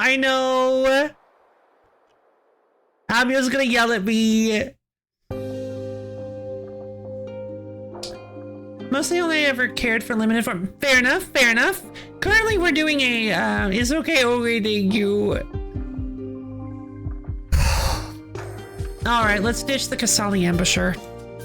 It's a good card, but let's see how we do without it. I mean, like, let's be honest, I barely ever draw it, so it's too slow. It is. It's just too slow, unfortunately.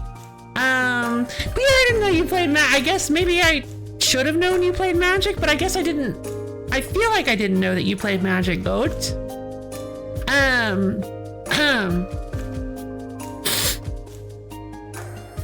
I actually did my, I actually kind of like, we did a draft last time, you didn't. Fair enough. Clean our peeps a bit? Yeah, clean, yeah.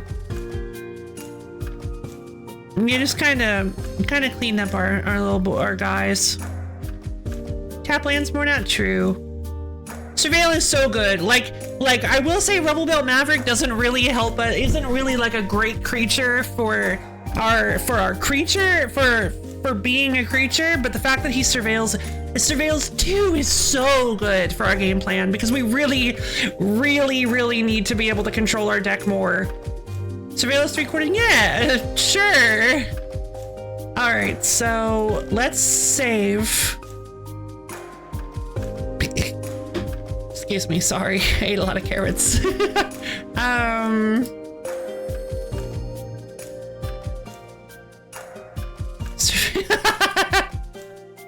Clever. Considering we do not have almost no interaction. We have like 3 whole pieces of interaction.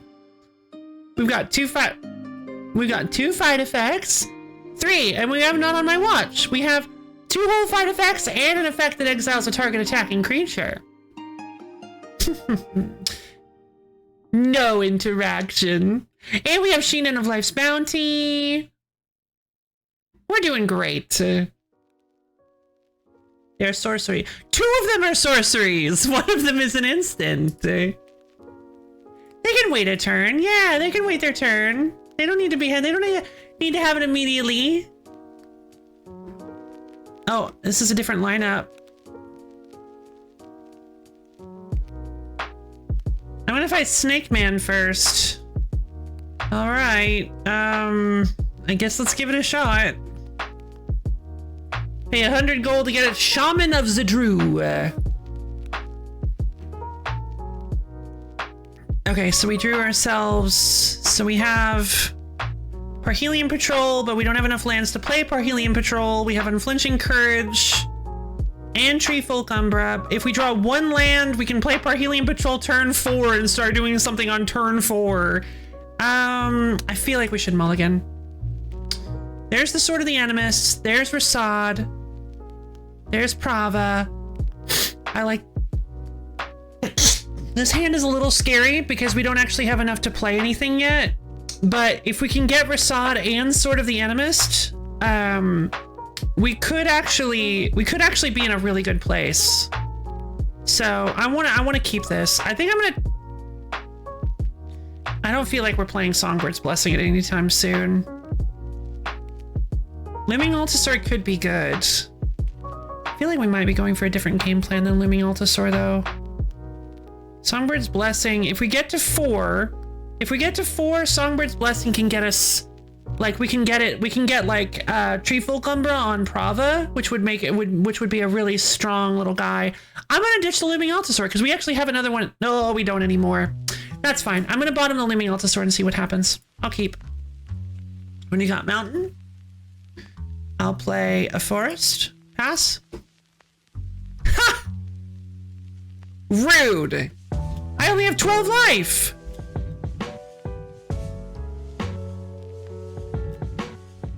Okay, there's a Forest. You have the 110, so it's like you having a true. That's a good point, actually. Okay, I did draw the Archon. I'm gonna play a Plains. I'm gonna pay 2 mana for Sword of the Animist. Pass the turn. Don't you bolt me again. Okay. They're waiting to bolt me. They're waiting to bolt something. They're waiting to bolt something. So I'm gonna play a Forest and I'm gonna play Prava instead of Rashad.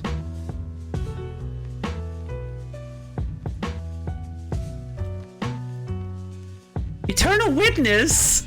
When Eternal Witness in the back of me turn target creek. No! They're gonna get their lightning bolt back! Oh man!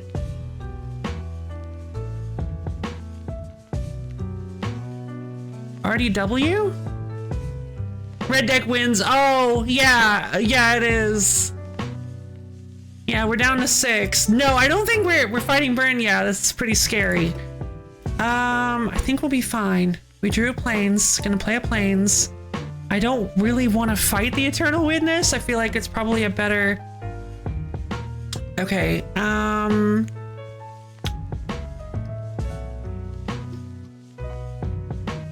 okay.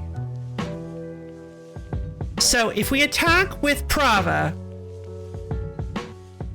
then we attack with Prava next turn. Well, we won't have enough because it comes in tapped. If we get a land next turn, if we attack with Prava and get a land next turn, we can possibly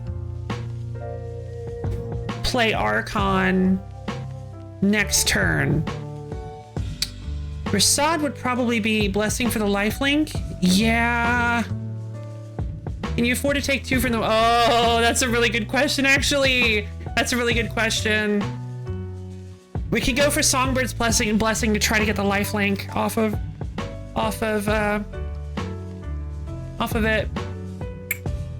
I can't put the Animus, the sword on, though. I could Prey Upon. Okay, I could put the sword on Prava and then Prey Upon the Eternal Witness. Yeah. I think it's sword on Prava. And then Prey Upon, and then I will pay 1 green mana to have Prava fight your Eternal Witness. Then I'll go to attack. Jeez, I didn't think about that. Yeah, I didn't think about that.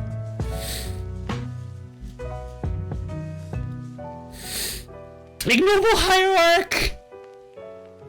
Okay, we got the land, which would have been good. It's okay. It's okay. It's okay. It is. It's fine. We're fine. We're doing okay. We can do this. I'm gonna play this is a lightning bolt that is not going to your face. Exactly. Playing a forest, playing Rasad.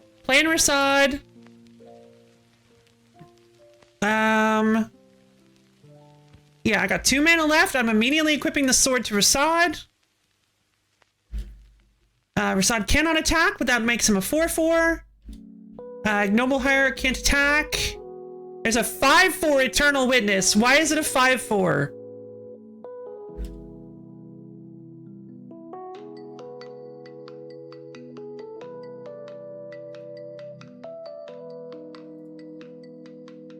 Oh.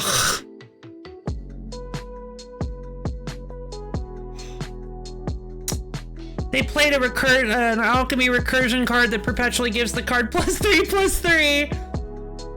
Gutter Snipe. Great. We're dead. We're dead. There's Sharp-Eyed Rookie. That's not gonna help.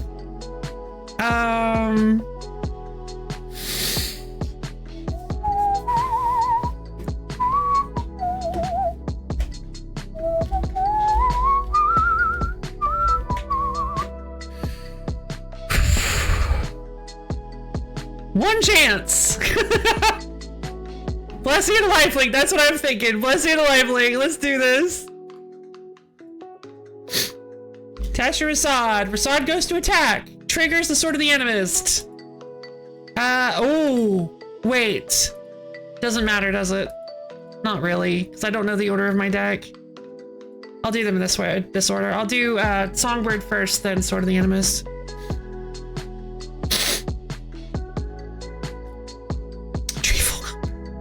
Darn. the one that doesn't help me at all. Yeah, I'll put it on the battlefield. I'll grab myself a forest. Probably should have gone plains then. That's fine. I think we lost. If they play an instant, I immediately die. Ah! So what? Hey! It's best of 1? Come on!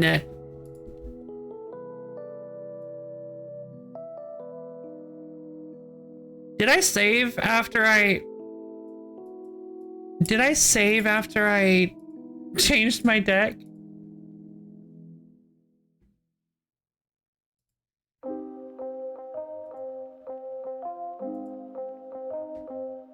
I did. Fantastic. Yeah, we started with 8 less life than this dude. I could have won. I could have won. Like, I was up against Red Burn with 12 life. Like, that was... That situation... I'm not gonna listen. I reloaded. I only had 187 gold. That's just so nasty. Like, look for an equipment shop. I don't have the money for equipment. One jeweled amulet. I don't know what it does. Ring of Immortals. You do if you sell some bulk rares. All right, you're right. I do. Flame sword. Command flame sword. Battlefield. Ring of Oh, jeweled amulet. I was just talking smack on this thing. It gives you a free jeweled amulet. So some of these, okay, so what's a heavy arbalest? What does the Ring of Immortals do?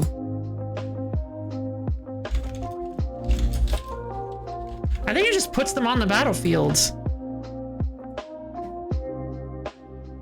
Ring of Immortals is a 5 mana artifact that lets you pay 3 mana and tap it to counter target instant or aura spell that targets a permanent you control. That is... No, absolutely not. If he puts it in my hand, that is completely useless. What is Flame Sword? It's a command. I don't know what commands are. Aladdin's Ring. Yeah! Let's get Aladdin's Ring! Oh my god. Okay, so... so for Aladdin's Ring... So Aladdin's Ring is an... Oh, wait a minute. If we start with... Oh no, you still have to pay 8 mana. Never mind.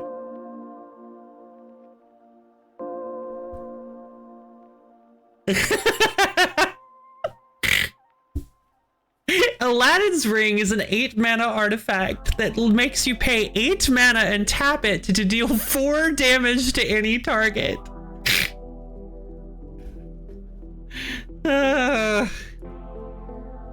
Alright, so let's go to the armor. Is there like an armor shop instead that I can go to? Flamesword lets you cast Flame Slash, but that's just a wild. It is a wild. Yeah, it is a wild guess. Here's some stuff. Ah, slot neck. Command Piper's Charm. So. Piper's Charm is a thing. No, it's not. Okay, well, I don't know what that is then. Sleep Wand, command. This is just 500 mana to add 500 gold to add 1 life. Teleports you to the mountain. Oh, that's not bad because that's a free Okay. I think we buy this because this is a teleport thing that we can use over and over again, I think. Kills the closest enemy on the overworld. Slot right command Cursed Treasure. Slot left command Farmer's Tools. These are so expensive. Alright, well, let's head to the inn and sell some bulk rares.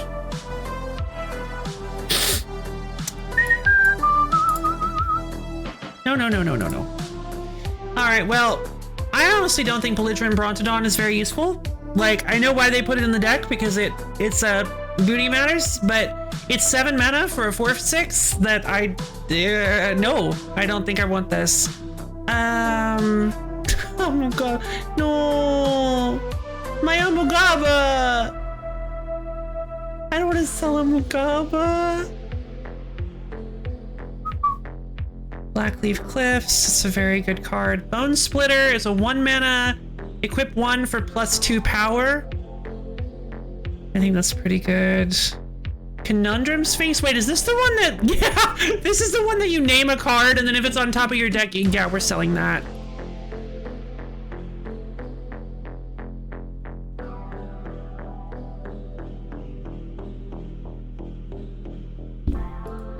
Bone Splitter's a classic. I can't sell Bone Splitter. I mean, even the uncommons and commons sell for no good. They do. Barbed server. Oh, barbed server! I forgot about barbed server. This card is awesome. I don't want to sell that. You know what? Let's mark these for sale. We can go into our collection and mark cards for sale.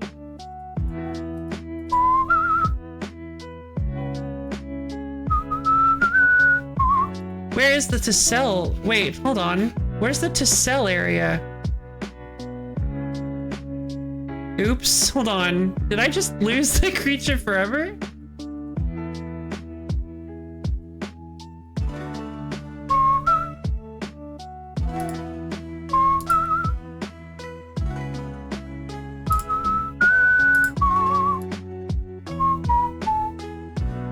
Sell displayed cards? No, thank you.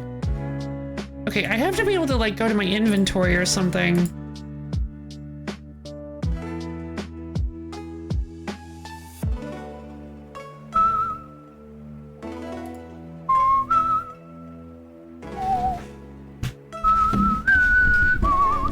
Different tab than collection, maybe, but... Oh, here we go. Okay, gotcha. Thank you. I didn't realize that was a tab thing. Okay, so I have Rebuke, Due Respect, and Samurai of the Pale Curtain in my to sell cards. Bushido 1 if a permanent would be put in a graveyard, remove it from the game instead. Okay. It's 2-mana 2/2 though. Due Respect, permanent center, tap this turn, draw a card. I don't think I want that. Rebuke is a 3-mana destroy target attacking creature. I don't think I want that. I think I'm gonna sell the Belligerent Brontodon. Alright, and then we will go with... Alright, let's just go through all the cards and be like, yeah, I definitely don't want that. Put it in the auto sell and then just sell everything when we get in. 2-mana 1/1 when it dies, each player sacrifices a creature. I don't know about that. I don't want to sell my Abogaba. It was a 2-mana, kinda? Yeah, it's a 2-mana white 2/2 Leyline of the Void. No, it's a 2-mana 2/2 symmetrical Leyline of the Void with Bushido 1. I mean, the 2-mana 2/2 is not bad stats, and Bushido 1 is pretty cool.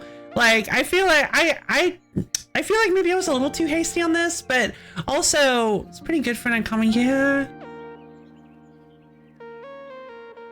Cause yeah, I was thinking that when I read it, cause I was like, if you don't care about your graveyard, like, well, it's actually not it's only permanence, by the way. It's not a full Leyline of the Void, it's only permanence.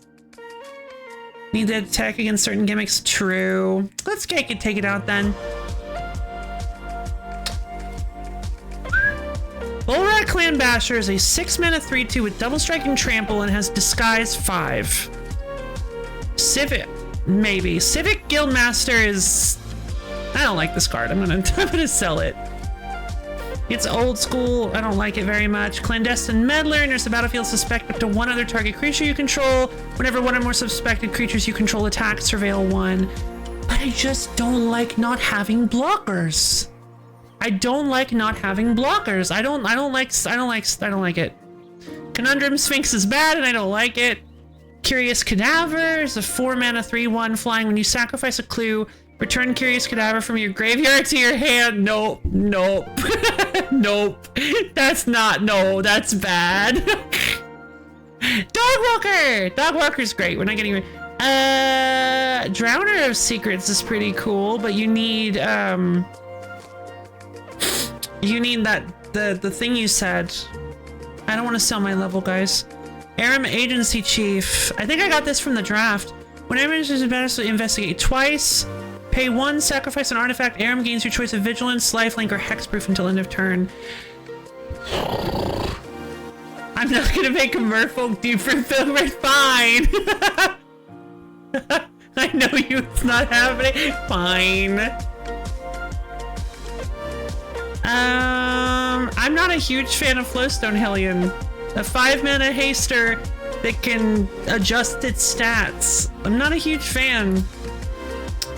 Like, I mean, I am a huge fan because I think adjusting, I think the whole free flowstone thing is kind of funny, but like, I mean, because I love being on the little snail ammonite thing. I love that little guy, but I don't think it's very good. It's 5 mana for at best, without any modulation at all, a 5/1 with haste.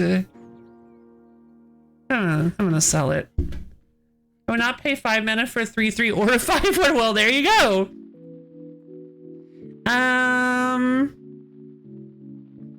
Ghostly Changeling. 2 mana. Ghostly Changeling gets +1/+1 until end of turn. It's a 3 mana 2/2 chain. I don't care. Fester Leech. Oh, the boy! I love Fester Leech. We can't get rid of Fester Leech. What about a 1/5? Nah. Granite Witness, Flying Vigilance 3/2 for 4 mana with Disguise. When it's turn face up, you can tap or untap target creature. I mean, it's not awful. Haza Vigilante is good for White Weenie. If we decide to make one with Prava, then Inspire, yes. If we decide to make a deck that's focused more, if we get like more Pravas, and we decide to make a deck that's focused more on Prava, Haza Vigilante would be good because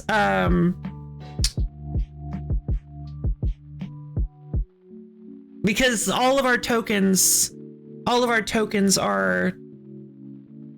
could be buffed. Can't even go in that direction. So bad. Oh, that's true. That's a good point. Harbinger of the Tides. So it had flash. If you had to pay 2 more to cast it, you may return. No, I don't like this card. You may return target tapped creature. Well, actually, wait, hold on. Was I thinking of something else? I'm not a huge fan of it, and it's a rare. Let's get rid of it. I don't think I plan on doing like Merfolk and stuff. Homicide Investigator. Whenever one or more non-token creatures you control die, investigate. Ugh, I don't know.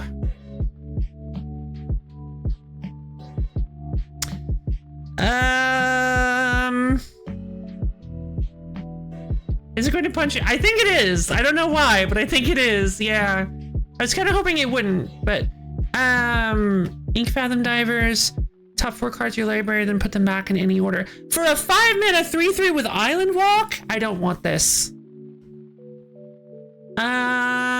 Kitchen Finks. Legion Vanguard, Magna, Snooply! Master of the Pearl Tribe, we got it. Whenever we walk by the boy, we have to pet him. Baby! Magnetic Snuffler. We love our baby. Yeah, I actually got 2 Kitchen Finks. There's like a Celis Naya dude running around with Kitchen Finks. It's quite interesting. Master of the Pearl Trident, it gives +1/+1 on Island Walk to other merfolks for a 2 mana 2/2. That's a good card. That's a good. Is this bubblegum? It is.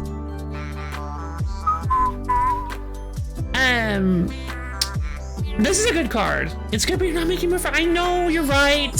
Plus, I guess I could always try to track down more merfolk in the future. I don't know. Yeah, all right, we'll sell it because it's a rare. Merfolk Spy. I don't like this card. Yeah, a 1 mana 1/1 with Island Walk that whenever it, guys. Whenever this creature deals damage to an opponent, you reveal a card at random from their hand.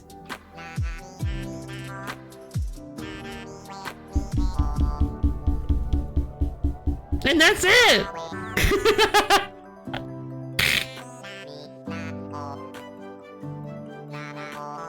We're selling it, is what I'm saying. You don't even do anything with the card. You just reveal it at random. You could always hit a card you've already seen. That's like a right crack and good deal, mate. Mistcloaked Herald can't be blocked. A 1 mana 1/1 that can't be blocked is not only good in Merfolk. That could be good in anything. We're keeping it. Moonlit Scavengers enters the battlefield. If you control an artifact or enchantment, return target creature an opponent controls to the owner's hand for a 6 mana 4/5. Nope. It's good in ninjas. It is. It's very good in ninjas. That's a good point. Museum Night Watch is a 4 mana 3/2. Then when it dies, you create a 2/2 blue Azorius Detective. You can disguise. It has disguise 2, so you can do 5 mana. Okay, I guess. I don't really like this card very much. We did get it from the draft, but I'm not really. I mean, it's a 3/2 that leaves a 2/2 behind when it dies. I guess that's not terrible. We'll leave it. Nervous Gardener is basically a 4 mana 2/2 that gets you a card with a basic land type out of your deck. I don't think it's that great. Wait, I got Niv. Oh, I forgot I got Niv Mizzet Guild Pact from the booster. I think I got it from the booster pack. Flying Hexproof from Multicolored. Whenever Niv Mizzet Guild Pact deals combat damage to a player, it deals X damage to any target. Target player draws X cards and you gain X life, where X is the number of different color pairs among permanents you control that are exactly 2 colors. I don't think foils sell for anymore. I didn't notice like a weird number. I noticed all the numbers seem to be the same. So this is like really hard to do. You need like a really good question. Aowen is fantastic. I'm not getting rid of Aowen. I don't know. I kind of worked. I was really excited to get all these Pearl Ears, but I don't know if I'm gonna make it's a lot of money, and I don't know if I'm gonna make an enchantment deck, but Pearl Ear is so strong. An enchantment deck, I'm gonna consider it. I don't like Prowling Caracal. I don't like the idea of a 2 mana 3/1 vanilla. I just don't think it's a very good card. I don't really like Pyroclastic Hellion either. Rakish Scoundrel is a 4 mana 3/3 with Death Touch. When it enters the battlefield or is turned face up, target creature gains indestructible until end of turn. Has Disguise 6? It has Disguise 6? I think I'm gonna sell that on principle. I don't like that. Ravenous Rats. Ravenous Rotbelly. Oh, I love Ravenous Rotbelly. 5 mana 4/5. When it enters the battlefield, you can sacrifice up to 3 zombies. When you sacrifice 1 or more zombies this way, each opponent sacrifices that many creatures. Sell the Niv Mizzet, yeah. It's awful. I like Magna. I don't want to get rid of Magna. Plus, she's a treatment, so I want to keep her. Oh, we can't sell Riftburst Hellion. That was my baby. That was my baby in the draft. We can't get rid of Riftburst Hellion. Red Tooth Genealogists. Create a royal roll token attached to another target creature you control. That's fine. +1/+1 and ward 1. It's a common too, so it doesn't matter that much. Shirai, I can't get rid of. Guys, we have a Shieldred that we could. Wait a minute. Why does it look different?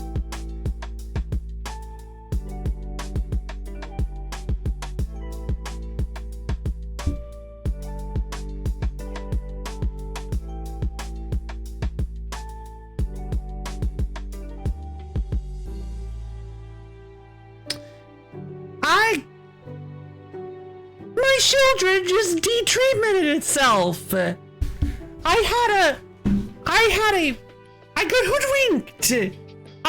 Okay, go back to the beginning of the stream and you'll see that I had a rare print foil with a bunch of Phyrexian symbols all over it. Treatment Shieldred. Like, it was awesome. It looked so cool, and now it's just a normal Shieldred. Meh.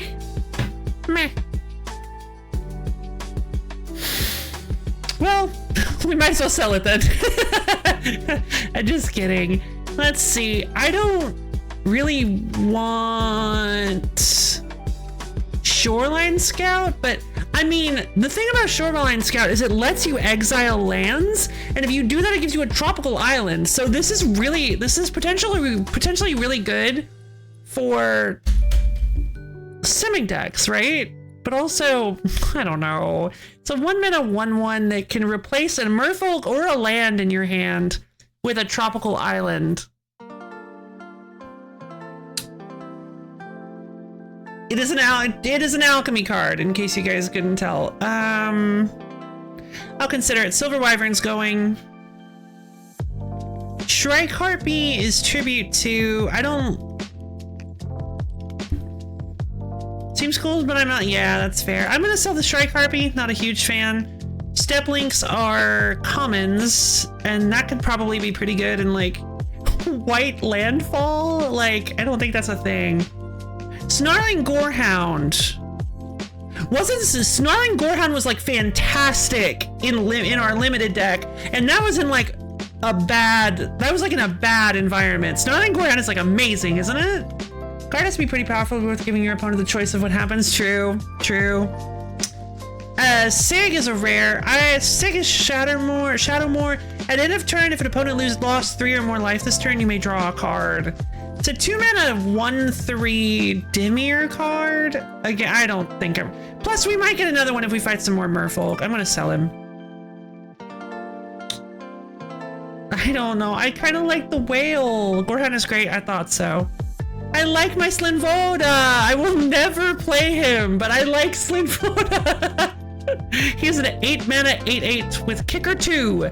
When Slinvoda the Rising Deep enters the battlefield, if it was kicked, return all creatures to their owner's hands except for Merfolk, Krakens, Leviathans, Octopuses, and Serpents. Never gonna... What do you mean? Okay, fine.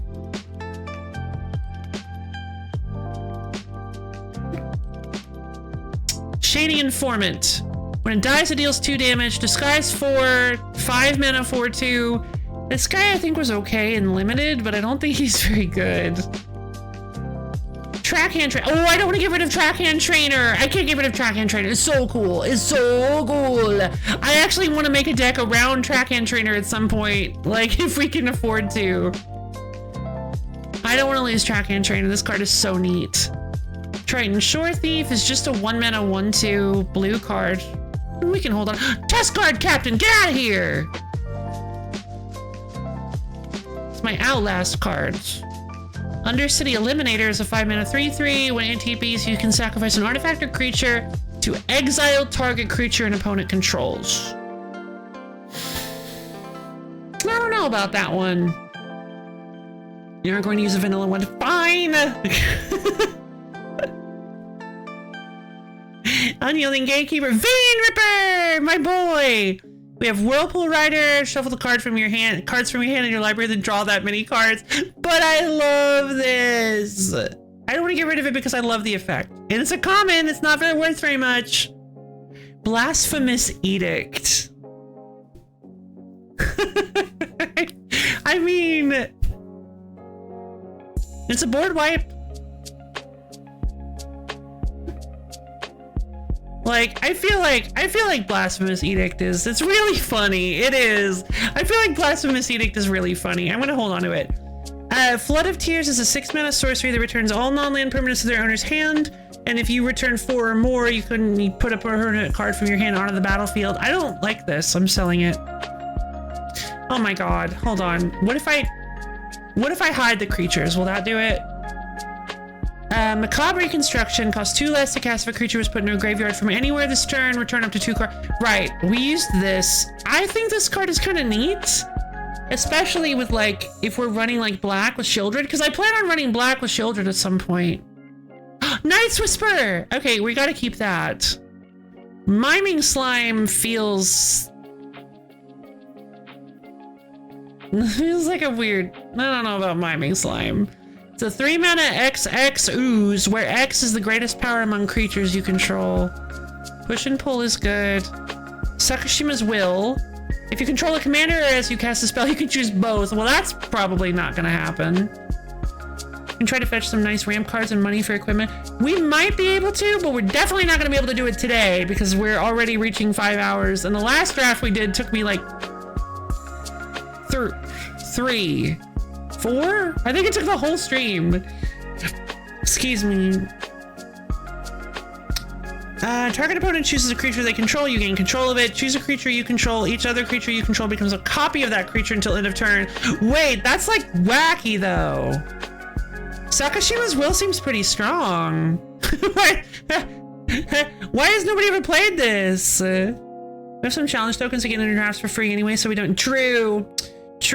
Yeah. Because I won my first draft, I actually got a replacement draft token that lets me get in for free. I don't know what the other challenge tokens are for though. I haven't found that out yet. Suspicious Detonation is 5 mana, costs 3 less to cast if you sacrifice an artifact this turn. Can't be countered, deals 4 damage to target creature.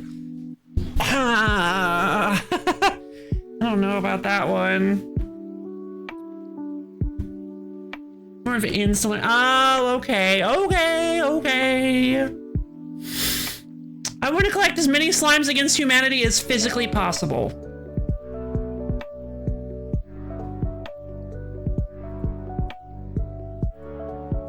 Let's sort by name. This will make the... Oh. And now it has them... Oh! And now you can, like, scroll through like this. Well, that's strange. Give me 1 second, guys.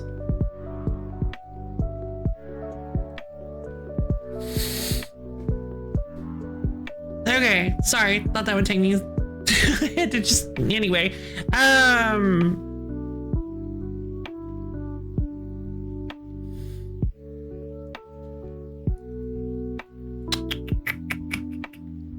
Okay, let's get back into the groove. Night's Whisper, Sakashima's Will. I don't really think this is... I think this is making things harder. Let's just go back. Slime Against Humanity, Sudden Demise. They went this way. I don't think I want to sell any of these. I like Sakashima's Will. I'm going to hold on to it. Auspicious Arrival was nice. Cabal Ritual. I don't know about Cabal Ritual. I feel like... I think I'm gonna sell these Cosmic Rebirths. I don't know. Is Cosmic Rebirth any good? I'm not good at this. I'm sorry. 3 murders. I got a Scred. I'm not gonna use a Scred.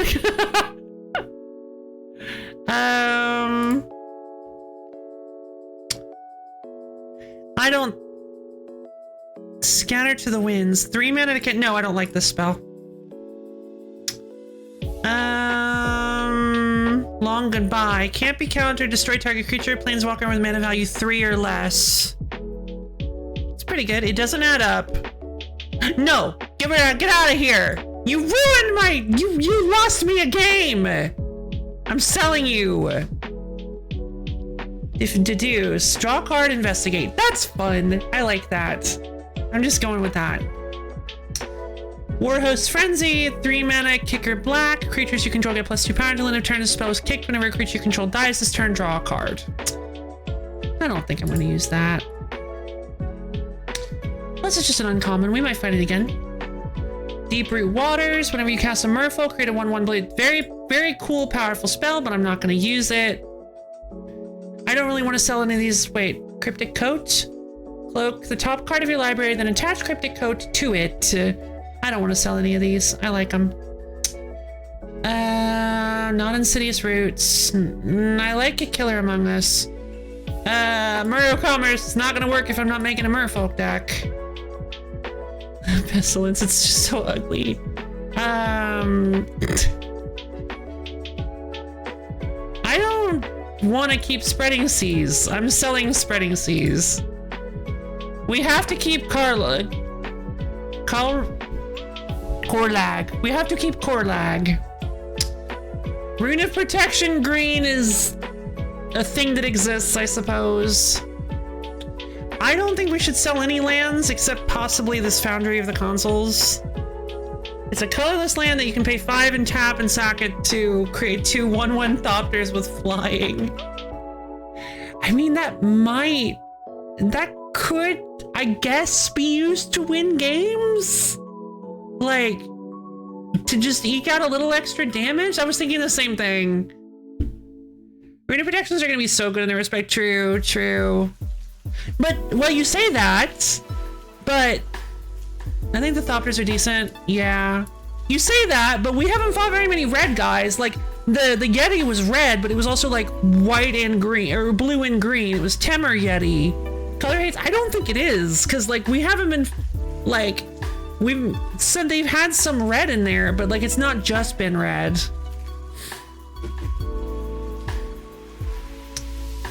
Let's see. I think I want to keep a Haship Oasis because it's cute.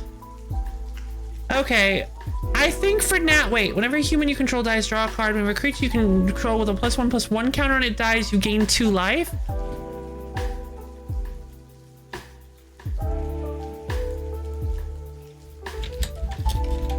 Keeping that in mind for something else. All right, so I think I'm good with the amount that we're selling right now. I think I'm good with everything that we're selling right now. Let's head to the store. Let's head to the inn and see what we can buy them for.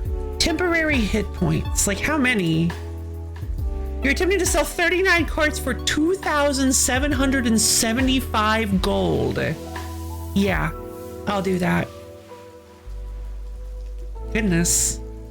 Yeah, I think what happened is, I think it's because we went into the sell screen. I think it ruined my Shieldred.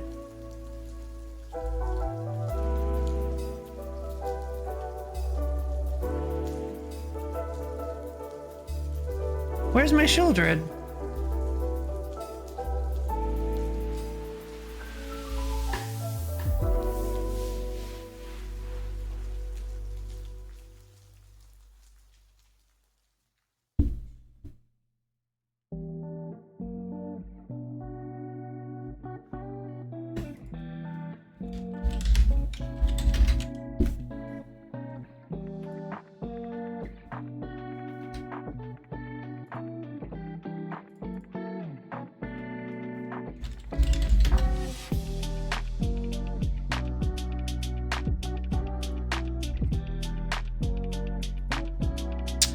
Oh, it is part of a deck. It's part of my Shieldred deck. I can't sell, but it lets me sell my Knight's Whisper. I don't. So why does your deck have 41 cards?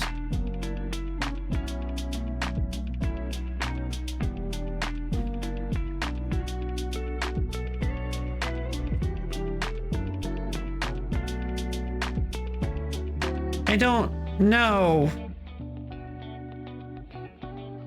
It didn't.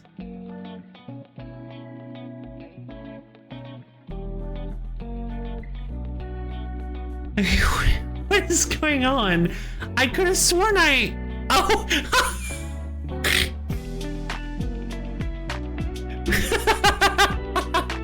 What are you doing in there? Get out of here! When I removed it from the sale, I accidentally put the Sever of the Pale Curtain in the deck. No, I'm not using Sever of the Pale Curtain. We should have won, baby! Yeah! Keep in mind that it's also a 2-mana 2/2. It's also a 2-mana 2/2 that is, and that is like a soft Leyline of the Void. It exiles permanents that hit the graveyard. Like, it's pretty cool. Oh my god, got a little thing in here. Okay. All right. So we sold a bunch of our cards. We have 2,962 gold at this point. So we could buy, hold on, let's save and see what these command things are. I'm gonna save and see what equipment we can buy. Graveyard hate, every deck needs one. I mean, no. Oh my god. It's driving me insane. I end up doing like the cartoon thing where I wreck everything in my place just to get this one tiny thing. Look at this guy.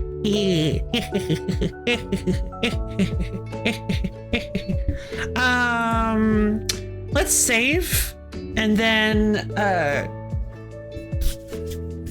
we'll save, fight him. I will in a second, but I gotta buy some cool stuff first.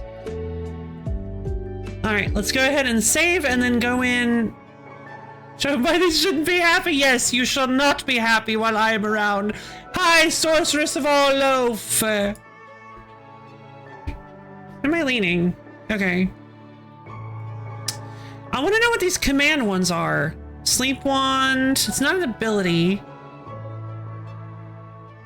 Hill Giant Club. Farmer's tools. We can't afford like the 6,000 ones yet, but Piper's Charm. Let's buy the Hill Giant Club. Why not? And then we'll equip it.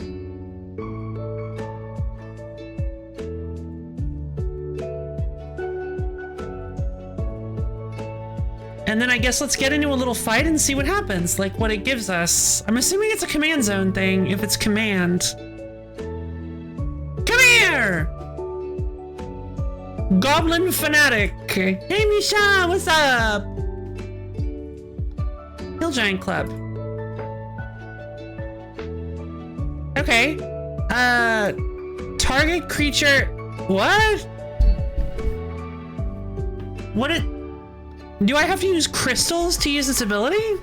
Pay 2 crystals. Target creature can't be blocked by creatures with power 2 or less this turn. Exile Hill Giant Club. Activate only once.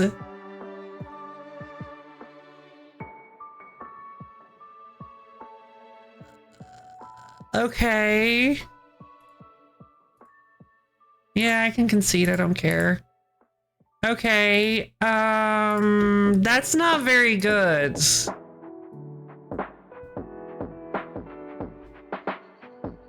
But how you doing, Misha? I hope you're having a wonderful day.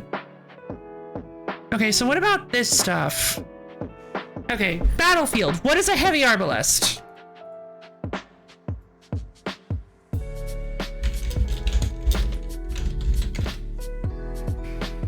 Okay, heavy arbalest is a 3-mana artifact that says equipped creature as an equipment. Equipped creature doesn't untap during its controller's untap step. Equipped creature has tapped. This creature deals 2 damage to target creature or player.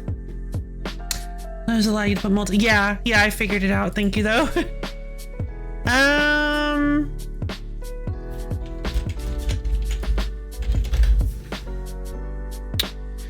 Okay, that's not very good. Bone Splitter. Hey, free Bone Splitter. Okay, now that's pretty cool, actually. I'd say Bone Splitter is actually a pretty cool one. Aladdin's Ring is not. We can't afford the Flame Sword. I don't want to buy the Ring of Immortals. I definitely don't want to buy the Jeweled Amulet.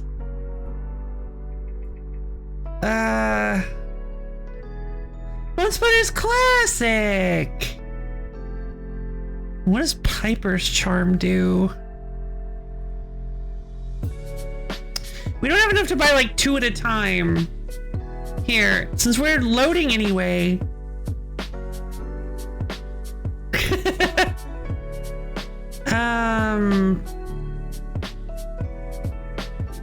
Let's sell this abandoned outpost.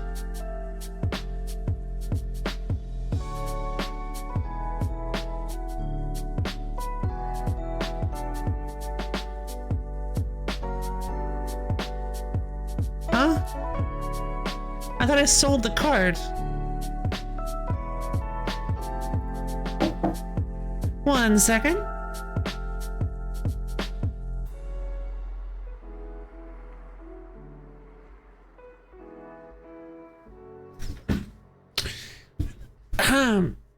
Just buy health? Alright, fine. I guess life would just be better, but I want to know. Okay, how do I sell it? Thank you.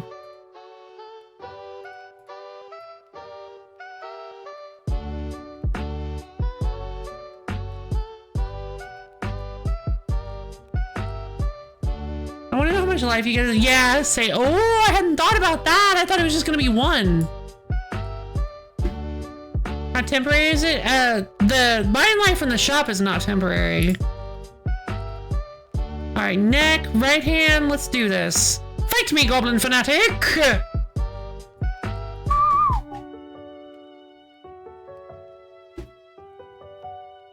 Okay, Piper's Charm. Target creature blocks this turn if able. Exile Piper's Charm, activate only once. Put a stun counter on target creature. Exile sleep wand. Activate only once.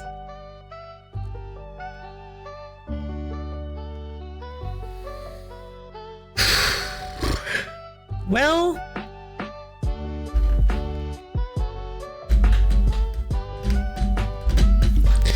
yeah, not a huge fan of the fact that you can only use them once. They need your precious gem. Yeah, exactly.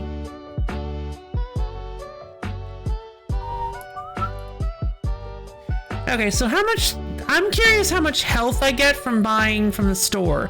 I'm assuming it's just going to be 1. Because I think it even says 1 life. Yeah, adds 1 life. But yeah, I am kind of curious about the temporary health. What's that all about?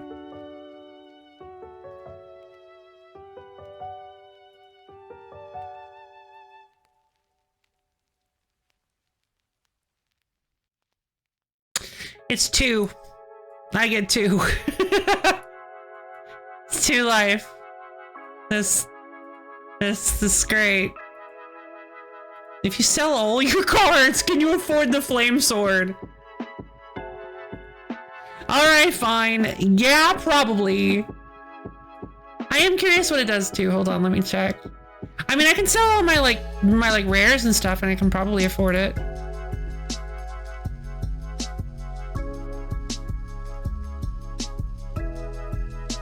This is cheating, by the way. We're time traveling. This isn't very nice to the time stream.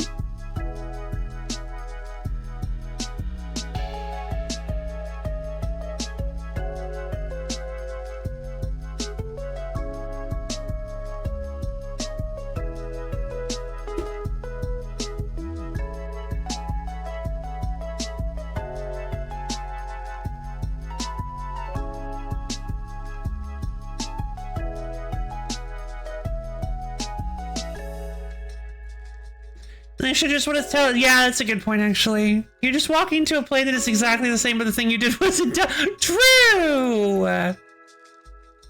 Alright, Flame Sword, let's do it. It's completely within your right as a Spark Haver? Yeah, exactly. You make a good point. I have a Spark Haver. Equip. What does this thing do?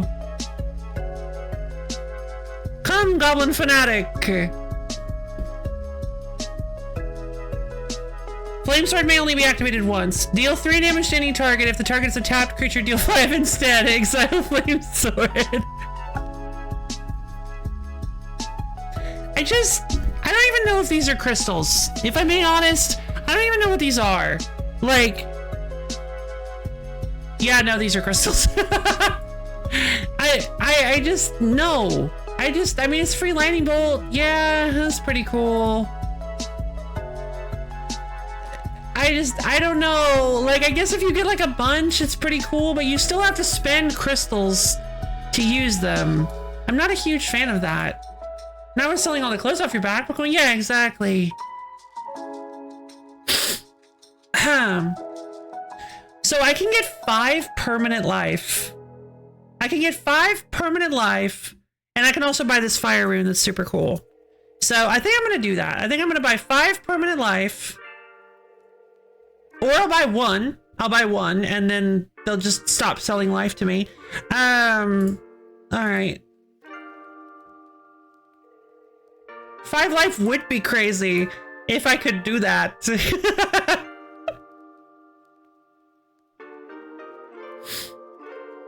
Let's see, it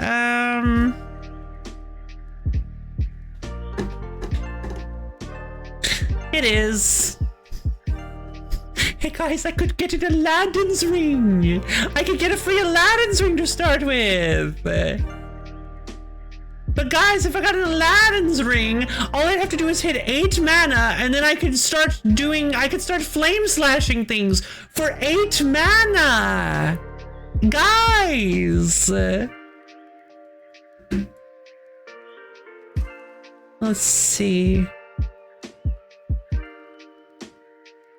Free Bone Splitter does kind of go hard compared to the... Yeah, I kind of like the free Bone Splitter. Legit Aladdin ring could be your only win con. Yeah, if I don't need to draw it. Like you could, that's a good point actually. I could build a deck around just getting to play Aladdin's ring immediately. That actually would be, or getting to use Aladdin's ring. That actually would be really funny.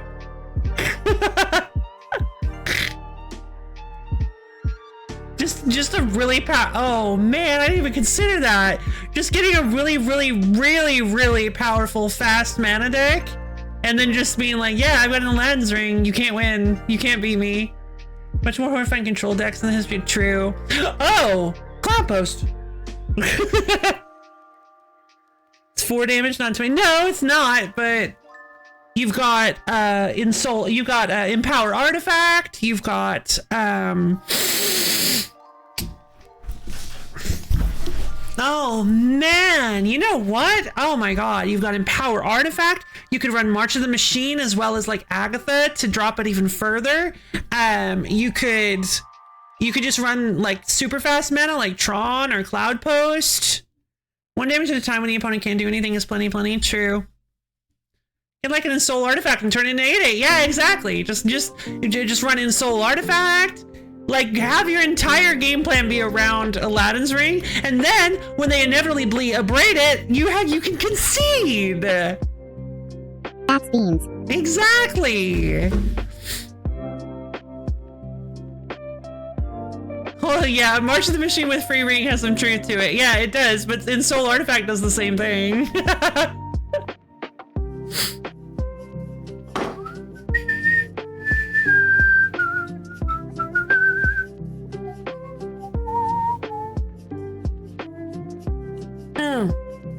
I keep doing that. It's March of the Machine Z. The set is March of the Machine. The card is March of the Machines. Not your only win con, but it's a 0 mana. True. Yeah, I mean, like, it's also a pretty bonkers win. It's also a pretty bonkers value piece in Tron. like, yeah, you could get better value pieces, but like, Ensoul Artifact's just fine. I thought Ensoul Artifact was equal to its cost. Okay, fair enough.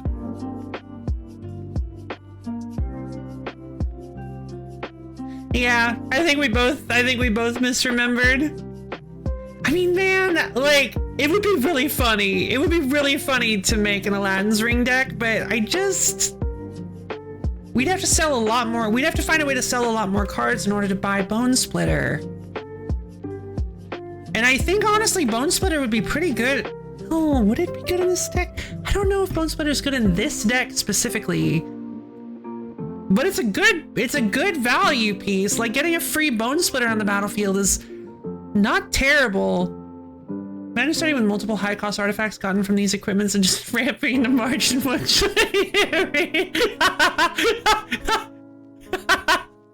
Yeah, that would be pretty funny, actually. Oh man, that would be great.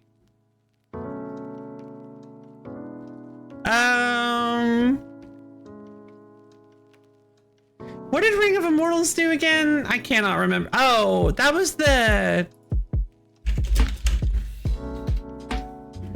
Yeah, this was the 5 mana artifact that you pay 3 and tap it to counter an instant or aura spell.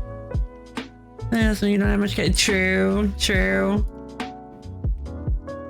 We can always hold on. We can always sell like. We can always sell like one other one. Well, I mean, if I have a Bone Splitter on the battlefield for free, do I actually need a Bone Splitter card?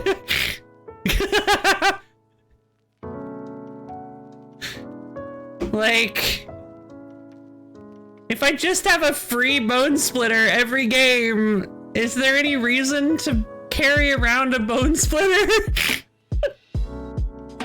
I mean, there is, because if I can't believe Bone Splitter's a mythic. It's not mythic, it's rare. Mythics are more expensive. I can't believe Bone Splitter's a rare. It looks like a mythic.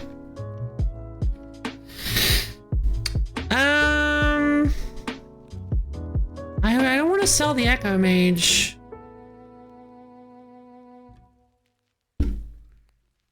Bone Splitter isn't good for your current deck, though. No, I suppose it isn't, but it's a free thing. Since it's only attack, yeah, but like... it's good on Parhelion Patrol.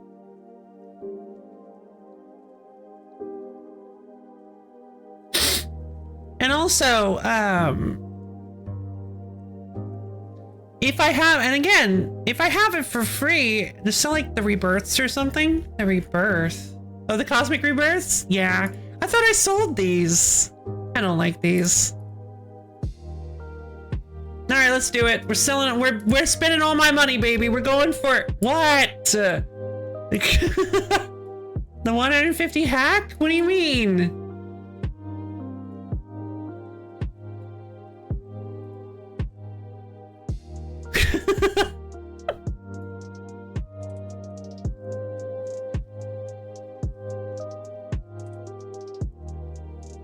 What, this thing?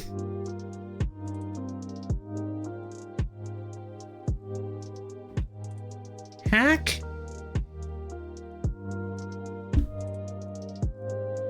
Hacks an opponent's basic land type. Wait. Oh! Oh! The crystal spray! Well, because... Oh. Oh, that's a good point, actually. I misremembered. I don't know why I still have this. I can spell every permanent by replacing all instances of what color word are basically a type. You're so mean. All right, we'll sell it.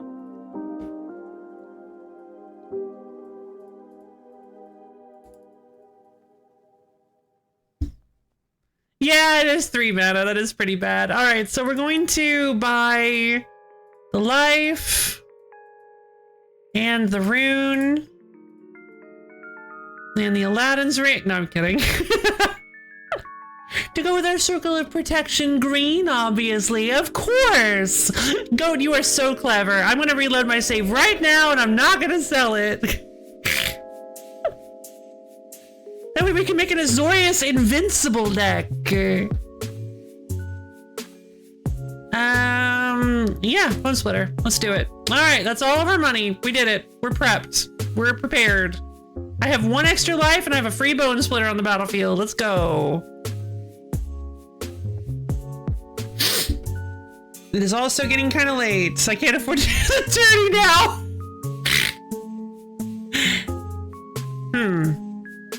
Well, I guess I'll just have to go fight some dudes to get some money back.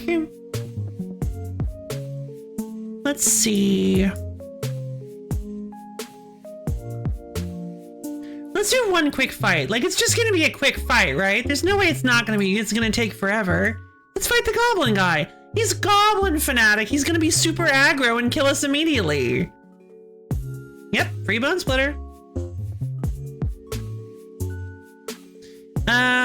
There's an arboreal grazer. We got our underground mortuary. We did not get. Okay, well, that's fine. I would like to keep my hand. I think I might like to keep my hand. Maybe? Oh, whatever. I'll play the underground mortuary first. Surveil 1. No. Ditch the forest. And I'll pass the turn. Cinderglade. Uh-oh. Never mind. Different one. Essence of Antiquity. Okay. I will play a Plains. Pay 1 green mana for an Arboreal Grazer. Using its ability to put this Plains tapped into play. Then paying 1 mana to equip my Bone Splitter to my Arboreal Grazer and passing the turn. Ardaws, Cobbler of War. Sloth with an axe! Run!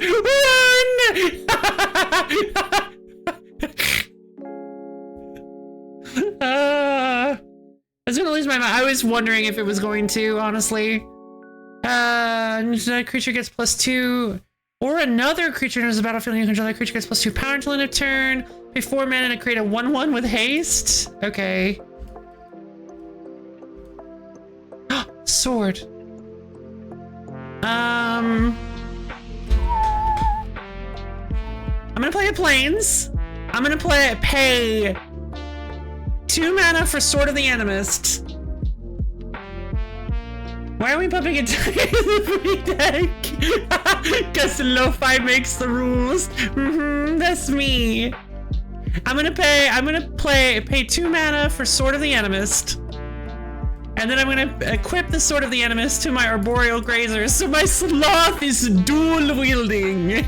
My Sloth has an axe and a sword. Dual wielding Sloth. I'm attacking him with a 3/4, and that's giving me a land. I'm grabbing a forest. Weakest sloth in the world.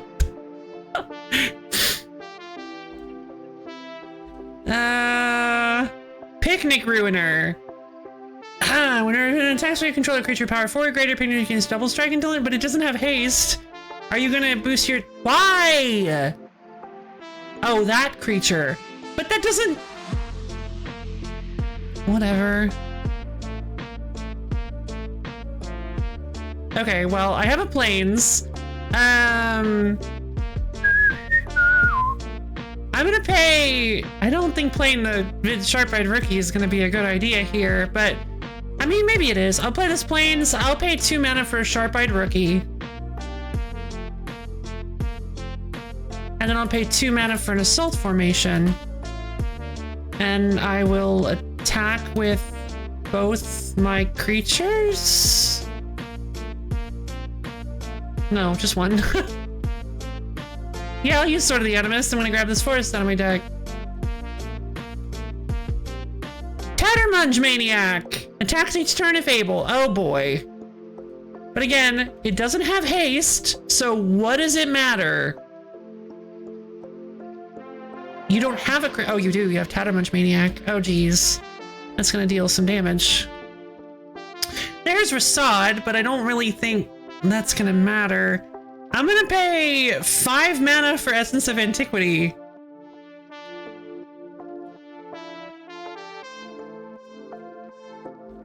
Ta-jam! Yay! And Sharp-Eyed Rookie lets me investigate and gets +1/+1. I'm attacking in... Oh, right. Tattermunge Maniac is only a 4 mana, only 4 attack. Should have played Rasad first. Yeah, I should have. Oops. I didn't have the mana for both, so yeah. And I kind of needed, I kind of really wanted Essence of Antiquity. I'm gonna attack again with Arboreal Grazer, I think.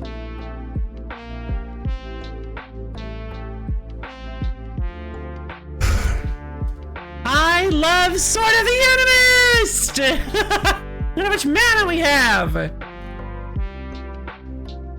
Oh right, you have to attack, don't you? You little goblin. Little creepazoid. Little weirdo. I'm just kidding. Sorry, BB. I got a little mean there.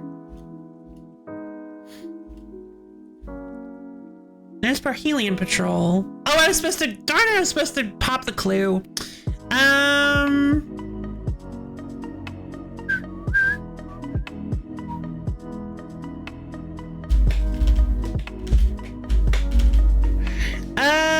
Oh. I win?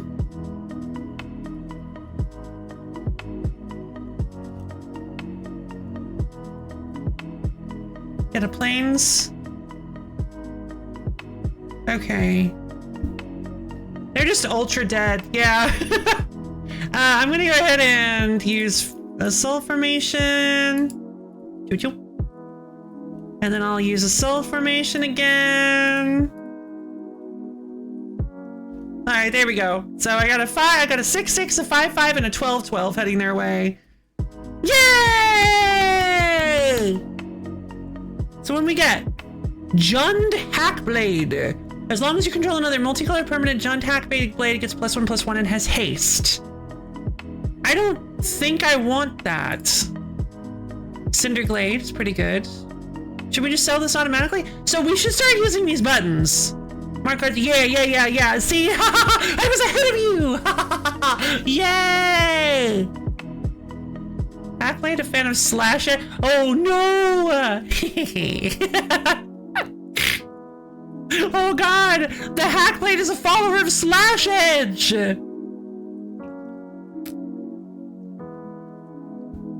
Let's see. As long as you control another multicolored permanent. I had forgotten about Slash Edge as well.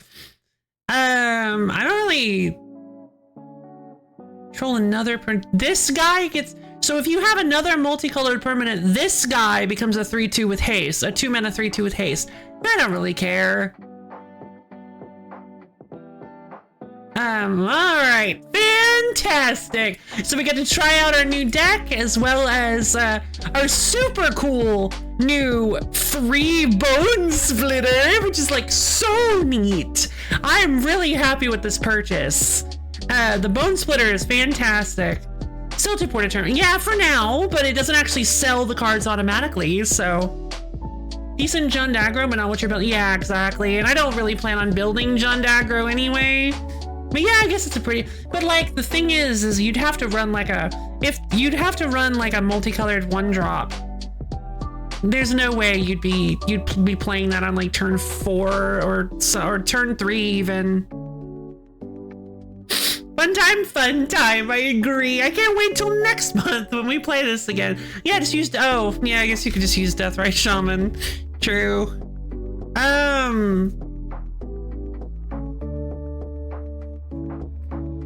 Well, I mean, that goes in Jund. Deathrite Shaman goes in Jund, so like, but it's not Jund aggro, is it? There are a decent number of split colored ones. Gotcha. Getting powered up on turn 3 wouldn't be the, I guess. But that would make it basically kind of, if in aggro, it would kind of make it like a 3 mana 3/2 then. I guess you could also play another 1-drop, but like still, I don't know. I don't think it's fast enough for that way. Literally anything touching black or green, then it goes in. True. Fair. All right. Well, I had a wonderful time. All of you guys, thank you so much for coming and dropping by my super duper Magic the Gathering stream. I hope you guys had fun with it. This was a lot of fun, actually. Like, I'd say that like I'm surprised. We've been doing this a few times now. I split mana 1 to drop the guy. Yeah, exactly. That's what I was. But yeah, this was extreme. This was a great day. But yeah, for anybody who's unaware, maybe in the Phantom audience, I have a Discord server. It's a wonderful little place where you can get access to my schedule as well as times when I go live and hang out with me and other LoFi fans. It is a super duper cool place, and sorry, my hair. You could totally come check it out if you can. So yes, as I'm sure all of you are probably aware at this point, maybe some aren't though. I'm gonna be taking the next 2 days off. See you tomorrow. Or wait, no, this is Saturday. Tomorrow's. I'm gonna be taking the next 3 days off. Oh no, I don't know why suddenly we're not doing anything tomorrow. Oh no. Oh, what a shame.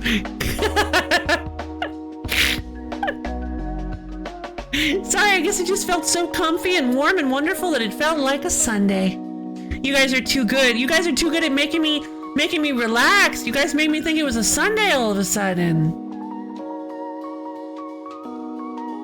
Good night, everybody. So actually what we're doing tomorrow is that we're going to be having a wheel stream. Now, wheel streams are a wonderful, fantastic, super cool viewer's choice stream where you guys submit games to the wheel. So the game is going to be Explosive Easter. Yeah. Prepare the bunny games. Oh no.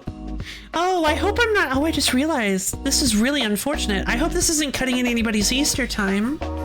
I hope everybody's going to be able to make it. I didn't consider that this was a holiday, but I hope that doesn't.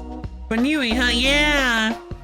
I hope that doesn't mess with anybody too much. But yeah, hopefully you guys will be able to make it. But tomorrow's gonna be the wheel stream. We do like a double length stream where we play viewer submitted games. We spin a wheel. We just have a bunch of fun time. Like it's gonna be great. They're a huge favorite on the channel. They're this they're a very, very popular segment. And so, yeah, we got, can't believe we're finally at 13 life. But yeah, I hope you guys had fun today, because I know I did. This was kind of, this adventure mode is it can be kind of difficult. Apparently it gets to a point where, like, it can get to a point where it's, like, super easy, but I don't know. I kind of just like the idea. Somebody said that on, like, a Reddit or something, and it's like, it can get to a point where it's too easy. And I'm like, I feel like that's going to take me a while, because this is hard. We need to get ourselves a good deck. Celebrate with you. Yay! Yay! I'm glad to hear it. Thank you, Misha. But yeah, I'm really excited to do the Tournament of Champions next month. In a month, I should say. I'm really excited to do the Tournament of Champions in a month. It's gonna be fun. I think our deck is feeling a little bit better. I'm actually really happy with this Bone Splitter. Regardless of what deck we use, I feel like this Bone Splitter is gonna be very helpful, because it's just a really having a guaranteed 1-mana equipment that can attach for +2 power. Very strong, especially if we decide to I guess to like pivot into aggro or something. It's very good in aggro.